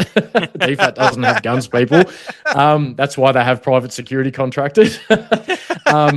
And I ended up with more guns. And then one of my first tasks was as the National Training Director and Security Advisor for Heart International Australia with my new boss, Sally Stone, who's still in the game, and very, very strong woman. And I've said this multiple times out there before. Sally has the reputation for being a real hard ass. And whenever people say, oh, she's a real fucking hard ass, I go, well, how do you think you would survive as a woman with an international private security company? The height of all of your contracts in Afghanistan and Iraq, you had 200 ex-tactical operators, special forces soldiers, specialist police, all men working for you. How do you think you would have kept them under control? But mate, I signed out more guns, and then she sent me an email and said, hey, we've just picked up a new contract with the AFP for part of their international deployment training. We've got a contract to train them for conduct under capture if they get captured overseas in a threat environment. And I need you to meet with your equivalent with the AFP. So here's her email address and book a time to meet with her. When I get the email address, it's the commander, the manager of learning and development, which is a commander level, which is 5 ranks above the rank I was 4 days before. And now I'm going and meeting with her as my equivalent and discussing the training requirements for AFP. And then, mate, 2 weeks later, I walk back into AFP Majura with a red visitor lanyard on, running training for the AFP that I was doing for a senior Connie's wage a week before, and now I'm doing it for $8,000 a day. And I'm like, AFP, are you fucking stupid? Like, you had me, and I was all in. And then it was, there was these, there was ripples when you left that were affected the AFP, and they lost the capability. And I'm like, well, you had your chance. For 5 years, I applied for promotion, and I even offered to go to different areas, and they kept offering me, next one, we promise, and it never happened, mate. And then they lost me. So, the transition, the first few years out of the AFP, I went from close protection, which traditionally in the AFP used to be called the red-headed stepchild of the organisation. If you're in CPP, you're probably not going to get promoted to a high level. You're not really appreciated for your skill set. I walked out of there and went into a private security company where people were like, holy fuck, you were the PPO for the Prime Minister of Australia. You're a god. Now, we both know that we're not gods at all, and we're not all very, very good at what we do. Some of us are, some of us aren't. But mate, going back to that recognition piece, I'm going in and running security awareness for vulnerable environments training for DFAT diplomats that are posting to Afghanistan and Iraq, and they are listening to everything I say and taking notes and asking questions and shaking my hand and sending me follow-up emails 6 months later saying, Lucas, that bit of advice you gave me there, I applied that here, and oh my God, I thought of you and just wanted to let you know. And mate, it was the best thing I ever did. I could have stayed in the AFP and I would have probably still been broken, still at the same level, still in massive amounts of debt, still self-medicating. And like I said, before the podcast started, you and I had a bit of a conversation. I said, what I'm dealing with now that I'm out of the DFAT space as a private security contractor, I've now launched my own private security company. And the biggest challenge I've had over the last 3 months is I don't know how to deal with being happy. Like I actually thought I was depressed because I don't have any conflict. I don't have any major life-threatening stress. I'm not on high alert all the time. I'm sleeping really well. And now my biggest challenge in life is how can I be happy? Because I'm actually doing what I'm passionate about, mate. And it's not, I'm my own boss, right? Yeah. So I don't have an idea, then get an email going, Lucas, that's a great idea. However, the resources with the current budget climate aren't available for that. Yeah. Let's revisit it in the next financial year. Lucas, great idea, but the operational priorities at the moment are spending $300 million on investigating Ben Roberts-Smith for a war crime that occurred in a foreign environment that's no longer applicable, and we're going to say that he's a threat to the community, and we're going to let all these ISIS brides come back in, so it's not really a priority. I don't have to deal with that anymore, mate. And for everybody out there that's ever had Lucas Atkins train them, I don't want this to sound egotistical, but now you don't have to go through all of the red tape of Lucas isn't available for that because he's with an AFP priority or a DFAT priority. You've just got to send me an email and I can deliver whatever you want, however you want, tailored for your environment, underneath your guidelines and obligations.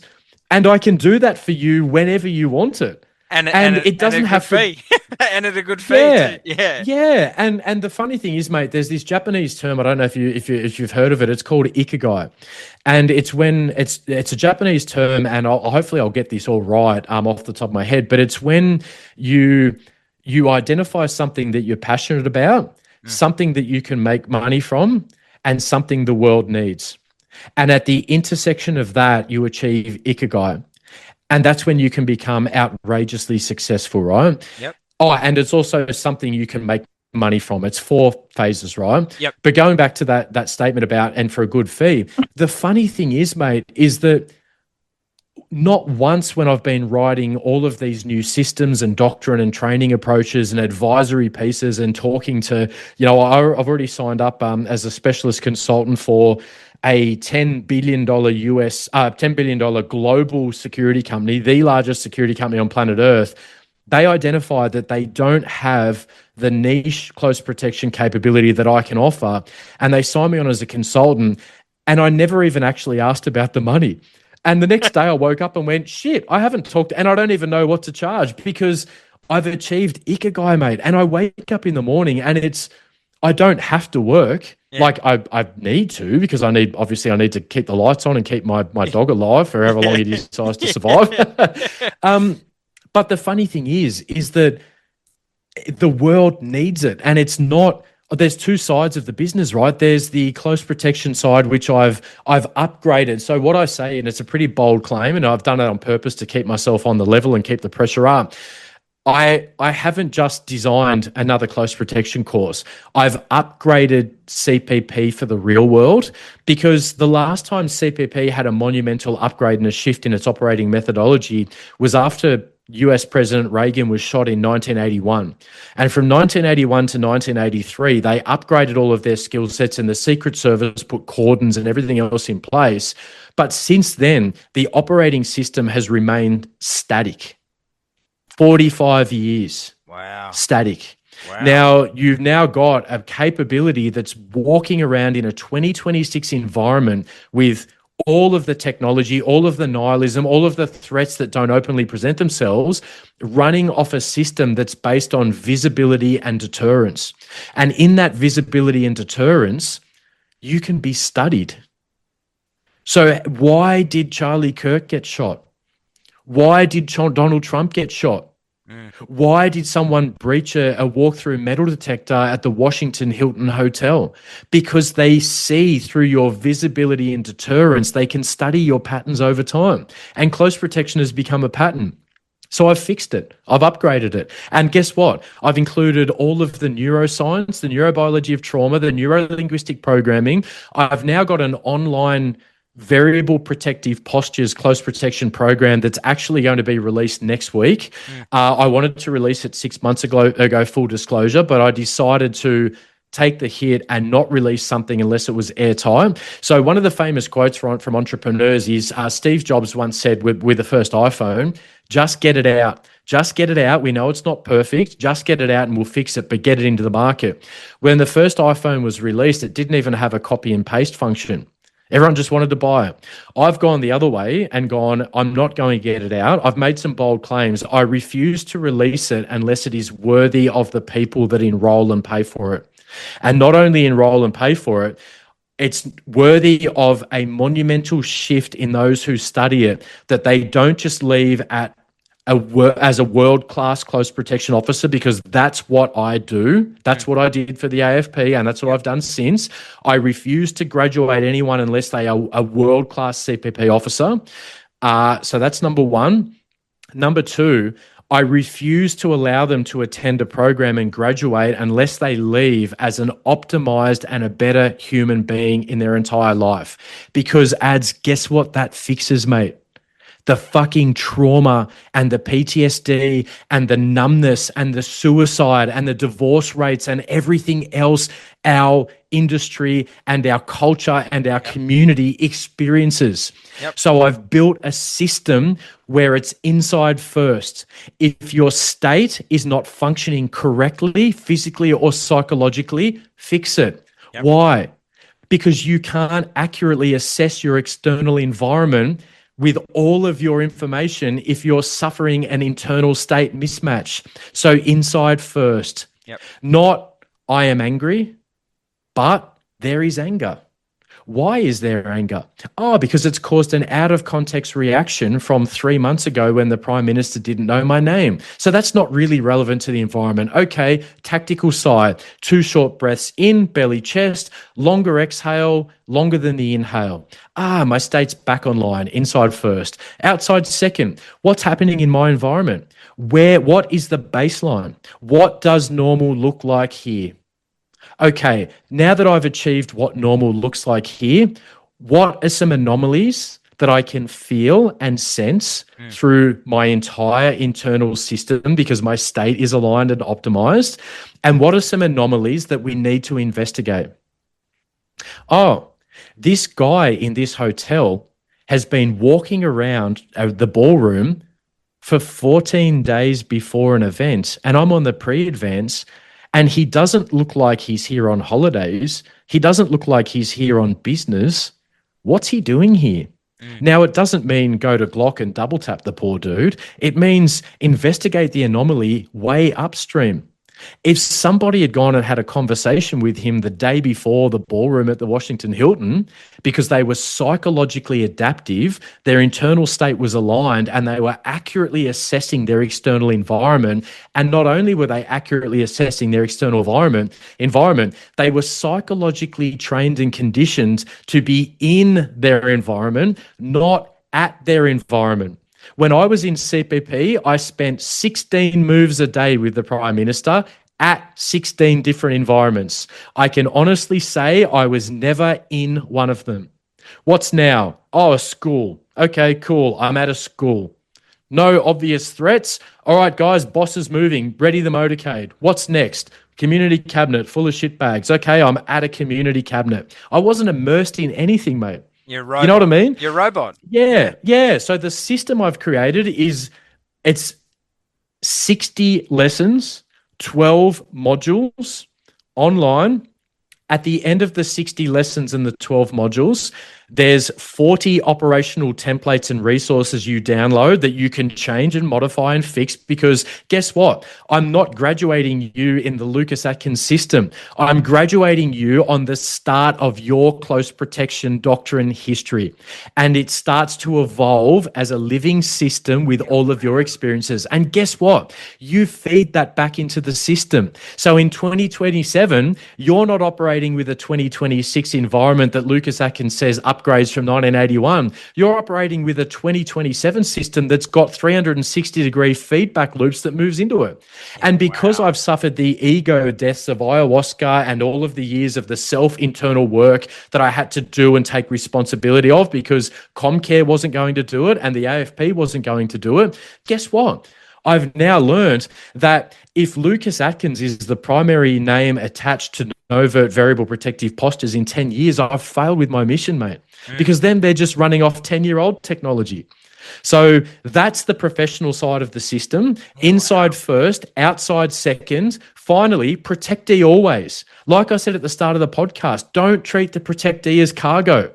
It's a protectee-centric operating system. Why is the protectee not the center of the operating system for close personal protection? At what point did we lose sight of that mission? Exactly.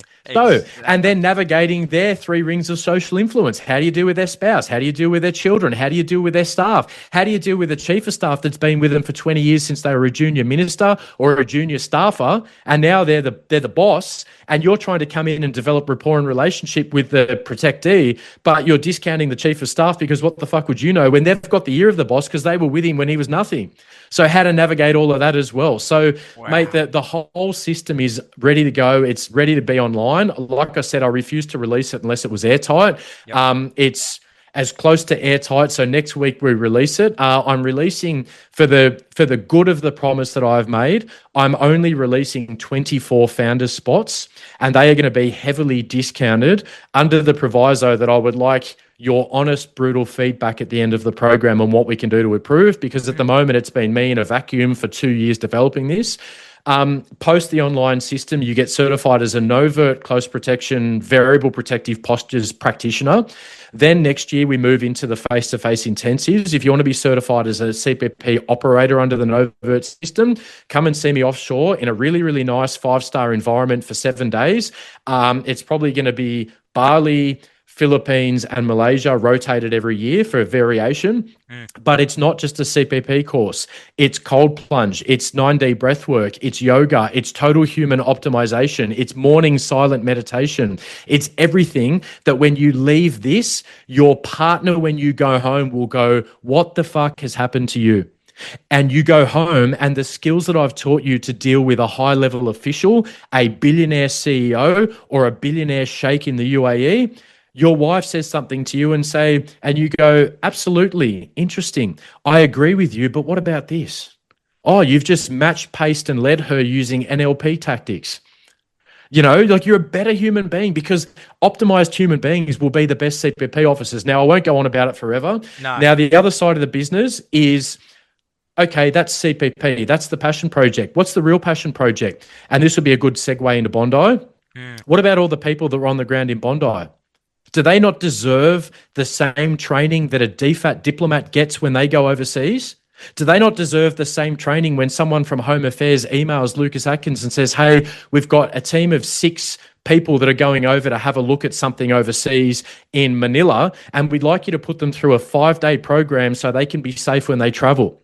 I believe every individual person in Australia and the world is entitled to access to that same kind of awareness and training. But guess what? That training is also old. So I've upgraded that too. And I've built in all of the mindfulness and neuroscience and everything into a course and a program and a system that is not situational awareness. For civilians, situational awareness is what we've taught for years. But what's that? Look for stuff. And if you see stuff, run away. That's cute. What I've done is I've upgraded it and I've termed it threat agility. And threat agility is designed for you to become a sensor in your environment, and not only become a sensor in your environment, but start to influence the environments around you. When you move into a cafe, people will feel by the way that you're acting and the way that you are presenting through your chosen posture that you are not their win if they want to rob you today. And you will sense an anomaly to what's normal now, that you will act on something way sooner. And what I've done is I've built for the first time ever a system that starts with 6 to 11-year-olds called Threat Agility Little Sentinels. And it's run by Arlo the Owl that I got professionally animated. And I got it signed off and approved by child psychologists. It mentions nothing about threat. Then when they finish that, if you've got an 11 to a 16-year-old, you can enroll them online in Threat Agility Inner Shield, which teaches teenagers, number one, we know that as a teenager, everything feels intense. You know why? Because your brain hasn't fully developed yet. So it's okay. But not only that, it's not, I'm telling you what to do. It's, we know this is all shit, but here's some things that you can do. Not only that, it covers the online threat environment as well. It's a 360-degree holistic program. Not only will it keep a teenager safe out in the environments that they experience as a teenager that isn't situational awareness, it's specific to a teenager, but not only that, it will train them to recognize when their own internal state is mismatched. Oh, maybe I need to go and talk to a trusted person because I'm having feelings that are outside of my normal baseline. How many teenage suicides have we experienced? How many self-harm incidents? How many online grooming incidents? Guess what? If someone sends you a message online and floods you with compliments straight away, number one, and then the second lots of messages, they get too familiar too fast, and the second lot of messages they flood you with online is, hey, let's keep this as our little secret and take this off to a private chat room. Guess what? That is exactly the same as an anomaly in the real world. Threat agility applies to digital spaces and physical spaces. So the same thing. I've built a cradle to the grave system. You can enter the system at 6 years old. You can enter it at 11 or 13 or 14, or you can enter it at 17 into threat agility beyond personal security awareness, or you can do it as an entire family. And it's 10 to 12 modules, mate. It's all online and you get downloadable resource packs. The children's program is the one that I didn't really want to write. And now it's the one I'm most passionate about because I drew an owl on paper with a pen a year ago, and I'm not an artist. And that owl is now named Arlo, and he's an animation. He's living, and the words that I've written, he's speaking. And the parent or trusted grown-up, because not every child has a parent. I've got to be up to date with the times. They download the pack. They can print it, and there's exercises for a parent to do with their child that don't mention security. They don't mention terrorism. It's things like when to hide, when to reconnect. At one time, I was standing on a branch and I felt something in my feathers. I looked down, and before I looked, I felt it. I decided to move. Yep. And guess what? Lucky I did, because James the fox jumped out and we know he's mean, so this is where I've gone with it. So, mate, Ikigai. Mate, that is... And honestly, like mate, we're going to take a quick break and we are going to come back and... Mate, that is awesome. What you're doing now, mate, in that transitional piece, and I want to definitely talk about that. That holistic approach, and you would love this, mate. As you mentioned, ice baths. I did one last night, so I do them every week, and I know the benefits, mate. That people say I'm crazy. And mate, I know what it does. I know what it does with the cortisol in my body. I know what it does for my mental health. And mate, that's why it's my ritual. I have to do it every week, mate. That holistic approach. I spoke to Harry Moffat, so SAS. He's now a SAS veteran, now a psychologist, and we were talking about the holistic approach and the medicational approach, and he said, Ads, I love it. I love it that you're going down the holistic approach because, like you, mate, holistics work. They really do work. 100%. They do. And what it does, and we'll talk more about that in part two. And mate, as I said, we've 4 hours and 25 minutes we've been speaking. So crazy. I'm gonna get you back on, and we will do part two, and it's literally finishing off the piece of what you're doing now, that holistic approach, and really diving into that for veterans and first responders a little bit more. I want to touch on that, and then we'll touch on the hierarchy of policing. I've got a few juicy questions for you, which you've seen, and I can't wait for your opinion on that. And then we're going to finish with Bondi, mate, because I think what you've spoken about and with civilians now is that, mate, as you're right, the threat is getting these attacks are happening more and more, and we need to start arming our civilian people to survive. And 100%. And don't outsource.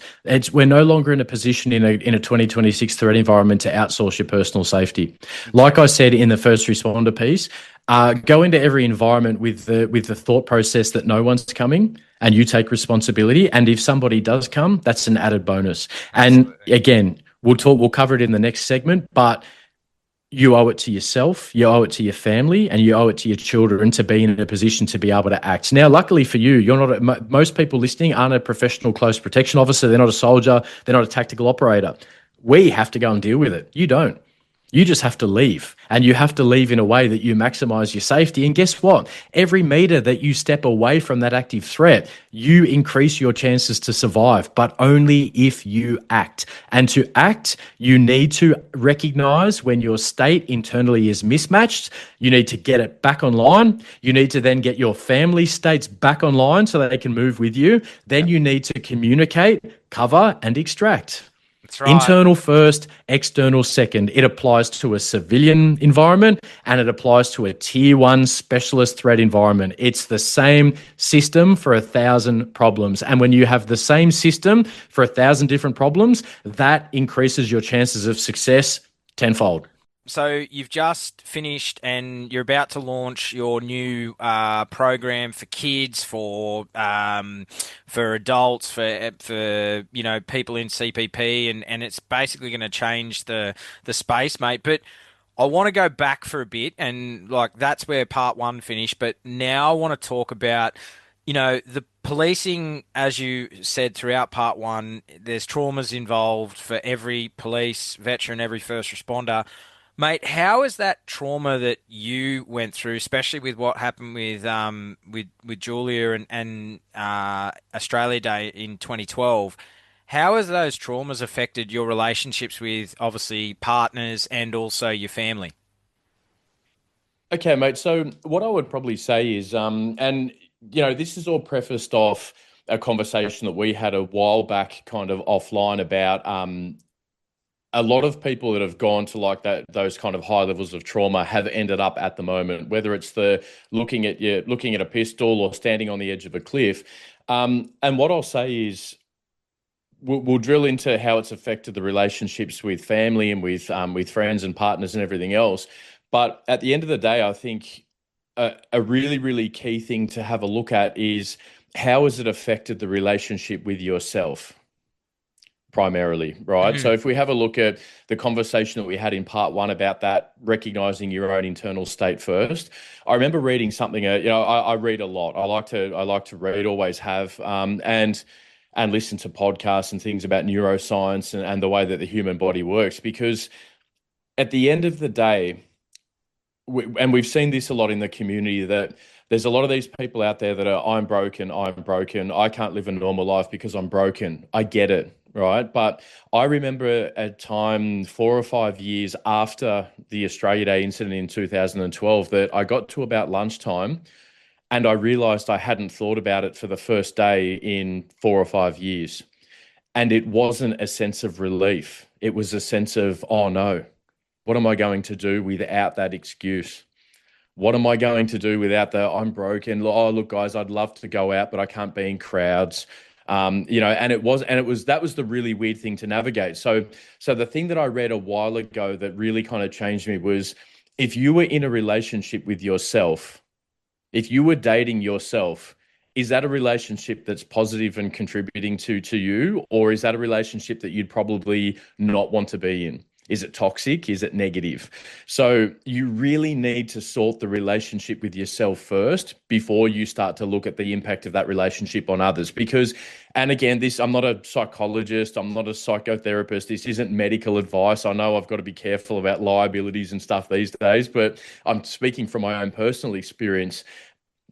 If you can't sort the relationship with yourself, then you're not going to be able to sort it with others. So it's exactly the same way as the system that I've designed. It's inside first, sort that relationship first and then have a look. So drilling back into how it's affected me over the years, there was a lot of denial, mate, because my one was a weird one, right? Like it, and I'm not a massive fan of mental health. I like to term it as mental fitness. So I throw the mental aspect in the same kind of basket as my total optimization of my entire human condition. So the physicality, the psychology, the mental, everything else. So I've got physical fitness and I've got mental fitness. Sometimes the mental fitness slides, but exactly in the same way that the physical fitness slides. I might go on holidays and enjoy myself for a couple of weeks and put on a couple of kilos and enjoy mango and sticky rice and whatever other food porn is out there. And I don't walk around going, oh, I'm broken because I'm a bit soft around the edges. So I personally try to put it all into that same basket. What am I trying to optimize? Exactly what I've heard you say before as well. The more experience that you have in this realm, the earlier you can catch it. So if we're having a look at a close protection environment or a threat environment for any civilian, we want to always try and stay left of bang. Now, what do I mean by that? The bang is the event, whether it's an ambush, whether it's a stabbing or a robbery, or whether it's you suffering a major breakdown and having to call for help because you can't leave the house and you've really, really gone down a dark path. That's the event. So what we want to do in any threat environment is to stay left of the threat. So we recognize the anomalies to the baseline early. We investigate those anomalies, and if those anomalies are an indicator or an emerging threat indicator, then we act on that anomaly before the actual event happens. So That's the kind of key approach for everything. Someone told me years and years ago, and I'll have to give him credit. It was a guy called Tony Blauer from Blauer Tactical Systems. He invented a flinch response defensive training system years ago. And he said to me once, he said, Lucas, what is the definition of self-defense? And it stumped me. And I said, well, I've probably like part one of this podcast, I've got about 4 hours that I could talk about the definition of self-defense, Tony. And he said, no, I can give you the definition of self-defense in one sentence. When danger is imminent, I will always choose safety. When danger is imminent, I will always choose safety. Now, if you apply that one sentence not only to threat environments, but if you apply it to the 360-degree 3D condition of your life, when danger is imminent, I will always choose safety, then you're going to be living left of bang, right? And I'll throw a little bit of humor in there because I like to try and keep things light where I can. The same that I deliver. I deliver a lot of training in death and destruction and the worst events a human being could ever experience in their life. So I try to throw a bit of humor in, but I was with Tony overseas, and we were doing this mid-south combat shooting type stuff years and years and years ago, right? So, and there's these two alleged firearms self-defense threat experts, Yanks, right? Americans. And Tony, Tony's not one to mince words, mate. And he looks at him and he goes, so you're a self-defense expert? And he goes, yeah, man, I'm one of the world's leading self-defense experts. And he goes, but you're fat. And the guy just looks at him and he goes, bro, the biggest threat, he goes, if we're applying the sentence of when danger is imminent, I will always choose safety. The biggest threat to you, my friend, is diabetes and cardiovascular disease. So it doesn't matter how many rounds you can put on target downrange. Your physical condition is offline, mate.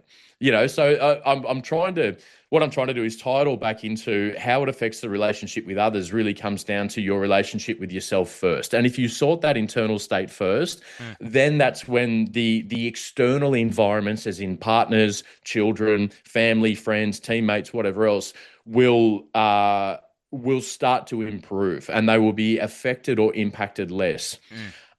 Because at the end of the day, if you do not have your internal state aligned, and if the relationship with yourself is not aligned and calibrated to the point where you're actually loving yourself, mate. You need to, there's a lot of this negative reinforcement in the veteran environment and the community. And that's great because we all had that early on training with, get your ass up over that thing, you're too slow and everything else. And mate, that's driven me to this day. But negative self-talk can also get to a point where you're never good enough. I was the Prime Ministerial Protection Officer, for Julia Gillard and Kevin Rudd. And at the time I was like, yeah, but what's next? What's next? What's next? And if you spend the entire time in your life looking at what's next, you don't really stop and just give yourself a bit of appreciation, and we talk about this a lot about this, oh, I'm broken. Yeah. Okay. We get it, but it's the same. It's a normal condition. If you're feeling it, it means you're not a psychopath. Yep. You've touched the stove and you burnt your hand as a child and you know now that hot water is not good. It's ungood. Like we said all those hours ago, it's ungood, the neuroscience scientific term. So if you're feeling something, that's good. It's when you're numb, you're in really, really deep shit. So sort the relationship with yourself first and then work. But mate, it's very easy for me all these years down the track with a lot of internal and external self-work to sit here on my soapbox and say, this is what you should do, blah. But in summary for the question that you asked, it fucked relationships. No one really saw me as me for the longest time. Like I mentioned before, I felt isolated and alone, even though I was surrounded by people wanting to have selfies and everything else. But it tore everything apart, mate. And I was angry and I was irritable. Then I was standoffish. If you speak to a lot of my really, really close friends in the AFP, some of them I served with for years in multiple environments, they will say that they have known two Lucas Atkins. the one before Australia Day, who was the extroverted, loved to go out on the weekends and do everything and have brekkies with the team and hang out with their mates. And then the hermit Lucas after Australia Day, who didn't like to go out in crowds and never was available to catch up anymore. And you really, really get to know who your true friends are after something like that, because all of the ones that I thought were my amazing friends disappeared, and the 3 or 4 that were my true friends are still here to this day. And it can go months, it can go years without seeing each other. But it's a stupid, ridiculously inappropriate meme shared every couple of days or whatever else. And then we catch up and it's like there's no gap, So yes, that's the answer, mate. Massive, massive ripples outwards of effects with everybody that I'd ever been in contact with in my entire life. Yeah. So would you say now, mate, I've done a lot of that inner work myself and got to where I am now. Would you say that you've sort of found peace now and you're getting back to that extroverted Lucas that you were, or is it in between? You're sort of half what you were, previous to what happened on Australia Day and post? You're sort of in the middle now, or you sort of think you're getting back to the old Lucas? I would say in one sentence, which I know is hard for me, but what I've focused on is it's not finding peace, it's finding authenticity over perfection. I like that. So if I'm having a bad day, I'm not really having a bad day. I had a bad experience for about a minute. So I'm really trying to, and this is where the neuro-linguistic programming has helped. Going and studying that diploma of strategic coaching, NLP, I did it to escape CPP, mate. Like I thought CPP was the one thing that was breaking me, and all of the training of civilians and everything else and this security advisory work I've done all around the world for different agencies and media and companies and police and government and everyone in between. I didn't want to do it anymore. So I went and did a 200-hour yoga teacher training program. I thought maybe I'll become a yoga teacher. Then I went and did that was great, but I knew it wasn't going to be a career or a total passion project that I could teach 4 or 5 yoga classes a day, just because the distraction in the class was probably taking me away from mindfulness. And then I went down the path of the NLP path because I really love the psychology of these things. And what NLP taught me is externalizing the emotions that you're feeling, because you are not your emotions, right? There's two parts of your internal condition. There's the the skeleton sack filled with meat and blood sitting on an asteroid traveling at 50,000 kilometers an hour through the solar system, racing away from the sun. That's just the meat puppet that you're driving, and then your internal state, right? So if you're feeling angry and you go, fuck, I'm angry, and maybe the people listening right now, just try it with me. So let's say 2 things. Let's just go, oh man, I'm really angry, right? That's number 1. I am really angry. Number 2, oh, there's anger. Where does that come from? Which one makes you feel better? Which one makes you feel more in control? Number 2, right? Now, number 1 feels great. But you look great. You look like a dick when you do it and explode, but yeah. Yeah. And then you spend the rest of your day apologizing to your loved ones, and then also trying to overcompensate by being overly nice, even though maybe your partner's giving you the whether it's a male and female dynamic, or male and male, or a female, I don't know, whatever your fucking choice is. But, then they give you the silent treatment, and you're in deep water when your loved one says, it's fine. And you're like, uh-oh. Fine. So, never good.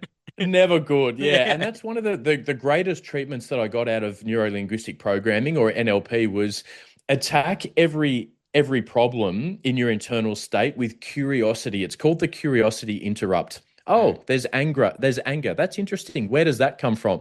Now, hopefully there's people out there that aren't listening to this with their partners, because I will give you the ultimate hack. If your partner is acting irrationally, turn to them and just say, darling, that's interesting. Where does that come from? Let's work through that together. And I can't do it with my partner now because she knows that my background and what I've been trained in. So she'll turn around and go, "Don't you use your NLP on me? This is an NLP free environment." But attack everything with curiosity. That's one of the big keys that I learned. But yeah, like I said, it's easy for me to stand up on a soapbox and say the world according to me. Everybody's different, but sort the relationship with yourself first. Yep. Externalize those emotions. You are not having a bad day. You had a bad moment. The rest of the day is still there to be the experience. So also sit in the moment. And this is where that holistic condition can really contribute to whether you're a close protection operator or whether you're a civilian moving through public space and you want to be safe. Be in the moment. So in close protection, we used to say there's no point living on the, I had an incident years ago with Kevin Rudd where I took a wrong turn. I got stuck driving the Prime Minister, which I wasn't meant to be driving, but he went for a walk and he jumped in my car and, that's just what we do. We fill the gaps. And I had New South Wales Police behind me directing me to get me back to Kirribilli House because I'm from Western Sydney and I'd been in Canberra for years at that point. No idea about North Sydney or Sydney CBD. And there was a bit of a jump on the radio comms and I didn't turn left. And we were stuck on the Sydney Harbour Bridge in peak hour morning traffic going into Sydney City when he was in his PT gear and he had a meeting at his offices in an hour and we're stuck on the bridge. No green light corridor, no ability to go anywhere. And he was that angry. The Prime Minister of Australia was that angry. He was staring out the window, refused to look at me, and the window was fogging up. He had that much anger coming out of him. Now, and what did I do? Solutions-based approach, right? So, look, Prime Minister, I'm terribly sorry. It's what's happened. It's my fault, but there's nothing we can do about it now. All I can do is I can sort the advance car to go and pick up your suit and your breakfast from Kirribilli House, get them to try and beat us to your offices in at the CPO. You can jump in. We've got shower facilities, everything there. We'll regain the initiative, and that's the best I can do. But again, apologies, right? I guess that'll have to do, right? Gillard would have been a bit different. She would have been a bit more supportive, maybe, a little bit of a massage to make me reduce my stress. But the point that I'm saying is as soon as that event has occurred, it's over. It's not now. It's in the past. And if you bring things from the past, whether it's 5 minutes ago and getting lost with the Prime Minister, or whether it's 12 years ago of being attacked in this, or being in a high-threat environment in Afghanistan in a battle space where you lost a mate, or you saw a traumatic car accident, be really aware of any emotions that pop up, that what we call an out-of-context reaction. So maybe your partner says something and you explode. And all she said was, "Oh, you went away and you didn't miss me, did you?"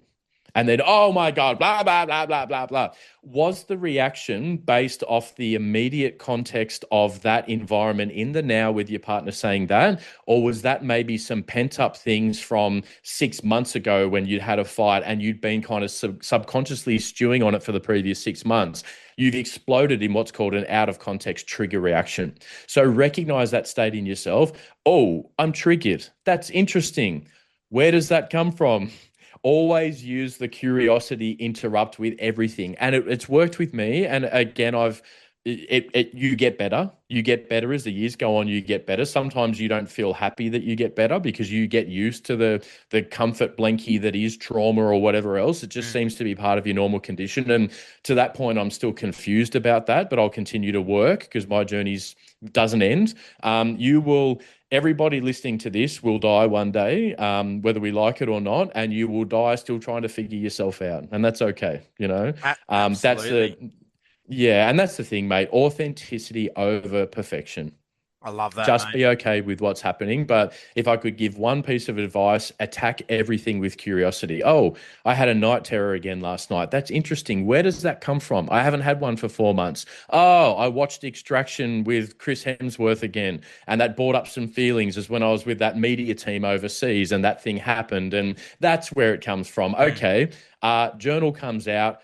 Get it out of you, write it into the journal, close the page and go, "Okay, that's something that we need to have a little bit of a look at, but move on. Mate, it's a great point you touch on there because like what I do is every 90 days, mate. So I write in a journal, and what's helped me in my, I'll call it sounds bad, but recovery to where I am now to be the best state is I write for 3 months. I'll write in a journal, and then after that 90th day, mate, I burn it. And I just get rid of it. I just start again, and it's like a cleansing session to go right. That 3 months, I review where I was the 3 months before, and then on that 90th day, mate, I look at it and go, yep, and burn it. And it's just like, it's a release. It's just a release to go, right. And it's just, as you've said, it's in the brain. It's just resetting the computer and the files. And it's like throwing all your files up into a fan and going, brrr, and then restacking and getting your brain sorted because it's a computer and it gets overloaded. And mate, so I love that. I talk about that all the time. Is journal, write a diary. You just and you'd be amazed at where you were 3 months ago, 6 months ago, a year ago, and mate, get it out because otherwise, as you're saying and what you've said, is attack it front on because otherwise it just festers and festers and festers and builds and builds and builds, and then you explode and you lose control. And the biggest thing that I've learnt, mate, is if you control your emotions, you control everything. You control the outcome of most things is based on emotional. If you can release the emotion out of things, you've already won. Like if someone's yelling at you, going blah, blah, blah, and you just yep, cool, yep, cool, and get on with it. That's it. You don't respond. That's what they want. So yeah, great advice. And mate, you mentioned in part one where we were talking a little bit about senior management, and we were talking about uh, recognition. But mate, now that you're out of the job and you've seen a lot of your mates leave the job, what advice would you give to senior leadership to change the culture in policing? Because I've had so many veterans on, mate. And I'm saying police veterans. I love that word that you said in part one. Police veterans on this podcast that have said there is so much of a gap between the top brass and the guys and girls, the constables, the senior the senior constables, the sergeants. There's so much of a gap. What advice would you give to senior management? It's funny, they always say that, or I believe that the universe always presents things to you when you kind of need them. And before we came on for part two this morning, I saw this little video. A friend of mine, Xander Lucas from the XL Brief, written a great book, by the way, too. I'll give him a little plug. But he sent me a video on Instagram, and it was a guy talking about how he'd left the police, and he said it's interesting that the culture in the police is if you do the right thing and you stand up for what you believe in and you try to change things for the better of policing, you don't get promoted. And then you just continually get frustrated by the ones that get promoted are the ones that become the yes person and the ones that don't want to rock the boat. And they're the ones that end up in those kind of senior leadership positions. Now, I'm just talking in general terms. I don't want there is some really, really good bosses out there, but they are kind of the exception to the rule. And I've seen it myself as well. So the two options that you really have, if you are a bit of a disruptor in say a police force or a police agency or organization, and you're a bit of a disruptor and you're looking at how you can improve things at your level day to day, about maybe it's the way that you conduct operations on the ground, or maybe it's something as small as you've identified a better bicycle helmet for police bicycle operations that gives you better vision and better movement under threat, or whatever it is, right? Mm. You kind of have two choices. You're not going to get promoted because you're not a yes man, and you're not going to toe the corporate line, because a lot of these police organizations now are corporations. They're not really a police force anymore. So you can either toe the corporate line and spend the next 20 to 30 years of your career probably as a senior connie, or if you're very lucky as a sergeant, miserable, depressed, frustrated, angry, or you can leave. So the advice that I would probably say from the lessons that I've learned is, why is it in private industry? Because I've been in, since I left the police, I've been in different versions of private industry, still doing the same thing, but in private industry. Why is it in private industry that disruptors are rewarded? Innovators are rewarded.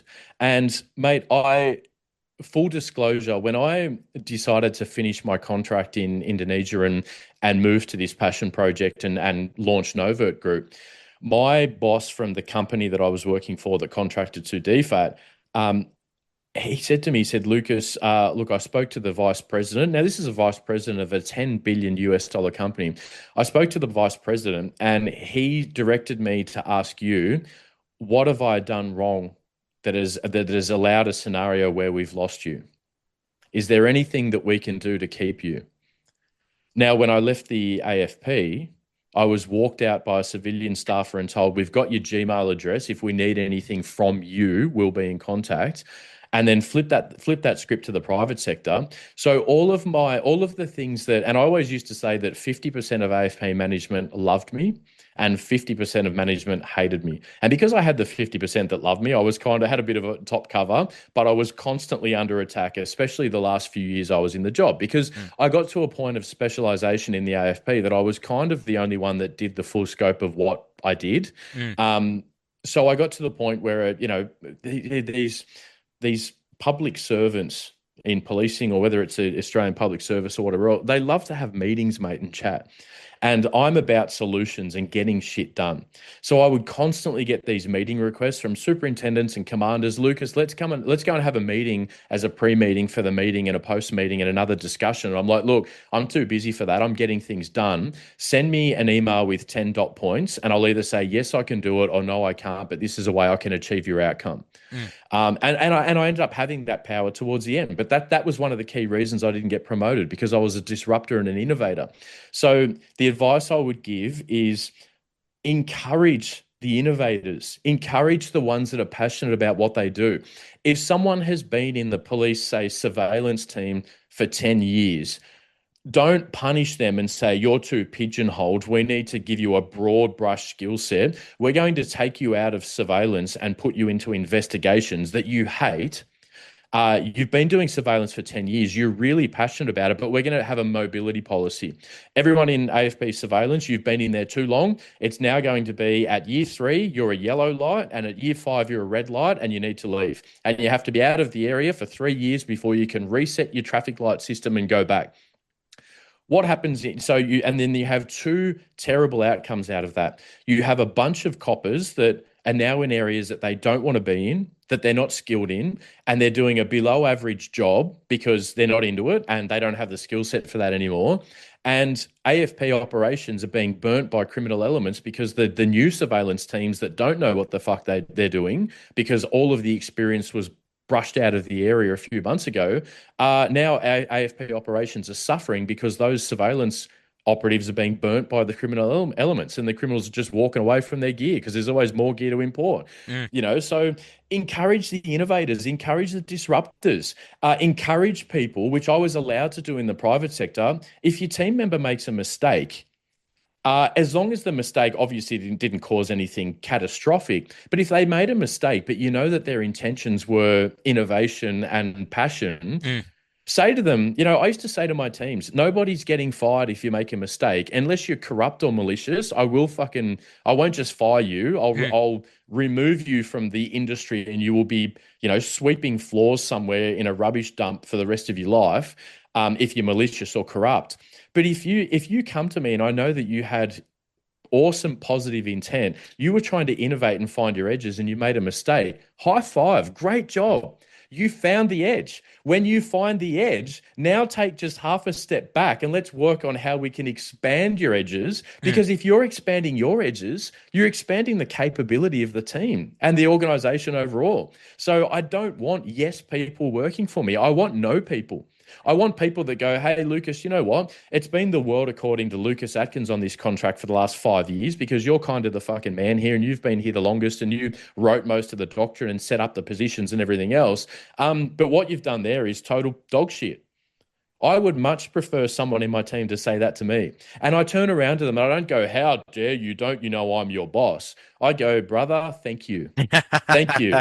Ego death. And then that's my edge as well. So that's the thing, mate. The culture needs to change. Yeah. We don't want yes people in these high roles that just turn around and go, yes, I will do this. Yes, I'll do that. Yes, okay. But what do you believe we should do?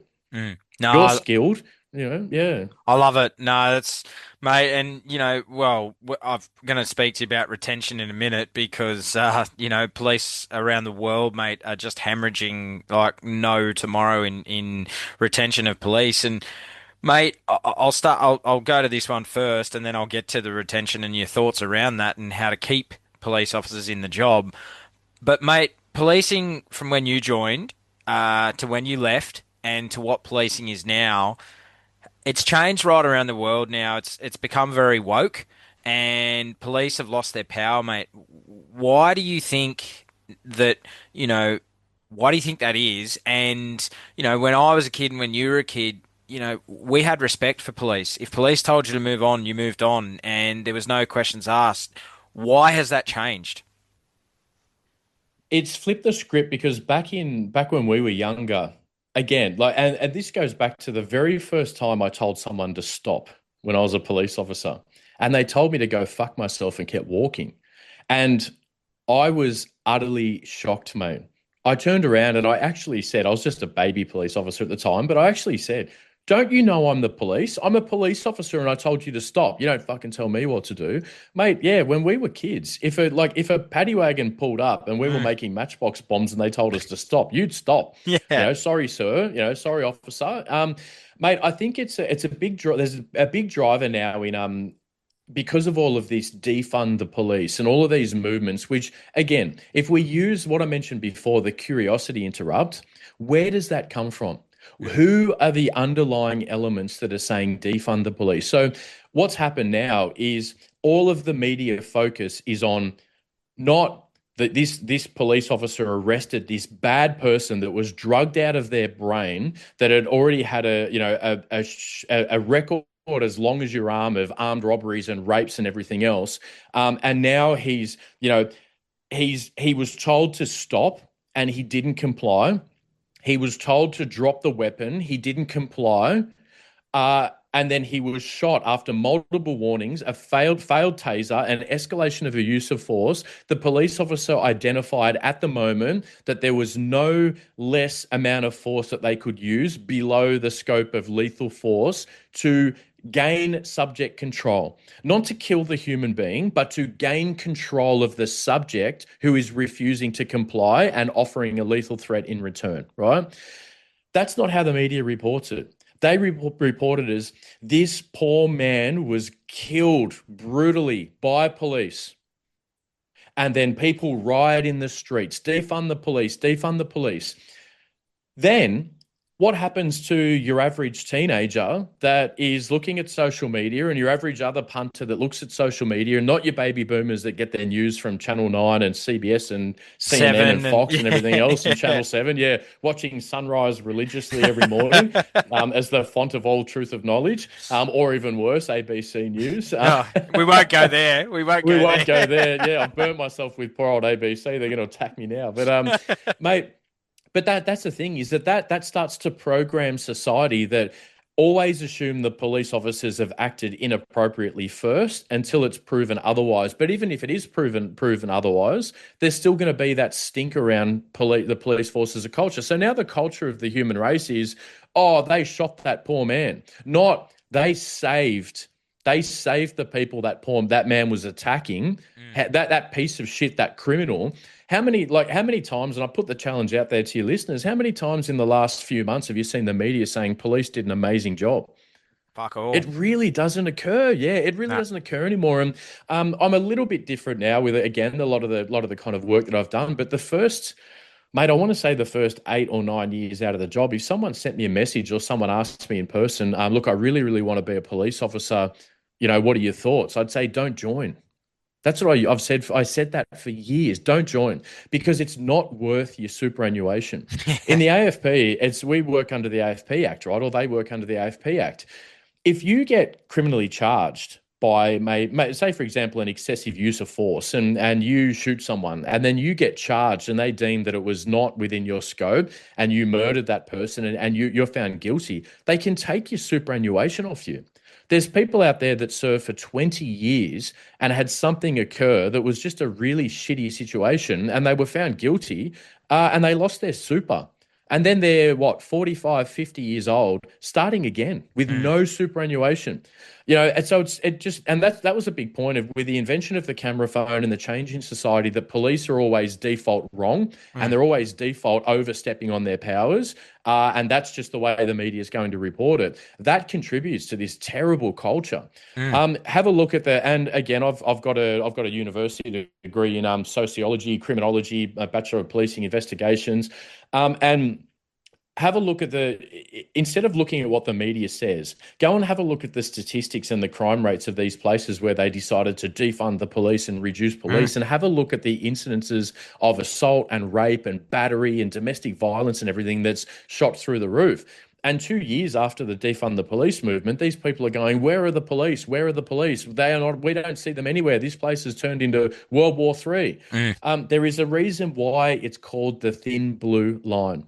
Because the police stand on that line, and that line is the difference between chaos and safety. Yep. And they stand on that line 24 hours a day, 7 days a week, so you can sleep peacefully in your bed and express yourself and dye your hair purple and whatever else you want to do, and express your right to protest about something that is so fucking incompatible with what you're actually saying without you going and doing some study, because you jump on a hashtag, you jump on a trend. So that is the big kind of key problem with policing. One of my really big bugbears when I was in the job, and, I managed to escape wearing uniform a lot, but there was times when I couldn't and I was in uniform. And I used to really, really dislike when I'd be somewhere and a parent would be standing with a child and they'd be like, hey, Xavier, you see that man over there? If you keep being naughty, he's going to take you to jail. And my teammates used to say, don't do it, don't do it. And I go, no, I need to fix it. And I'd go over and pull the parent aside. And I would say to them, hey, look, my name's Lucas from the police, obviously, could I just give you a little bit of a piece of advice? And they would say, yeah, most of the time, they'd tell me to fuck off. And I'd go, okay, whatever, you can't be saved. But what I used to say to them is, hey, do you really want your child, if they're alone for some reason, they're alone somewhere or they're isolated or maybe they're in danger, do you really want them to be hiding from a police officer because that's someone to be feared and he may take them to jail because they're feeling shame and they might be naughty? Or do you want to encourage them to go, hey, see that person standing over there? If for whatever reason we're not around and you need help from someone, go and ask that person. They're there to protect you. They're there to help you. Yep. That's where society needs to change, mate. And in my children's program, in Threat Agility Little Sentinels, we cover that in a lesson.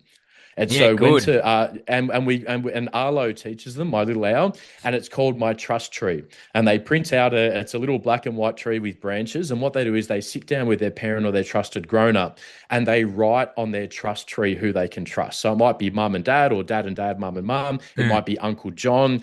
Then it's a police officer, an ambulance officer, a fireman. Firefighter. Fireman. Look at me, my non-PC. Women are firefighters too, Lucas. Yeah. Misogynist piece of shit. Firefighter. You know what I mean? So, but it's conditioning children that these are the people that more than likely, and now we know that in those first responders, maybe there is bad eggs here and there, right? But if you were going to be a betting person, you were going to gamble on something, more than likely, if you spin a wheel and it lands on a first responder or a soldier or someone in a position like that, they're probably going to be a protector by default. Absolutely. So maybe your child can go to that person. So that's where it needs to change. So I would say, if you're a member of the public, really question yourself on where, again, the curiosity interrupt. Where does that come from when you go, oh, the fucking police, they kneeled on that guy's neck and he died. He died because of them. I have never seen in my career and in all of the police officers I've known for all of the years that I've been around the community, I've never heard of anybody being killed by police that complied with the first direction. Yep. Never. Yep. Never. And if there is, please send me a DM on Instagram. I always love to be educated. But if a police officer says, stop, turn around, don't move, and if they say, yes, officer, my hands are up, I am ready to comply. Tell me what you need me to do.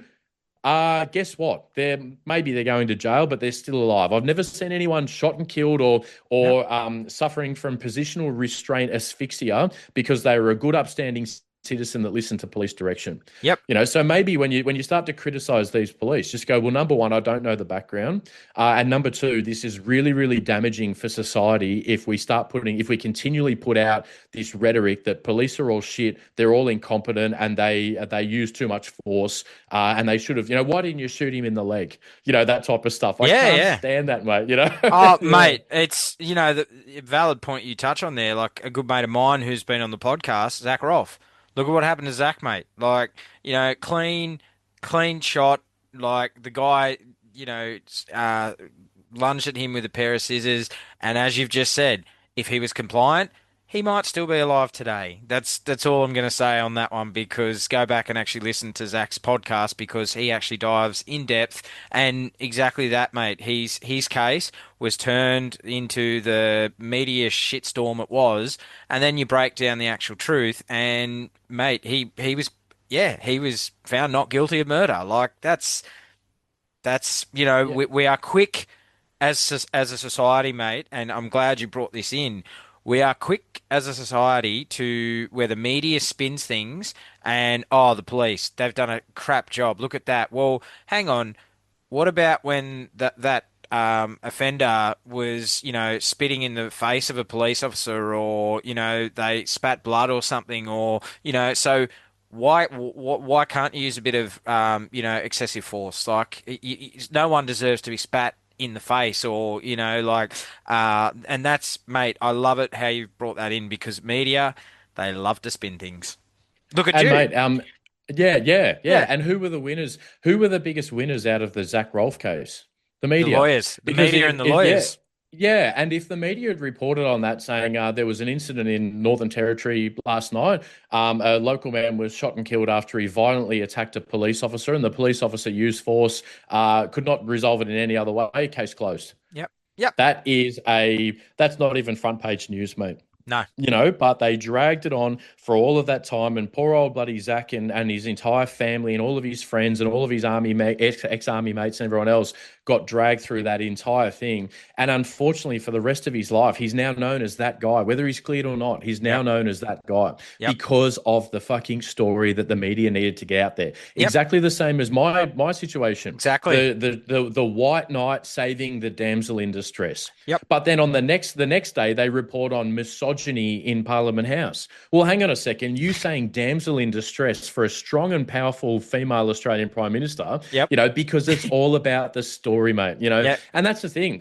Let's continue down the line of using the curiosity interrupt. Where does that come from? The media needs attention, because for attention, they get views, and for views, they get ratings, and for ratings, they get advertising dollars. Yep.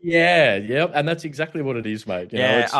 Yeah, mate, we could go down a rabbit hole for another 5 hours, but we're not going to. And I'm trying to stay controlled today. And no, mate, yesterday was absolute gold. Like it was, and mate, it was, and this whole podcast is just the nuggets of gold that you've dropped, mate, are just there for all the young players that are going to go into the police or become a first responder. And mate, you mentioned, we talk about, a lot of police around the world with what you've moved into in the private sector, and I'm sure a lot of police still stay in touch with you. Mate, that we're hemorrhaging around the world, and in your opinion, what more can be done to keep them in the job? Like you said earlier, the senior management and, promote your innovators and all that sort of thing. But is it, mate, do we need to look at maybe like bumping their pay up, or do we, like, what is it where we can stop hemorrhaging? Because, I think I've spoken to a couple of my New South Wales police veteran mates that they're below 4,000. They're still 4,000 below what they should be. And mate, that puts so much stress. And the 15, the 20, the 30-year veterans are going at an alarming rate, mate. And all that experience is gone. In your opinion, what can be done to keep them? Well, one of the most damning statistics I read a few months ago was, I want to say it was either New South Wales Police or Victorian Police. The average career expectancy now is down to about 2 or 3 years. Wow. So police officers are getting in, they're doing 6 months at the police academy, they're getting out, they're doing their probation, they're doing a year and going, fuck this, I'm out. Mate, again, it goes down to the way that you would, and again, this is the world according to Lucas Atkins, who was never promoted. It goes down to having the back of your police officers as a default. It's the exact same way that I learned from those mistakes in my policing career on how I've now developed and run high-performing teams all around the world of all different capabilities and cultures and everything else, sometimes multinational teams all working together. It's about, okay, my default position as your leader, is to take the rounds for you. So if you get accused of something, I will stand between you and upper management or you and the accusers and go, you do not fire shots at my fucking team. You give me, not them, you give me the information. I will check it, I will filter it, and then I will have the conversation with my team member. And not from 40,000 feet looking down going, oh, Johnny, there's been an allegation. Please come to my office.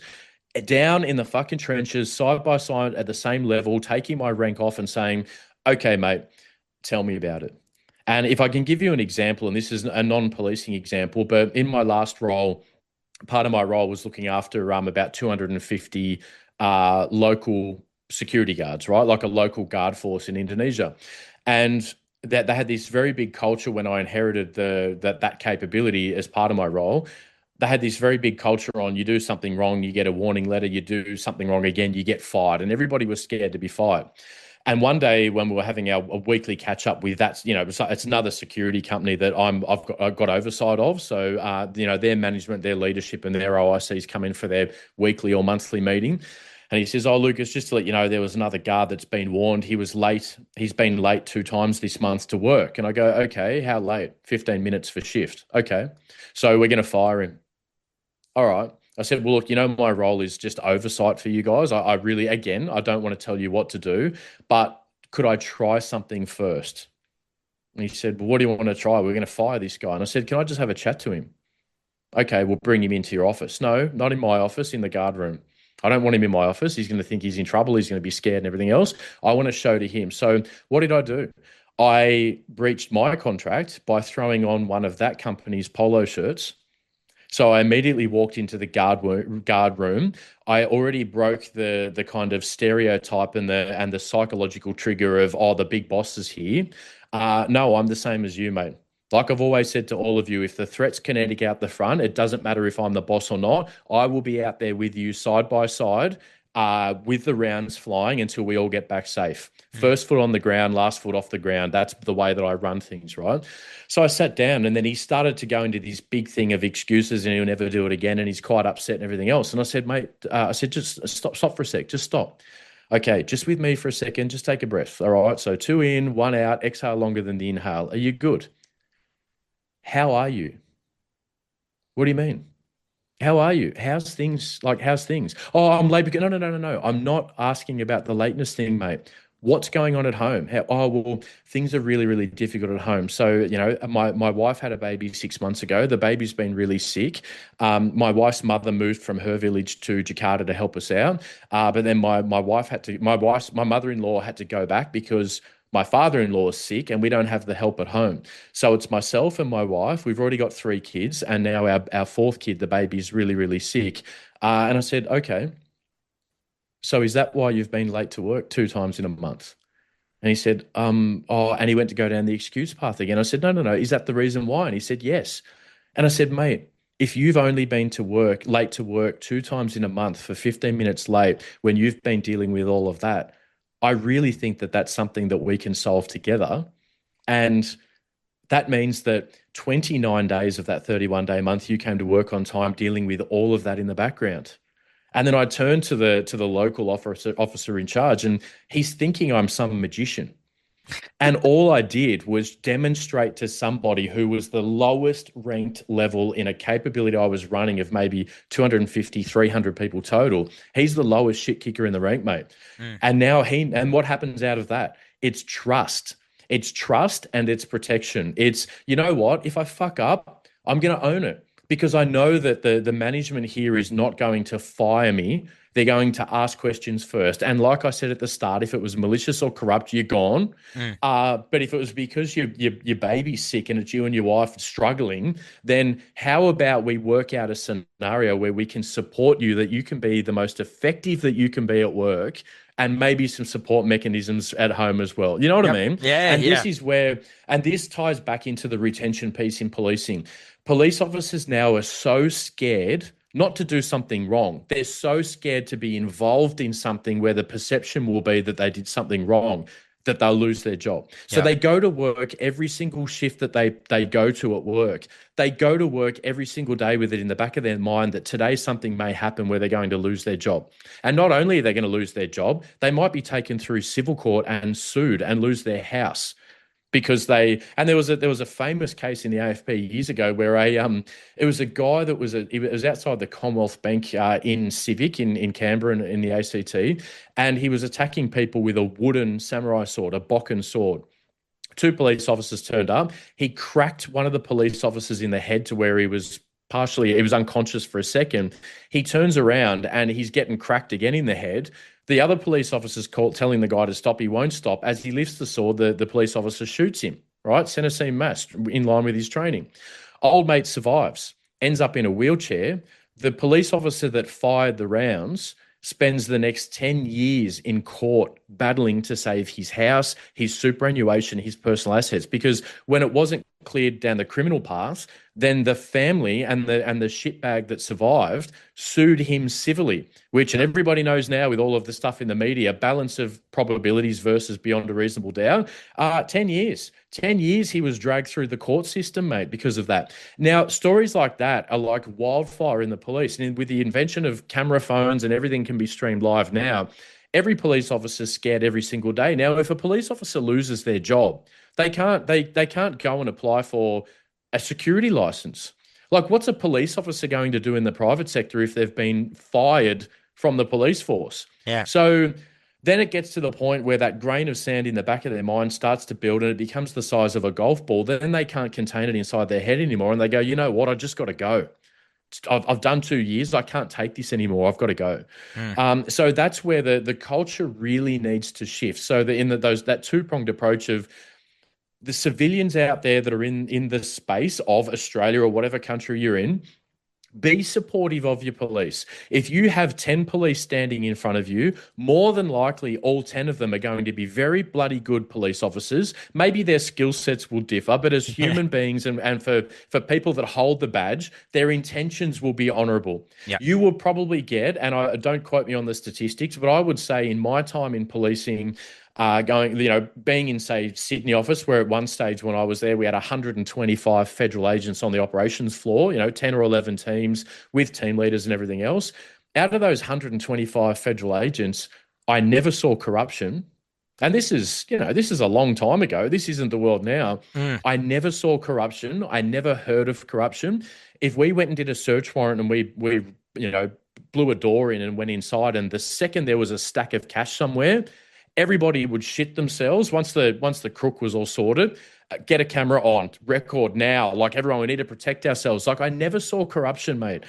So it may be, I don't know, if there was 500 police officers, there's maybe one that's a corrupt piece of shit out of the 500, but not many people would know about him. And maybe he's doing bad shit online, or maybe he's just a sociopath and he just slipped through the cracks. But in reality, most police officers you come across on the street are good people. Yep. So maybe just support them, like give them the benefit of the doubt until they prove you wrong. Yep. Don't have the benefit of they're fucking guilty until they're proven that they were right in their actions. That's really damaging. And then for the internal retention, management really needs to have the default position of support and protection first until proven otherwise. And if you build a culture where everybody looks after each other instead of dog eat dog.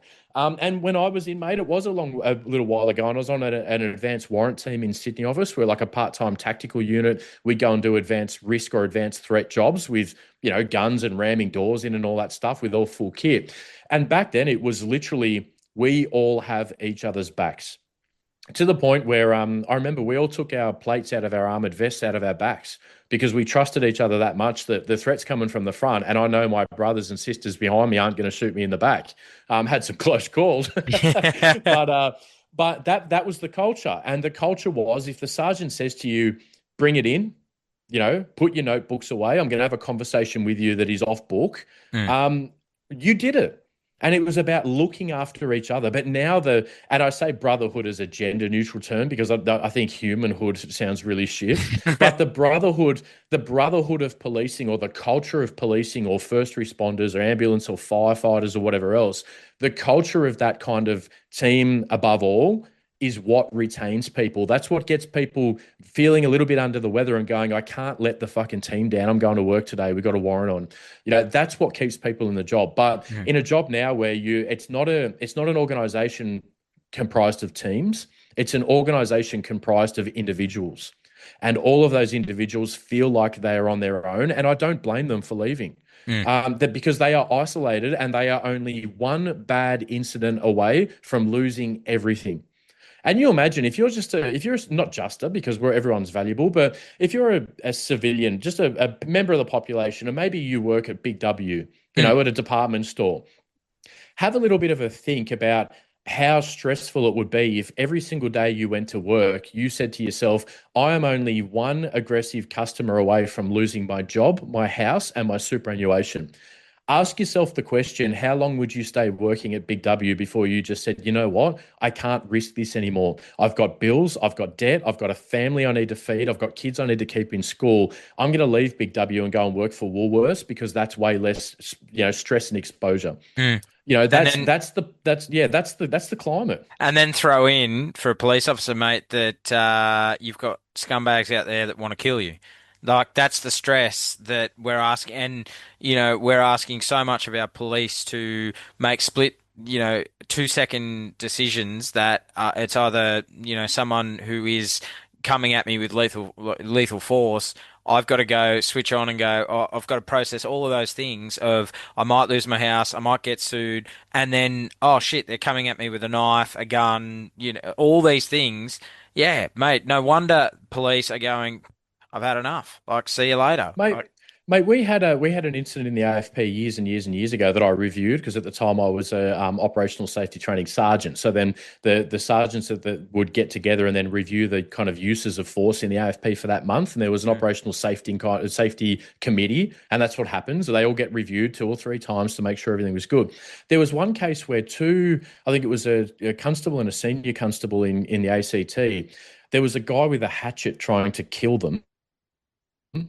And they extracted back, as in walking backwards, which I always say, never fucking walk backwards in a threat environment. You stand, you draw your weapon, you hold the line. They choose whether you engage or not, if it's in line with the use of force continuum and your options. But they walked backwards for 500 meters communicating with this guy before they shot him. And the default position was, why did you shoot him? And they were well within their rights. So the use of force guidelines and legislation state that you are to negotiate. It doesn't say in there that there is a minimum amount of negotiation. So if I'm in a scenario where I'm a police officer and I draw my weapon and someone has a knife and they have it in a raised position, and I believe that there is an immediate threat of death or serious injury, and I say to them, put down the knife or I will shoot you, and they say, fuck off, and I shoot them once in the chest and they die, that is a legitimate use of force. I negotiated, I gave them a clear oral warning, and I gave them time to comply. They did not comply, I delivered lethal force. But if I did that now, that's me stood down, and if I'm lucky, I'm stood down with pay. But if I'm charged, I'm stood down with no pay for as long as I'm in the court system until I'm proven innocent or guilty. And then if I'm guilty, I'm fired and I lose my superannuation. So that's the scenario that's playing out now in policing. And it's why would you want to do it, mate? Yeah. So then you only really have your believers that are in, but even your believers get to the point where they go, I just can't do this anymore. I'm full bottle. I got to go. And then what happens? Loss of identity. It strains on marriages and home dynamics and trauma, and then divorce and numbness and suicide. And I'll end this conversation with something that used to play on my mind a lot. it's a catastrophic operational environment when a police officer has two thoughts in their mind. Better to be in a threat scenario where I die as a hero than survive as a person that's guilty of an excessive use of force. Like, if you only have those two options, that is fucking catastrophic for an 100%. operational policing environment. 100%. 100%, mate. You've seen me across from you shaking my head when you were talking about that, just of how just yeah, why would you join? Why would you do it? Like, honestly, mate, like, why would you risk it all? But I know for you, and I know for me, and I know for all veterans of being both military and first responders, mate, we do it because it gives us purpose. It's serving our communities, and it's that that willingness. That's where it comes from. The willingness to protect and serve. That's what we all do, mate. That's our core. It comes from within us to protect and serve, and even though we see shit that you can't unsee, mate, that is in your head forever. It's still, honestly, young ones out, and they're getting younger. They, like, this is the thing now, mate. You look at most police that are coming in now. They're 19, they're 20, they're 21. They're like, and they've got to be exposed to all of these things early on, mate. It's like, I look at it myself and go, yeah, maybe just wait till you're a little bit older, maybe get a bit of life experience before exposing yourself to those traumas. Because as you know, mate, once you've seen them, you've got to do a lot of work at the back end on the other side to get yourself to a new normal post those traumas. And I would say, from a neuroscience perspective, people that are going to move into areas where there's potential threat, there probably should be. I honestly think police organisations and places like that. I can't really say the ADF because you join at 17, most of you, but your prefrontal cortex in your brain is not fully grown and developed until you're 25. Yep. So if you're joining the police at 19 or 20 and you're out and seeing all of these horrific things, you're working with a brain that hasn't fully developed. So you're basically, they are having all of that trauma and all those experiences encoded into a machine that hasn't grown to its full capability yet. So when it does grow to its full capability at 25, what's that going to look like with all of those neural pathways that have been built? So they really should have a look at that. I mean, they had a look years ago about the 12-hour shift. And they worked out that a general duties police officer working a 12-hour shift at hour 12 was the equivalent of blowing more than 0.05 on a breathalyzer for drunk driving. Yep. And then they looked at that scientifically and said, maybe we need to reduce the shifts to 10 hours, which is comical, to keep them just under the exposure window. But yeah, like, really applying that scientific approach. But man, yeah, like, it devastates me to think, like, at year 12 of policing, I didn't want to leave, mate. I didn't want to leave. Because I did the 6 months at the police academy was a nightmare for me. A lot of other people say it was the best time of their life and they got on the gas and did nudie runs in Tilapia Park every weekend. For me, it was just counting. It was counting down the weeks and days. I was miserable the entire time. So because of that push, that 26 and a half weeks, even 12 years in, I was like, man, I don't want to go. Like, and I'm very lucky. Recently, I had things change with the AFP that it's now on the record that I didn't choose to resign. I left due to medical purposes, which is, it really closes the gap for me, because I remember at the time, going back to talking about the National Police Service Medal, I was at year 12 and a half. And my first kind of thought was, at the time, I don't really have a lot of gongs, and I don't want to leave at year 12 or year 13 and be 2 years short of getting that 15-year gong. But when that thought popped up in my mind, I was physically nauseous, mate. I remember exactly where I was standing, and I was at the point at that point in my career when I was considering leaving. I was going into the change room and locking the door and laying down on the floor for 15 minutes and having an anxiety attack, because I used to get this symptom where it felt like my hands were swelling to 10 times the size of what they actually were. And I would have to lay down and look at my hands and to go, they're not, even though they felt like they were, they're not. Then I would get up, go into the bathroom, put some cold water on my face and go back out, throw a gun on and go back to the range. There's nothing wrong with me. It's normal. Everyone's got their skeletons in the closet, Yeah, so mate, that's the thing. It's they really need to apply this scientific approach to policing and everything. And yeah, you're sending out officers with into an environment where, yes, there's the threat, but also the exposure to them. Imagine if they got the arse at the age of 22 because of something that someone believed that they did that was wrong, that wasn't there, that wasn't in the context of the situation, that's now being judged in an air-conditioned courtroom 2 years later. Yep. I can tell you from personal experience, there's been multiple times I've been in environments where I've had my weapon out considering using lethal force. And at that point, again, let's drill into the neuroscience of it. You're not using in an environment like that, you're activating your amygdala, which is one of the most primal parts of the brain. That is the fight or flight part. Your prefrontal cortex is not really driving the meat suit that you're in when you're in an environment like that. And that amygdala is fight or flight. So if from a policing perspective, that's extract or engage, right? Mm.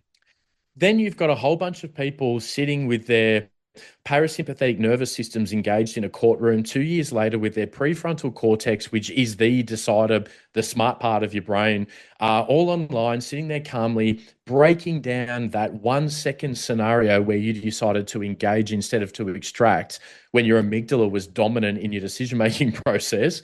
And it was all about that physiological response in your body. And then they're now judging that years later, and you're 22 years old. And then you get fired from the police. And what do? You can't even go and work for Chubb. You can't work for G4S. You can't even be a security guard at a Westfields, which, many would argue is now probably the tier one of security guarding Yeah. in the current Australian threat environment. But Yeah, definitely. Westfield, reach out to me. I can fix all of your security guards with a 2-day intensive. You know where to find me.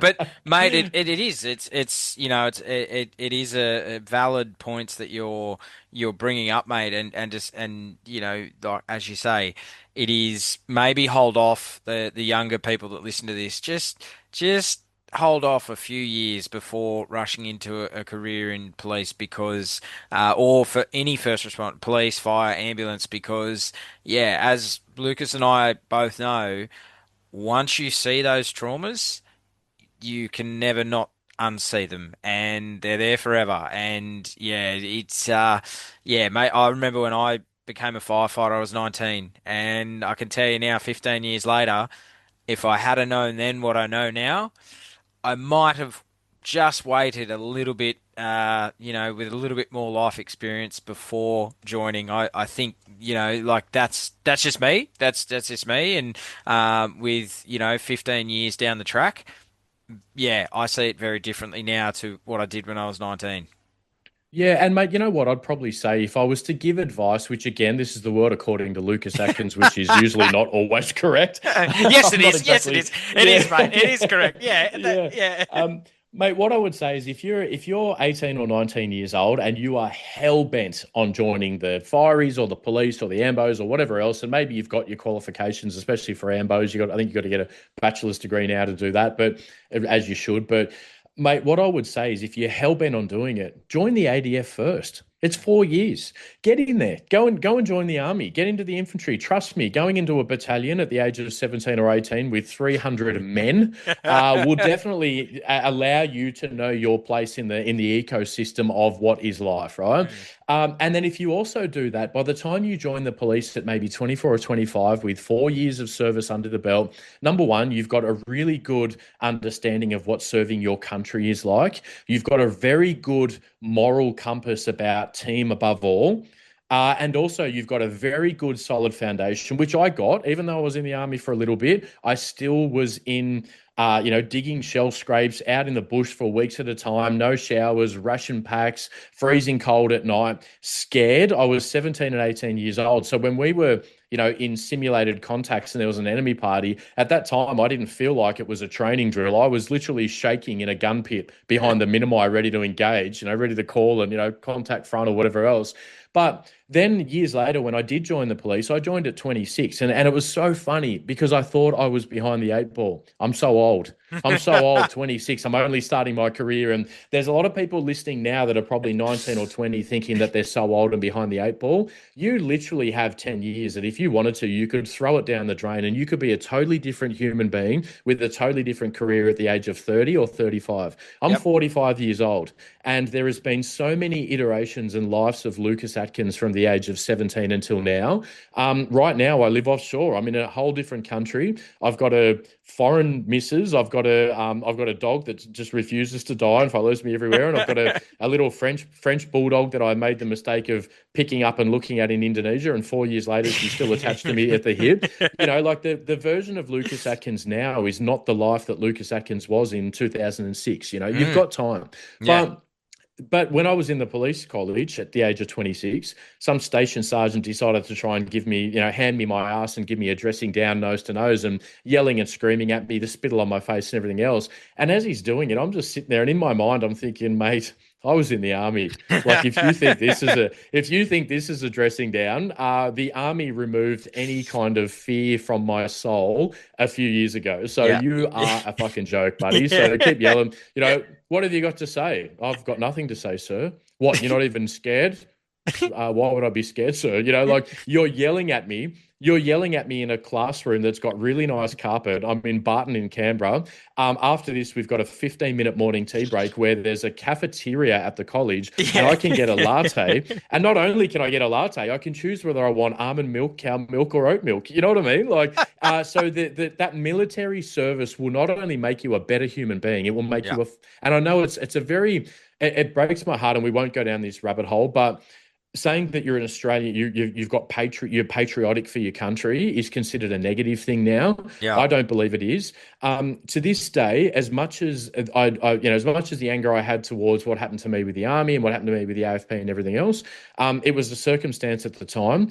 To be honest with you, as much as I'd like to say, I'd say no. If I got a phone call tomorrow going, Lucas, we need you to come and serve your country. This has happened, and we need your specific skill set. Get on a plane tomorrow. Mate, as angry as I am in the current state of Australia and the government, I probably wouldn't say no. I'd be on that plane and I'd go, for fuck's sake, again. Yep. Like 16 years, like 20 years, 25 years, when's enough? But fuck, all right, one more rodeo. What do you need? Where do you need me and what do you need? And do you want it to be quick or do you want me to send a message? Well, mate, the thing is, they did a poll the other week, and they did a poll that if Australia was invaded, would you stand and fight? And they did from 15 to 25, 25 to 35, 35 to 55, and then oldies they didn't put in because let's face it, they've done their service to our country. They can just hopefully we to get there and defend them, and mate, from I think it was 15 to 25, it was like 20 or it was like 70% said no. Like no to like, and mate, I can say it now, as you know me, mate. I'm very much like you. I'm a proud Australian. I mean, you've only got to look at my logo. It's the Australian flag, and it's True Blue Conversations. You can't get more Australian and patriotic than that. And mate, I'm like you. I'm a proud Australian. And mate, if we were invaded, I'll say it on record. I'll stand and fight, and I would gladly die for my country. Absolutely. I'm a patriot to Australia, mate. I love our country, but it makes me sad, like you, to see where we are going as a nation. I don't understand. We were talking off air last night, and just how it has changed so much from when you and I were kids in the 80s, the 90s, the early 2000s, before technology. Where we are now, mate, and it's alarming to think that people wouldn't stand and fight. Like, it's just Well, mate, alarming. and those of us that kind of know or have a I suppose, an informed opinion on the situation. I've had discussions with myself and my community and people around that I still work with that are still active in the environment. And the running joke is that if the next big war comes and Australia is invaded, it will be all of us in our kind of late 30s and 40s and early 50s fighting the battles with our sore knees and backs from all our years of service, because all of the internment camps will be filled with conscientious objectors, which will be, that 70% of those 17 to 25-year-olds that'll be like, I'm not going to do this. And if you want to lock me up, that's fine. As long as I get my TikTok and my hair straightener. And I would probably say off the top of my head, 70% that say, no, I wouldn't fucking defend my nation is probably from a lot of the capital cities. And the 30%, the large majority would be from regional Australia, where there still is a bit of, and I haven't been back to Australia a lot in the last 5 years because my work is a lot primarily offshore, as much as I would love to be in Australia. But to be honest with you, mate, the more I look at the way Australia is now, if I come back to Australia, I'm probably living in regional Australia. I'm living in somewhere like a Bendigo or a Cairns or somewhere where it's not racist for me to have an Australian flag out the front of my house. I believe in the flag.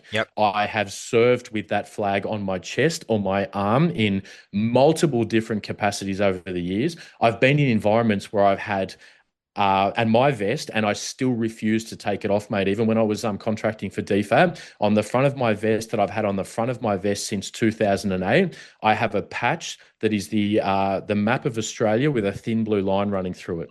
And now apparently that's banned from operational things. I've heard that. And there was a comment, and there was someone had a throwaway comment to me probably about a year ago in a kind of a DFAD type environment when I had that vest out when we're doing some, like evacuation drills or lockdown drills overseas. And someone said, hey, you can't wear that. And my default reaction is, okay, come and try and take it. And unfortunately, they don't come from my world. So they kind of went white and got a bit weak at the knees. And then I had to laugh and overcompensate for my statement. But that's my statement. Come and take it. And I'm not a violent person. I am capable of extreme violence. Absolutely. But I don't like it. It is just a tool that is in my arsenal. But I hate it, mate. I hate confrontation. I hate violence. But do not tell me that I cannot display or wear the Australian flag or the thin blue line patch wherever I want, because I've had that on my chest moving into kinetic scenarios for my entire career all over the world. And there's people that have been laid to rest that we have both seen with that flag draped over their coffin. That is not racism. That is Australia. And fuck me, man. Like we say, if they called me tomorrow, as angry and frustrated I would be to have to give up my mango sticky rice and my my little good thing I got going on over here with my passion project, I'd be sitting in a trench going, man, my knees are sore, but where are all the 25-year-olds? Well, mate, it's interesting that, and it infuriates me, mate, that you see people burn the Australian flag, and yet if we burn other nations' flags or we burn other cultures' flags, we're deemed as racist yet. And it infuriates me because, mate, like you, I love that flag. And, I've said it on the 170 podcasts that I've recorded now. 5 of my relatives made the ultimate sacrifice. They are on the walls of the war memorial that died for this country and died for that flag. That's basically, you are basically slapping 103,000 families in the face by burning that flag. 100%, mate. And not to go down the political angle, because I really do try to, we've had these conversations offline a lot, but I really try to live the professionalism of what I built in myself as a career kind of close protection officer, which is to be politically neutral, as frustrating as it is in times. Oh, yeah. But I would really, really love if, if there was a royal commission in Australia, it was the anti-Australian bill. Not to say that any other royal commission shouldn't be going on, and not to offend anyone else, because I know words hurt, but the anti-Australian bill would be really great, because at the moment there is so much division and divide going on, and it's encouraged by certain elements and the media. And again, the curiosity interrupt. Where does that come from? What are your intentions? What are your aims out of this? But in reality, cohesiveness and all being united under one flag. I remember in the 80s and 90s on Australia Days and stuff, and Yep. I can't say the word Australia Day now because of my incident without having a little bit of an emotional trigger, Of which is course. hard because I think back to pre that. And it was just about having a barbecue with the people that you loved in your Yep. community. And yep, and kids had there was a booth with a schoolgirl with face paint and painting Yep. the Australian flag on someone's face, and Yep. there wasn't any fear of if I walked down the street with a flag on my chest saying, Happy Australia Day, we love Australia, we love our country, and I've got a plastic Australian flag in my hand that ironically was probably made in China, but that used to be okay. There was no fear of someone jumping out of the bushes and punching my fucking head in or attacking me with a mask on, or you know what I mean. And there was There's no division. There's no division. No, and that's the thing. It's okay. You've got your right to protest, but it's just a day. It's just a day, and it used to be about throwing a couple of snags on the barbie, playing backyard cricket, having fun, having a day off, having a beer. Yeah. Everyone would set up chairs and tables on their front driveway in the cul-de-sac or whatever else, and there was just no politics behind it. And you know what? Back then, people listened to the police. People respected paramedics. People listened to fireys. Fireys were heroes. So. If we're having a look at that as a whole in a microcosm, if we're having a look at the 80s and 90s of a decade and they're going, what was the magic formula? Well, the magic formula was probably started by it wasn't offensive to have an Australian flag. And then let's work all of the issues downstream from that and now arrive at where we have arrived at in 2026 and go, we are so far away from the magic formula that is where a lot of these issues are occurring. Yeah, and mate, I'll throw one more thing in before we move on and get to the last part of the potty. Mate, if you go back to the 80s and 90s when you and I grew up and when that golden time was and what we remember, social media didn't exist either. No, it didn't. And that's the thing when we talk about all of the prefrontal cortex development in children and everything else. Now it's all about how much attention can I get? And I don't need to have a friendship group outside of my house because I can just get likes and comments and follows on social media. Yep. And it was also that we used to have to work for things, right? Yep. So again, the neuroscience perspective. So dopamine is that hormone in your body. It's that chemical that's a reward chemical. And it was designed for back in the day, in let's say thousands and thousands of years ago when we're living in caves, right? And maybe again, I'm just talking scientifically, so don't get offended out there, people, about patriarchy and everything else. But let's just say that a woman at the time was offline because she just had a baby. Okay. So traditionally, from a primal perspective, a woman would be offline for maybe a 2-year period because she's got to have the pregnancy, have the baby, and then carry the baby as an infant. Because unlike other animal species, our babies don't just pop out and start hunting, right? And nowadays, they stay sucking on the tit till they're about 35 because of the current climate and inflation and everything else. Very true. But let's say 40,000 years ago, right? So then the male, because the woman would be sheltered in the cave with the child, offline, doing all of that stuff. So not offline, but offline from mobility. And then the male maybe would go outside and, as the endurance species we were, find an animal worth killing, run it down over 2 to 3 days until it was exhausted enough to be speared, and then drag it back. What happens when he drags that animal back into the cave? When his community of the members that they're offline from mobility because they have infants, they all turn around and go, oh my God, Rog, you're a legend. You're a legend. You got an animal. Now we're going to eat. He gets a hit of dopamine, reward function. He goes, oh, that 3 days of hell I just went through, that's, man, that felt great. I'm going to do that again. And that's how we evolved, right? Yep. But it was 3 days of hell, 3 days of cortisol and 3 days of stress and physical exhaustion before he got the hit of dopamine. Now we get the equivalent hit of dopamine when we open up our Instagram and it says 3 people liked your post or 4 people commented and said, oh my God, you look so sexy in that G-string and your six-pack is amazing. And how do I get your butt? Oh, well, if you join my online program of the Brazilian butt lift squat program for $19.95, dopamine, ding, ding, ding, ding, ding, ding, ding, right? Yeah. And that's the thing is that before we would spend all morning or all day on school holidays trying to find a fence from some abandoned property where we're not going to get caught. Then we would be ripping the fence palings off for a couple of hours, getting splinters and skinning our knees, and then we would be bringing it back and trying to like steal some nails from one of our dad's garages to build a skateboard ramp.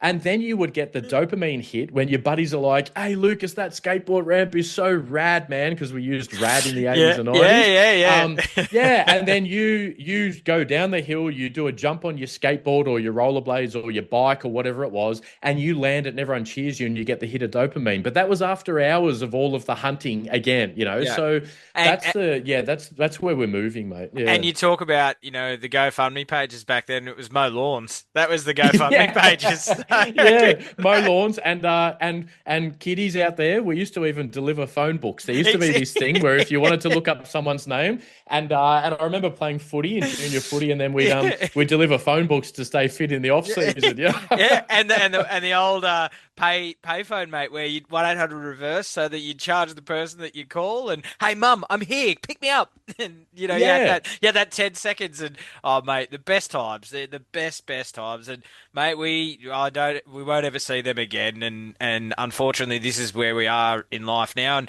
mate, before we get into the last part with Bondi, talking now with all the traumas that you went through and everything. Would you do it again, mate? Would you join the AFP again if it was like, with everything that you went through and in what happened in 2012, would you do it again? 100%. If you'd have asked me in different conditions over the years, I don't know what my answer would have been. But at the end of the day, if you distill down the negative experiences and everything else, that feeling of serving something greater than yourself is what I really, really loved. And I would do it all over again and probably arriving at that conclusion where I sit now in 2026 after a lot of the internal work and stuff that I took responsibility for with my own human condition.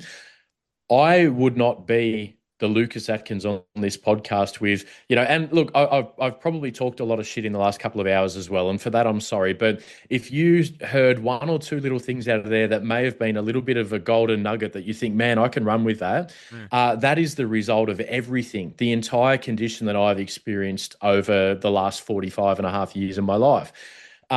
So I wouldn't change a thing. Years and years, I had this massive regret for years and years about not. There was a time with the Army when they said, "Look, we're not going to these courses or these qualifications aren't recognised. They were programs that weren't run, blah blah blah. We will keep you at this level so you can still say that you still passed barrier testing and selection to be a reserve commando, so you can still stay there, but you're going to have to go through your reinforcement cycle again for another year and a half of hell."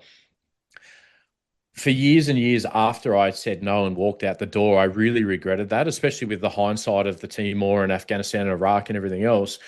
And if I'd had my time over again, I've always said to myself, should I have gone back and stuck with it? And if I'd have got through again, I would have gone off to do all of that. But in the time when I left the Army, I had that experience at the 2000 Olympics where I met the guy that had traveled around the world. I then traveled the world for a year. The job that I got at the summer camp, they offered me to come back the following year for a promotion. So I went back as a land activities director the next year, and then they offered me to go back a third year. And in between those 4-month contracts working over in California, I worked cash in hand building bear boxes to keep food safe in national parks. And I learned how to build decks, and I lived out of vans and went camping, and I slept on a hammock in Haleiwa in Hawaii, where the birthplace of surfing was, for 5 or 6 nights for $3 a night. And, like all of those experiences and everything culminated to the point. And then when I joined the AFP, it was probably from a little bit of a negative place of, I didn't finish what I wanted to do with the Army. Maybe I can achieve that in the AFP. And I achieved something way different, but I found my ikigai. Yeah. Through all of that trial and error, I walked into day one of that CPP course when I was in the AFP, and I went, this is me. This is what's in my DNA. And it's, from a yogic perspective, we call it your dharma. It's what you were put on this planet to do. And that's what I was put on this planet to do, mate. And if you're out there and you're wondering, I just don't feel like I'm doing what I was meant to do, there's a lot of people, they say that they interview people on their deathbeds, and it's like, I really just really wish that I lived the life that I wanted to live and not live for other people. Finding there's a book that I'm reading at the moment called the Let Them Theory. I think it's amazing. by Mel Robbins. By Mel Robbins. I've read it. It's amazing. Great book. And that is about that authenticity over perfection piece that we spoke about earlier. It was it's stop living your entire life for other people, because when you find your ikigai, when you find your dharma, your purpose of what you were put on here for life, whatever it is, and it doesn't matter what it is, because remember, you are not here to serve or not to impress other people. Other people will think about you what they want to think about you. But at the end of the day, it's just you and what you have inside. You are born alone and you will die alone. The difference is when you move to the next level of existence one day, when you die, are you going to look back and go, I made lots of mistakes, but at least I was authentic. Yeah. And I found my purpose, and that's the mission, mate. And we're always going to have regrets, but the regrets, and this goes back to when you say that you burn your journal every 3 months. What I wanted to say with that is, what you're actually doing there is, number one, it's a fire ritual, which is very primal in the human kind of spiritual condition. But number two, you've reached a point where you are letting go of things that no longer serve you. And regret does not serve you. You cannot change the past. And if you have regrets or things that you were ashamed of in the past, remember that you are assessing the condition that you were. So if something happened 10 years ago that you regret and you wish that you didn't do it, that was you 10 years ago with the data and the experience and everything that you had available at the time, not in 2026. So stop judging yourself. Regret is not going to serve you now. And again, like I said before, if you are in a relationship with yourself, is that a positive relationship or a toxic relationship you want to get away from? That's so just throw it all out the window and make peace with the fact you're never going to be wholly at peace. And what the fuck is peace anyway? It's boring, because we do need a little bit of conflict and violence and war and things going up and down, because life is perfect. We'll just get bored, right? Yeah, exactly.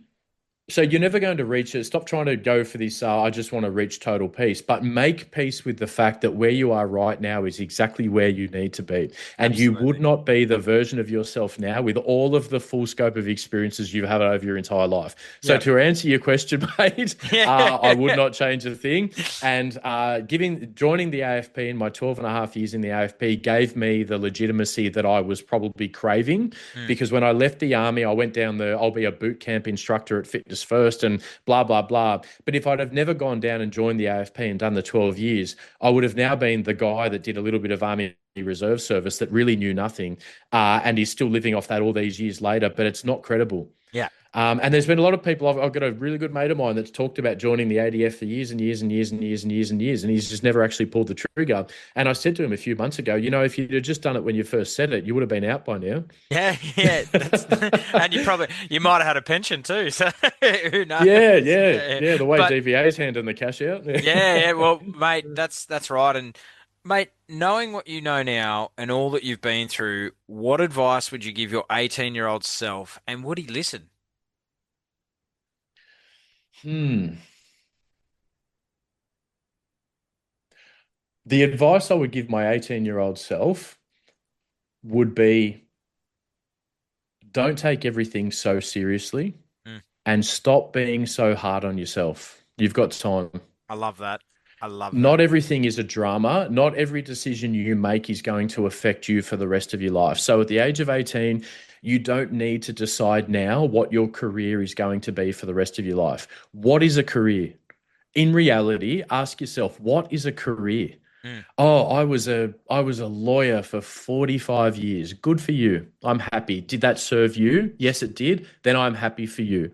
But what is a career? My dad once told me, ex-Navy guy, he once told me when I was obsessed with joining the army, he said to me, when you join the army, get a trade. Don't go into a combat role. Get something that you can use in the private sector. Don't be like me. My dad was a diver and a sonar operator. And in the late 70s, when you left, what are you going to do as a sonar operator in the civilian world? So like I mentioned at the start of part one of this series, he was the lowest ranked member of a Woolworths grocery store and then had to work his way up. And he didn't want me to go through that. But now I'm Lucas Atkins at the age of 45 and a half. I only did combat roles in the ADF and in the police. I only did operational roles. And now I'm in the private sector as Lucas Atkins, the close personal protection, threat agility, variable protective postures, security advisor, capacity developer for foreign police, foreign governments, Australian government, Five Eyes, media outlets, high-flying CEOs, sheikh billionaires, and the world's largest private security company that's privately held, valued at 10 billion US dollars. So what I would say is, don't go for the safety net, go for your ikigai and find that where your passion intersects with your capability. Passion will drive you to where you get to the point of capability and credibility, and then just continue on. It's what gets you up in the morning. And look, other people are different, but if you're like, nah, I just want to do the bare minimum and I don't give a shit, I'm just going to do this job, and then when I get to 54, I'll be happy. If that's what you want to do, then that's great. But ask yourself, where does that come from? Yeah. Are you hiding? Are you hiding? And maybe there's a little bit of, because you're not scared to fail, because that's an internal thing that we don't internalize, but using NLP, is there a fear of failure? Is there a fear of failure? Oh, there is. I'm looking at my emotion on my sleeve as opposed to inside my body. If I'm looking at it externalized, going, there is a fear of failure, I can then investigate it and work out where it's coming from. Oh, well, there is a fear that my family will look down on me if I apply for the police and I don't get in and end up back at the Woolworths or the factory or mowing lawns or whatever else. Okay, let them theory, Mel Robbins. Let them. People are always, even people that love you are going to have some bad thoughts about you at times. Let them. 100%. I love it. Yeah, and the other side of let them is let me. Let me have a crack. Let me have the opportunities to do what I want to achieve. And you know what? As corny as it sounds, and I say this in a lot of my training as a joke, and it's corny as hell, but it does land. Aim for the moon, and if you miss, you'll land amongst the stars. Mate, I love that, but it's not corny. It's great. I love it. But you know what, mate? I said that for a long time. I said that I was going to join the army. That was what I wanted to do. And mate, I failed my aptitude test, and because I just we just couldn't get shapes and things just aren't my thing, and I failed but I had to go. I at least tried. I tried twice and I failed twice, mate. And I learned that, okay, that it's not that path. That's not what I'm meant to do. But I still had to go. And I can't say I sit in regret now, mate, and go, you know what, Lucas? I never took my shot. I never went for it. Well, I did and I failed, and that's okay. Yeah. But now let's reframe that. And did you fail or did you pivot? I pivoted. Sorry. Yeah, I pivoted. Because you found your edge, right? And you pivoted. Right. And then what did you achieve out of that? You know, thing, that's the thing is that you, exactly like you say, you found your edge. But if now we were talking and you'd have wanted to do it and you never did it, you would just never know. And there would be the what ifs, the what ifs, the what ifs. But now, because you pivoted, you found your edge, and you weren't accepted because of the aptitude test, you now have data. And with that data, you can act. But Correct. If you only have what ifs is not fucking data. What ifs does not serve you, and you need to get rid of it. That's right, exactly. And mate, what a story, far out. Like mate, honestly, like I think we're nearly going into 6 hours, so we're and mate, and I really didn't think we were going to go this way. It's we've got into the whole wellness. I know, mate. It's awesome, mate. I love it, and this is where I love podcasts, mate. They can go anywhere you want, and mate, is there any plans for a book of what you've done, and you know, with where you're at now, and you know, from that trauma based and you know NLP. And now, like from what happened in 2012, is there plans of a book? Like, because you're a guy that is an entrepreneur. You're out there. You take risks. And mate, I can't wait to see a book. Mate, I really, really want to write one, and especially after doing the ayahuasca ceremonies and suffering those ego deaths, I really, really want to write a book. I remember once so two things. Number one, I wanted to have a look at my internal condition and go, well, again, curiosity interrupts. Like, why do I want to write a book? And if it was coming from a place of ego, I don't want to write it. I don't want to write a book where it's going to, because my ego is like everyone else, but mine is quite intense, hard for me to control. And it's probably because I am very good at what I do. Yeah. I'm very good at that close protection space. And I'm at a point where I'm comfortable saying that. I'm not going to apologize to people and go, 100%. oh, I'm not good at it, blah, blah, blah. I stumbled my way here. No, I've grinded and worked hard for this. And I've, even this morning, waking up and reading a neuroscience book and all of that grinding. So, to answer your question, I'm now at a point where I really, really, really want to write a book. Now, I had a coffee with Julia Gillard a few years ago when somehow we managed to be in Adelaide at the same time, and we took her dog for a walk on the beach, and then we went back and I had a coffee at her place, and it's when she was writing her book, and she wrote her book with a typewriter because she said she wanted to do it. And I said, "How's that going?" The biggest mistake I've ever made, Lucas. Writing with a typewriter is a nightmare, and the idea was great. But she said to me, there was a famous person out there, and I can't remember who the famous person was, but Julia Gillard said it to me, and she said, she goes, "I love the experience of having written, but I don't love the experience of writing." And that's where I am right now. So if I know I've had a couple of people out there that have reached out, and unfortunately, I had a pretty good offer on the table after I did the Zero Limits podcast, and I wanted to go down the path, and I don't want the book. So full disclosure, and this is probably counterintuitive to a lot of people like to keep secrets. I'm not like that. I believe that if someone wants to steal something of mine, then that's okay because they can steal something of mine, but the clock ticking on my idea stops the second they steal it, but my idea keeps evolving. Yeah. But what I want to do is I don't want to write the traditional, here's the book and here's where I grew up and I was in a rough neighborhood and everything else. What I want to do is I want to write a book where the first chapter starts with me driving to the AFP college. And there's not the 3 or 4 chapters that people are thumbing through going, oh, he was a wayward child, and not criticizing people that have done that. That's great, but that's just not the model that I want to work off. And the reason why I want to do that is that's kind of when the journey started of where all of these lessons have started to evolve and adapt over the years. So I wanted to start with me driving from there, and yes, go through my AFP career, but also have parts in the chapters of the book of the lessons that I learned from the human condition out of those experiences. I don't want it to be just chapters of war stories and look how awesome I am. I blew this door in and found all this cocaine and, seized all this cash and man, I nearly died and how awesome am I?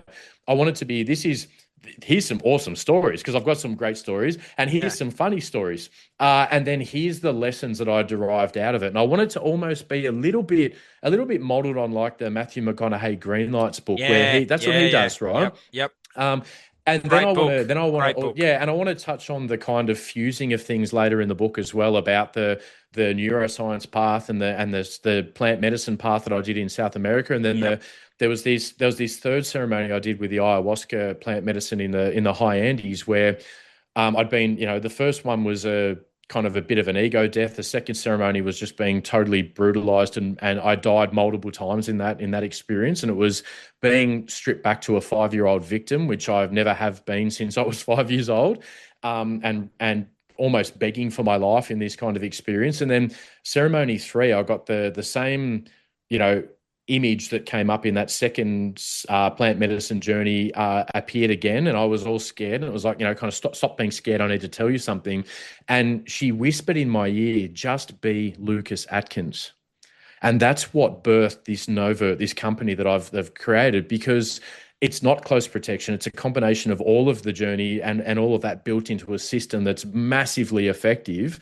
But I want to show that journey in that book. So I want somebody to read it. Like all of my training and my advisory, I don't want people to come out the other end of that book with some war stories and maybe some security advice. I want them to come out of the end of that book as actually a better human being and a better partner and a better member of their community. So yeah, look, if there's anyone out there, full disclosure, I don't want to write it.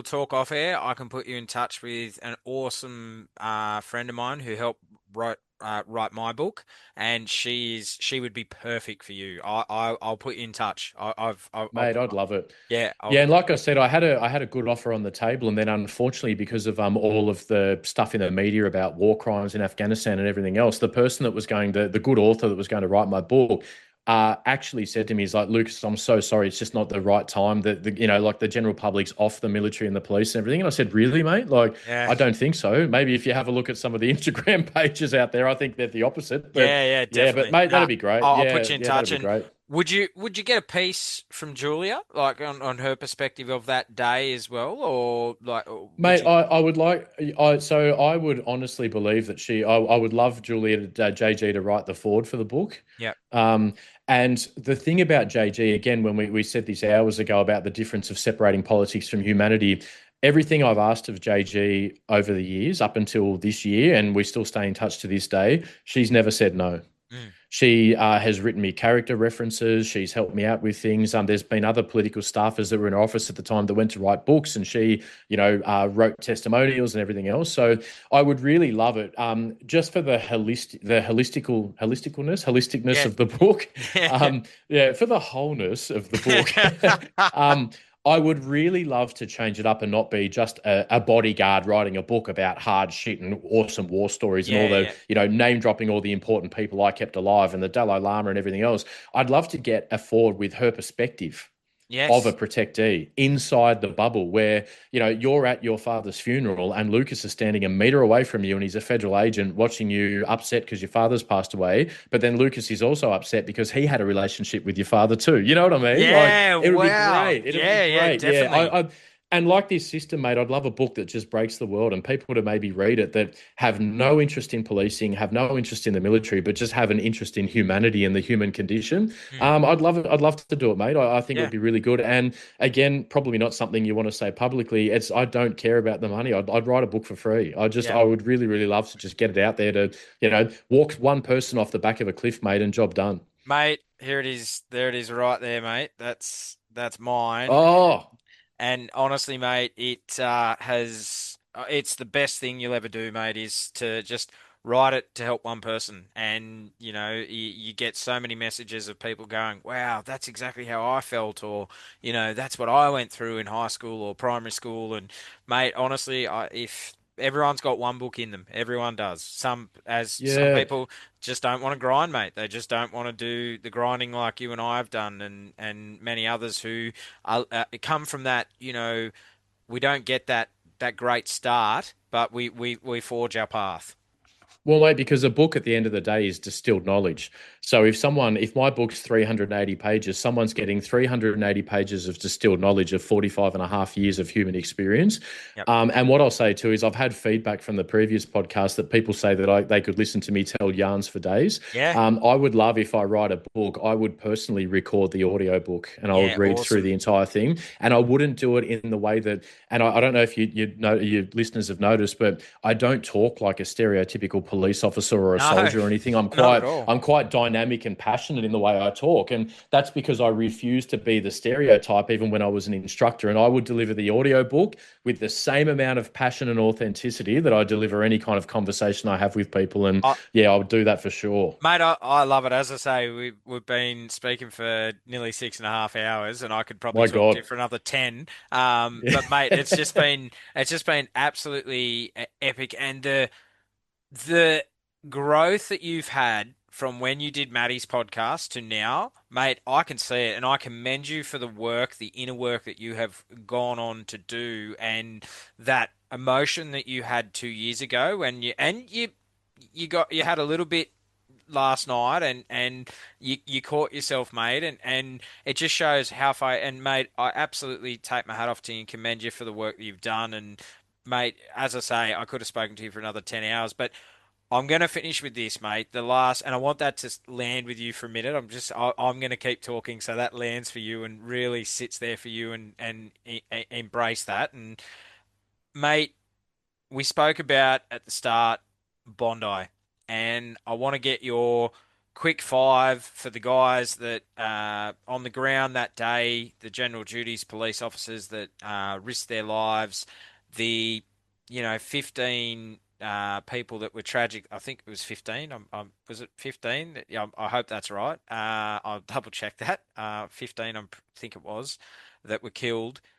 And mate, just your quick 5 to 10 minutes of Lucas giving advice for our general duties police officers that were faced with that, and then just 5 minutes of Lucas telling the general public how they can better protect themselves when another threat like this happens again.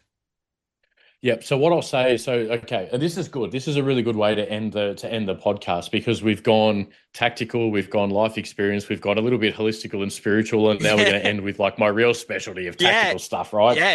Giving the gift of life in the worst kinetic threat environment possible, right? So I'll always start with a preface, like I do with every time I have a look at things like this. I'm not judging any of the behaviors or actions on the ground, and I'm not looking at the context before or the context after. What I've done is I've removed all of the emotion and just got the data out of the event. And my intention for this is to give people the gift of life from the lessons that we learn from these terrible events. Okay, so not judging anybody on the ground. So, right, Bondi, so we're talking about Bondi Beach, right? Not Westfield, we're talking about the Bondi attacks on the beach or near the beach. Okay, so the first thing for that, for the police on the ground and for any of the civilian population that was on the ground, the freeze response, as in when you freeze, when there's some kind of threat, the freeze response is biology. It's neuroscience. It's not weakness. Your amygdala activates before your prefrontal cortex in your brain. So when stimulus is applied in an environment that you are not expecting it, you will flinch and you will freeze. Identify and understand that will happen in you, and it's a normal condition. So you are not a coward, you are not weak if you freeze or you flinch. But once you've identified that happens, you need to get your system back online and move. Under a threat environment, movement is your friend. Mobility is your friend. Staying static is not. Movement creates options. But when I say movement, it's movement with intent, not panic. So like with the VPP training and the close protection training and everything else and the training I give to civilians, it's get your internal system online, because it's going to be offline temporarily. You're going to freeze, your amygdala is going to activate, right? Fight or flight. So quick breath in, and then decide what you're going to do. Now, if there's a couple of threats, I always try to dehumanize events like this because I'm talking objectively, but if there's a couple of threats with weapons from an elevated position and they're firing, are you immediately under threat, or are you just in a threat environment? Because there's two options, right? Or there's two situations. Everybody in that environment a lot of people start to panic, a lot of people start to run, and everybody does this thing that we call like the herding effect, where everybody kind of runs in the same direction. If there's a corner of a building, everybody will pile up on top of each other in that corner and kind of hide and herd. What we want you to do is actually start to assess your environment. Are you being directly engaged? Now, if you're being directly engaged with weapons, there is feedback. There's impacts all around you. There's maybe people being hit and screaming and running all around you, and you are directly under threat. If you are just in a threat environment, there is stimulus, but that stimulus is not being applied in your immediate vicinity. So that's a slightly better position to be in, everybody would agree with. So from that position there, so if you are immediately under threat, you would try to seek some kind of cover. Now, the joke that I used to kind of run, because I do try to keep death and destruction light, because I find it encodes in human beings better when I'm trying to transfer knowledge, is the best way that I can describe cover is if you're immediately under threat, make yourself go from horizontal to parallel and have an immediate intimate relationship with the earth ground underneath you, right? Lower your profile. The reason why you lower your profile, and there'll be a lot of people out there that goes, oh, fucking bullshit, they need to move tactically and everything else. The reason why you'd lower your profile in an active armed assailant scenario like this is the traditional psychological profile of somebody that conducts these attacks is that when they are conducting the attack, they are not seeing humans. They are seeing wins. They are seeing victims. They are seeing deer hopping around. Because they're in that psychological state, and for the psychologists out there, I'm sorry if I'm brutalizing this, but I'm applying it tactically and to save people's lives. So I'm probably going to be incorrect in some things, but this is the Lucas Atkins understanding of it. Of course. What they're doing is, because they're highly aroused, right? So when your amygdala is activated because you've come under attack, their amygdala is activated because they're in that fight mode and they're massively aroused and stressed themselves, right? So they're shaking and suffering from all of the things that the people that are under threat are also suffering from because they're still a human condition. Because of that, they're attracted and aroused with movement. So if they're seeing things moving, they're trying to cause as much death and destruction to get their message out as they can in that environment. They want to kill, and to brutally be honest, they want to kill as many deer and as many victims as they can at that one moment. So they're going to be attracted to movement. So if you're under direct threat and you immediately hit the deck and don't move, and as you immediately hit the deck and don't move, number one, you've lowered your profile, harder target to hit and engage. You're not moving, something that's not going to catch their attention because unfortunately in a threat environment, there's going to be lots of other targets moving for them to engage. You're now no longer moving. And then you hit the deck and you try to seek out some kind of cover or concealment, not away from danger, but towards safety. Now, there's two different types. There's cover and there's concealment. Glass and curtains can hide you, but they're not going to stop bullets. Concrete will protect you and hide you. So that's concealment. So cover will hide you from view. Concealment will hide you from bullets. And I'm trying to really, really keep this simple. Sometimes if you can't get cover, if you have no option and you can't get cover, but you can get concealment, sometimes that can also increase your chances of survivability because you're no longer seen. And we don't really see in scenarios like this. Like, did you see from the kind of footage and the analysis of the event, they weren't tactically moving around in large areas of space and hunting people and lifting up bin lids and opening doors and opening car doors and searching. They were at a kind of elevated platform and they were engaging as many people as they can. They weren't being methodical. So if you immediately got down behind some kind of concealment, whether it was a bush or something where you weren't seen, the odds are now in your favor. So you do that, right? Then what you do is you identify a position of cover towards the area of safety. And the area of safety is the area away from the stimulus that you are experiencing. So in this scenario, the stimulus would more than likely be the gunfire and screaming and panic. And then you would be seeing everybody kind of moving and flowing like a river in a direction towards safety. So you'd be looking at a place of cover that you can move to that is offline and towards safety. Now, that point of cover, you don't want it to be 50 or 100 meters away and I used to do this on a lot of these courses. If you pretended that you were a threat and then you just put let's just say you put your left hand like a couple of little rabbit ears, right? So you've got your two fingers up and then you've got your right hand, your index finger up as the front side of a weapon. So you've got your two rear left-handed fingers as the rear side and a front side. You put them two together over your dominant eye and you've got three fingers lined up. That's the side of your weapon. Now you imagine if somebody pops up from being hidden, but now they're moving and they run in a straight line for 150 meters, how many opportunities do you have to engage on that sight picture? A lot. And the person's also running in a straight line for a long period. So there's lots of opportunities. All they are is a target that is just getting smaller millimeters at a time, but you've got options. Now change that to where you identify a nice piece of cover towards safety away from the stimulus, and it's only 5 to 8 meters away from where you are. And you pop up, you move under control. We don't run in a threat environment, but we move dynamically and under control. Yep. You pop up, they see movement, they go to get a sight picture and you disappear again. They don't go, ooh, where did that person go that I just saw? I'm going to go and hunt them and find them. They immediately turn back to their state of arousal and look for other targets to hit. They've already forgotten about you. Then what do? You've now moved 8 meters towards safety, which has increased your survivability. You're now 8 meters further downrange than where you were before. And then what do? You go through the cycle again. And what I would say for that moving is don't jump up. And I used to run this as a joke all the time. Don't treat movement under fire like I've treated my career. I'll just see what happens when I jump up and work out where I land somewhere over there, and hopefully it'll be okay.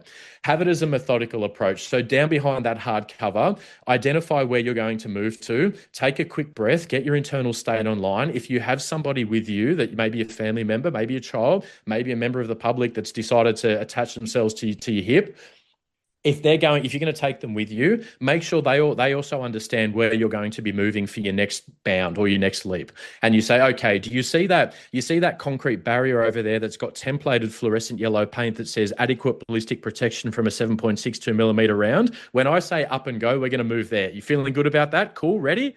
And then they go, yeah, you give the big nod. You go, okay, ready, quick check, up, breathe, move. You move. Okay, let's go. Okay, down. Cool. We're good. Battle pause. Take a breath. Get your internal system back online, because your internal state might have just been mismatched by that 5 to 8 meter leap that you've just done. Get down behind the next bit of cover, take a breath, and guess what? Now you're 16 meters further down range and your survivability has increased again. So this is a very simplistic approach, but just remember that for situations with these active armed assailants, because that's what they are, there's things called fire lanes and funnels. So a fire lane is a nice, big, straight, long, open area. Think of a road with walls either side of the road, and there's a person standing with a gun at the top of the road, and you're running down the road in a straight direction, and they're firing rounds down that road. That's a fire lane. We don't like fire lanes because in the tactical world, it's the same as the neuroscience technical term. Fire lanes are ungood. Yeah. Yeah, So definitely. we don't like to move down fire lanes. So if we can, we like to get offline. If you were ever stuck and you had no other option and you needed to move down a fire lane, you would want to be moving. So those 5 to 8 meter runs that you're doing behind from cover to cover, if there was no cover or concealment and you could not remain in position and you know that it's the only chance of last resort is to move, you would be running down that fire lane in a zigzag erratic pattern so that you're not presenting as a sight picture that's stabilized and just shrinking millimeters at a time as it's moving down the range, right? Okay, so the next part of that is crowds move emotionally and panic spreads socially. And we see this in the human condition. When a threat occurs, we are nothing but springbok on the savannah, and one springbok pops up and goes, there's a lion. And the other 1,000 springbok go, something's there. And then the springbok that sees the lion runs. And if you grab the other 1,000 springbok and said, hey, what are you running from? We don't know, but fucking Rog said that he was just running, so we ran with him. So what I would say is don't move with the crowd. Be responsible. Take responsibility for your own condition and those that are with you and those that you love. Yeah. So stop, like I said, hit the deck, seek out some kind of cover or concealment that will buy you time. Because at the end of the day, time equals safety. Time to get your internal state back online, time to work out your next move, and then do the next move, and then go through the process again. That's all you have to really worry about. Yeah. Don't run with the crowd because, again, we don't know what's going on. We want to move kind of tactically. And people, I kind of debate whether I should say this or not, but again, I'm not giving you any advice that would put you into a liability. That's the disclaimer. But what I would say is, even when it comes to things like emergency evacuation points. So let's just talk hypothetically so I don't get criticism or get sued. I've got nothing to sue me for anyway. It's all about passion. Yeah. But emergency assembly points are a great example. So a hotel has an emergency assembly point on some kind of threat or incident. Everybody meet here in this place with the really, really big green sign that's on public, semi-public land that everybody knows. And it's usually at the front of the hotel, which is in public space that everybody knows is there. Okay, something happens in the hotel. There's what we believe to be gunfire. Everyone goes, evacuate and move to the emergency assembly area where the threats know that that's where everyone's going to be. That is an example of crowd behavior and moving. I have never moved to an emergency assembly point by default in my entire career or my life. I decide where I go. And if I decide that that is the safest option, or for me, the most tactically viable option, I would. But I'm not going to run to an emergency assembly point because everyone else is. It goes back to the start of the podcast. We don't outsource our personal safety. Be your own bodyguard first. Have the assumption that no one is coming, and if somebody comes, it is an added benefit. Yeah. The next thing is the environmental reading. So the environment changes first, and anomalies matter in an environment. So we look at the Bondi scenario and we say the established baseline, and most people, if they're imagining Bondi Beach on the day that it occurred, would know what a baseline is. And the baseline just is, if I press pause on the world right now, what does normal here look like?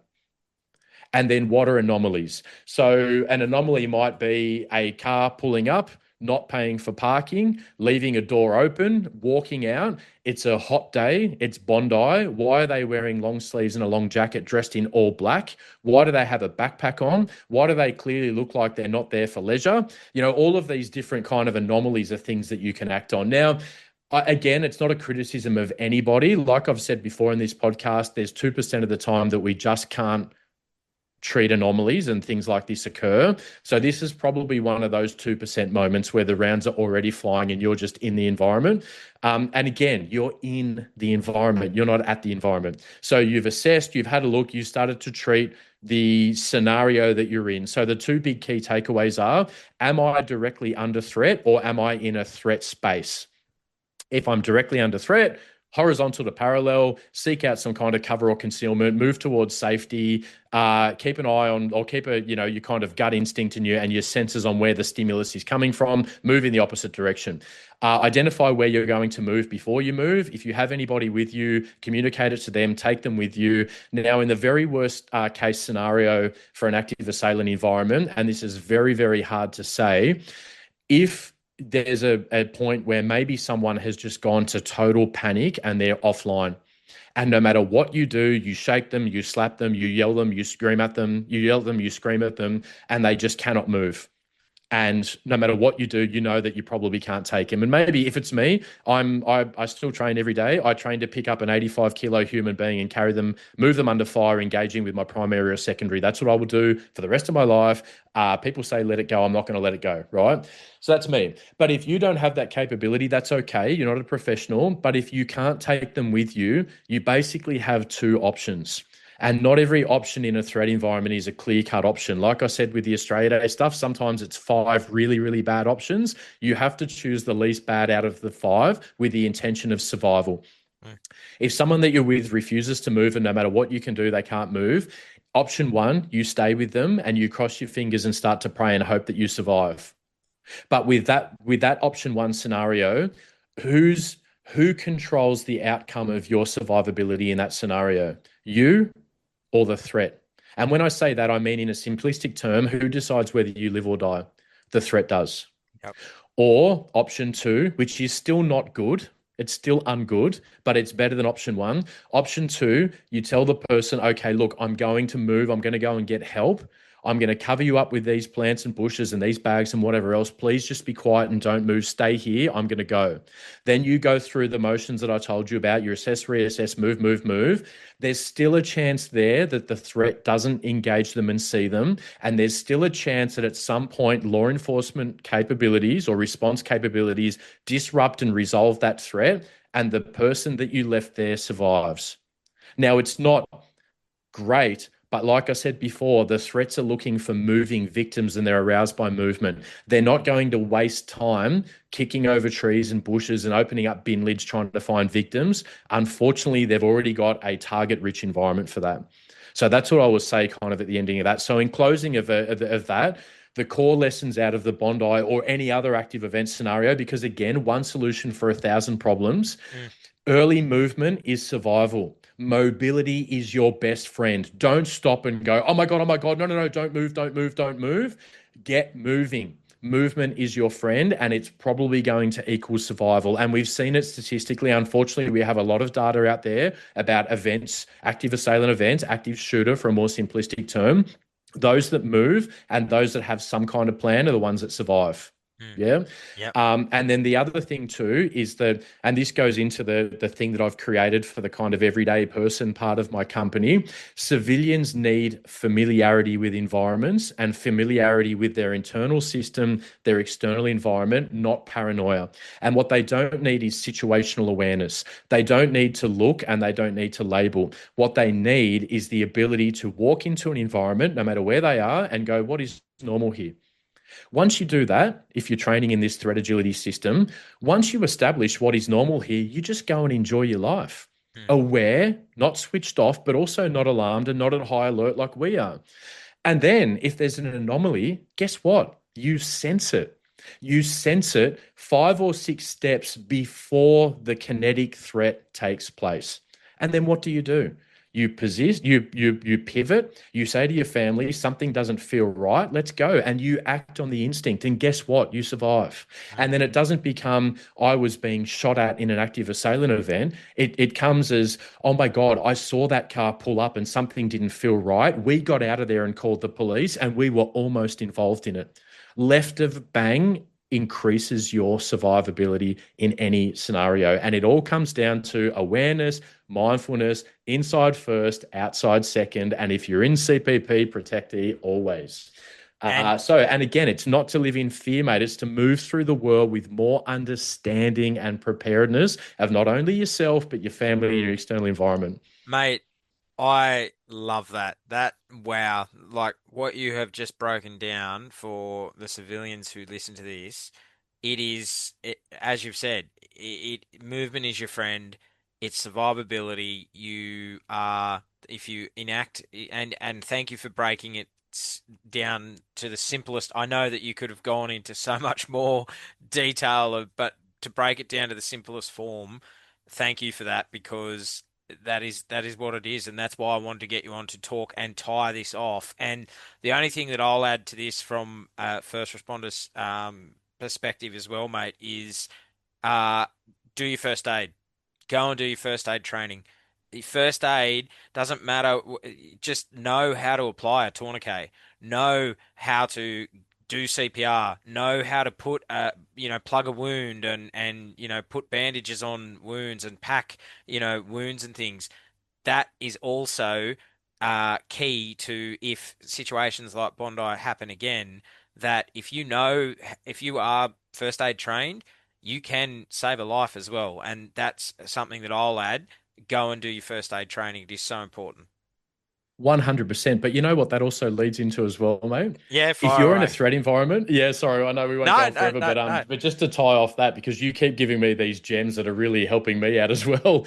Um, you know what I used to do in threat environments, if I had a person I was looking after and maybe we were under threat and they were starting to move into a state of panic, I would give them a job to do. Hey, look, Yes. when we move, so our vehicle's down, we've got to move to another car. But before we do, I'm going to get out and have a kinetic conversation with a person that's having a kinetic conversation with us, because I like to be nice and polished even in threat environments. But when I get back, we're going to move to the other car. But when we move to the other car, I'm going to give you this, and I need you to put it on. This is a grab bag, and this contains not only equipment for you, but medical equipment for me if I go down. Can I trust you to carry this bag? Then if we're moving the 3 meters through a kinetic space into the other car and then extracting out of there, potentially under fire, what do you think that protectee is thinking of as they're moving? Don't let Lucas down. Don't drop the bag. Don't drop the bag. Not these guys are all firing at us and we're under threat and I might die. Yeah. And this is the benefit. So the first aid training and the tourniquet application is so important. I cannot stress that enough. And I'm glad you brought that up, because I don't think about that all the time. But also, if you're in that environment and you're working on people and dealing with them and you're dragging them, guess what you're doing? You're not going to code black. You are 100% in the moment. You are Yep. moving. You are solving problems. You are tactically getting out of there, and you are the one that will survive. Don't think in these environments, if you ever arrive in one, that you're probably going to die. The odds are actually in your favor. And as terrible as it was, I'll say that again, as terrible as it was, look at how many people lost their lives to how many people were there and ran away. The odds are that you will survive, but you need to move with control and with calm and methodically, and mobility is your best friend. Yeah, absolutely. And I will add, mate, that and I'm going to tie it off just after I say this. It was 15. It was 16, but I'm not including the gunman in in those numbers. It was 15 innocent people lost their lives that day, and it's an absolute tragedy. And may they forever rest in eternal peace. And yeah, that's all we can say is rest in internal peace. And yeah, mate, as you've said, I think it's a great way to tie the podcast off. Thank you for, mate, sharing that knowledge that you have built over your time in the AFP and moving into the private sector. And mate, I could sit here and listen to hours and hours of you talk about this, because unfortunately, mate, and I've said it and I'm going to keep harping on, this is not an isolated incident. This will happen again. It's going to happen more and more with more conflicts that are happening around the world, with more unrest that is around the world. These are unfortunately now going to be part of life moving forward, and this is the next chapter of what we face in moving forward into the next decades. And to have your absolute knowledge to try and help people survive, mate, thank you. And that's all I can say. And I'm going to finish with this. Lucas, you have served your country with honor, and you've brought pride to your family. Your story is one of true grit, determination, never giving up, and succeeding at the elite level when, mate, you'll probably, as you said at the start of this podcast nearly 7 hours ago, that you will fail, Lucas. You are not going to achieve. You are going to be in the factory. You are going to work in the factory. Well, mate, you proved that principle wrong, and you became the Prime Minister's right hand man and protecting our national leaders. Sorry, I should say leaders, because there was more than one, mate. You did it your way, and you continue to do it your way. I want to thank you for coming on True Blue and sharing your story, mate. It's been an absolute honour to have you on. Thank you, mate. The honour is all mine. It's an honour to serve and to continue to serve. And like I always say at the end of any conversation with anyone, stay safe. And if you can't stay safe, stay dangerous. No one's coming. Don't outsource your personal safety. Take responsibility for you and for those you love. I love it, mate. Thank you, mate. And I look forward to coming over where you are in that part of the world, mate. I won't say where it is, but looking forward to coming over and having some mango and rice with you soon, mate. Thank you very much, mate. Appreciate everything that you do. Cheers, mate. Thanks for listening to True Blue Conversations with your host, Adam Bloom. Real talk with those that pledge to keep us safe with grit, sacrifice, and determination. See you next time.